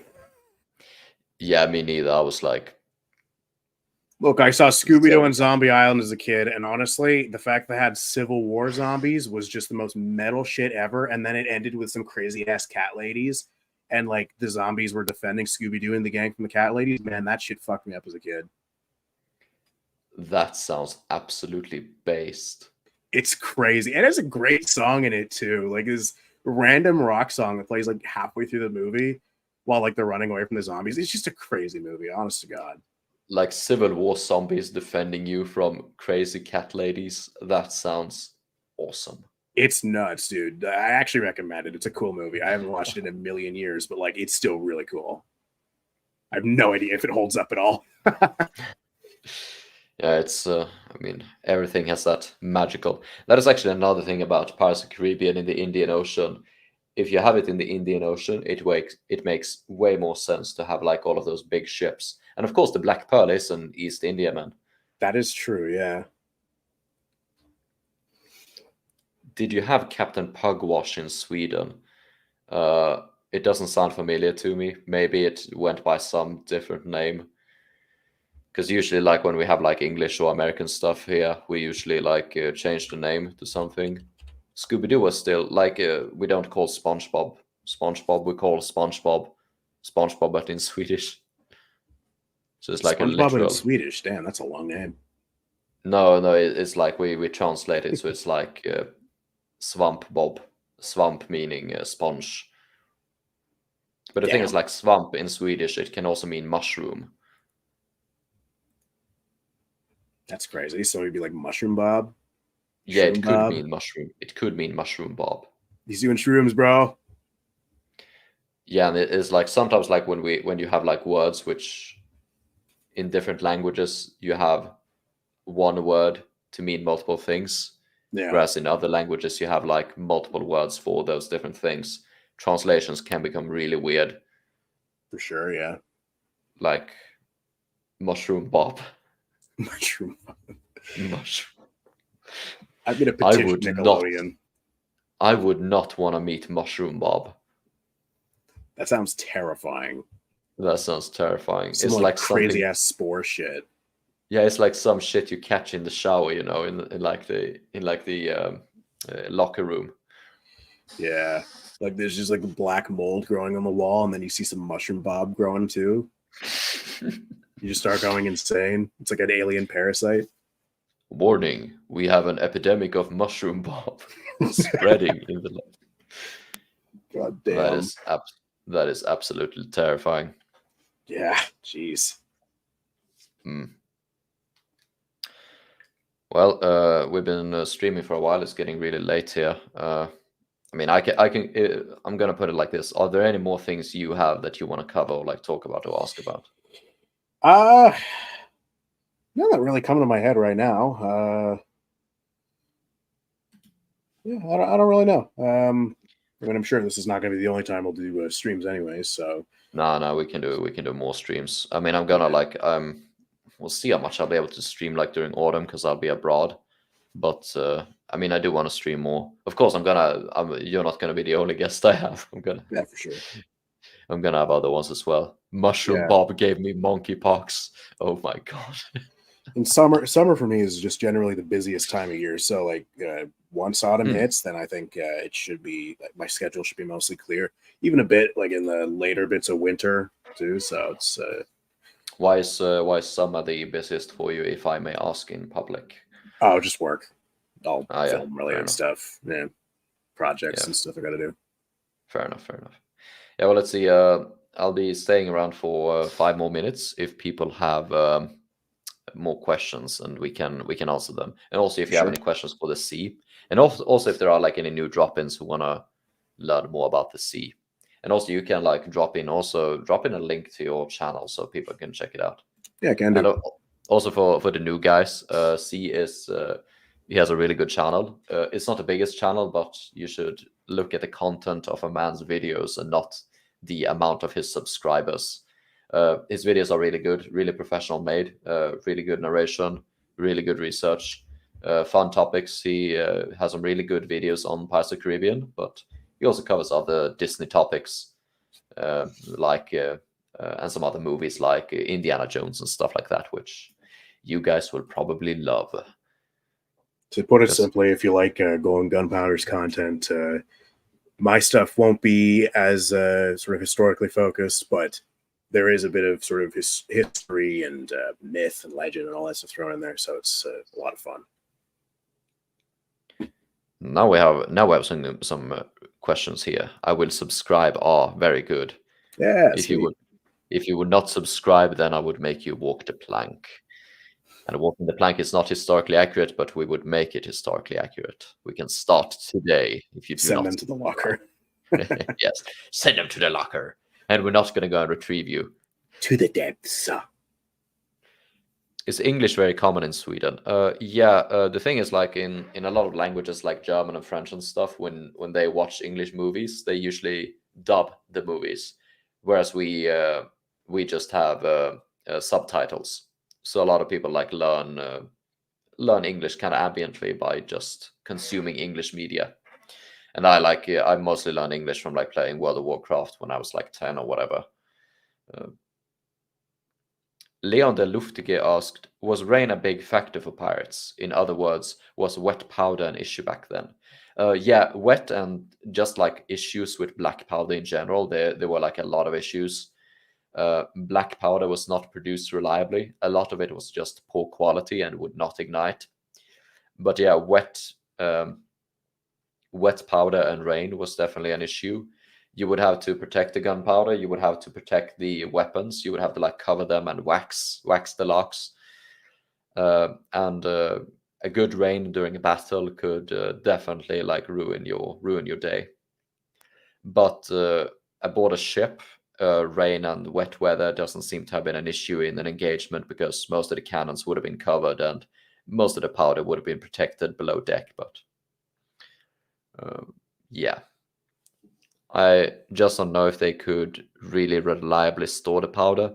No, powder could be, moisture was always like a threat and powder could always be ruined, but they definitely had like methods to keep it safe and to keep it dry. But the biggest method was just to keep it in like a special room and keep it in special barrels.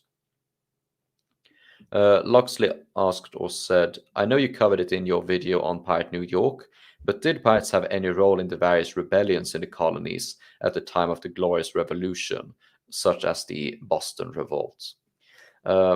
Here I must admit my ignorance. I know about the stuff in New York and about like Leisler's rebellion and Captain Kidd's involvement in that, because I read about Captain Kidd and I read about New York, but I've not read about the other uprisings occurring at the same time, so sadly I cannot say. But pirates were often present in similar rebellions and uprisings. Like there was a popular democratic uprising on Bermuda, and the local governor hired Bartholomew Sharp to crack down on the rebels. And Bartholomew Sharp, if you watch my videos, you are probably familiar with him. Bacon's Rebellion. Bacon's Rebellion sounds familiar, but you shouldn't quote me here because I do not remember it at the top of my mind.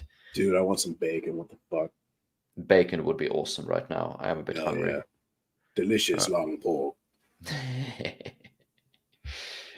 Actively Random asked, should I have my two Hawaiian friends dress up as cannibals and carry me on a piece of bamboo? That's awesome. That you might piss awesome. some people off, but that would be fucking hilarious. I mean, if your friends are okay with it, go for it. Hell I mean, yeah. you have to take a picture of it though and post it on the Discord because all of us will want to see it. Dean Goose asked, were there prominent Nordic pirates during the Age of Sail? I mean, yeah, there were pretty much pirates in like all regions of the world during the period. Most of them were locally active, but of course, a lot of the Danish were especially active in the Caribbean, and the Danish would have included Norwegians. There were also Danes were also involved in there was actually a Danish East India Company which had Indian colonies.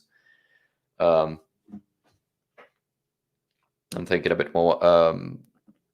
Sweden was partially involved in the slave trade. Sweden had a very brief American colony and also a colony in West Africa, basically just a trade fort. So there were Danes and Swedes and probably Norwegians and probably Finns as well. Like Danes often included Norwegians and Swedes often included Finns. They were often found aboard pirate ships. Richard Taylor had Swedes aboard his ship. Henry Every had Danes aboard, quite a lot of Danes actually aboard his ship. And of course, during the early 18th century, Sweden housed a lot of Jacobite pirates, Jacobite privateers from England in the city of Gothenburg. Do you know Stoutebeker, most famous German pirate? Yeah, I know about him. Mystical Beast asked, how long is your art challenge lasting? I think I might do the a standalone stream next week where I will talk about where I will cover the art challenge, and I'll just have a regular Q&A. Probably won't be streaming any games, just do like a 2-hour, 1-hour stream where I present all of the art from the art challenge. So yeah, try to send it in by next week. Otherwise, I might like, if people have like late submissions, I'll just cover them in some like future stream. The next art challenge, there's going to be a very fun art challenge in October. I really look forward to that one. I kind of made it up like last minute. It's going to be really fun. All right. Well, that seemed to be all of the questions. Cool. C, do you have any final words? Anything you want to say? Plug for your channel? Yeah. Subliminal messages. Feel free to check out my channel. I am currently working on a ultimate super mega project that is taking months to make. It's probably going to be releasing in the fall, and then after that, it's back to weekly videos for us on my channel. Channel's mostly Pirates of the Caribbean. Got some Indiana Jones stuff on there, and just random movies too. Like I made a video on Zootopia and how bad that movie was, so I'm going to piss off the entire furry community again by even saying that. But yeah, if you like movies, if you like sort of hearing sort of insight from somebody who makes movies. I'm not going to pretend I'm like some sort of big hotshot Spielberg level guy or anything, but I do have some insight and stuff. I share that on my channel. Yeah, it's just a fun place to go if you want to just talk about pirates and movies and history and myth. And it's just a fun little place, and go check it out. It's neat. Posted a little link for you there in the video chat. Yay! All right. All right. Well, this was really fun, really awesome. I did not think we were going to go this long, but it was really chill. It's kind of nice to just have with these streams, just to like chat, talk about random shit, talk about movies or whatever. It was fun. So it's can definitely do this stuff in more of this stuff in the future. Hell yeah. Thanks, guys. Always interesting. Yeah, it's fun to have all you guys here as well, as always. I'm glad everyone enjoyed. And we had a very, very nice, like, subsequent amount of viewers as well. People who stuck around. So that is always awesome. And of course, a lot of people are going to watch the VOD. Yeah. Well, anyway, I'm going to end it here. Thank you again to C for coming over and having a chat, and thank you everyone for watching. And I'll be seeing you next week. Later, nerds.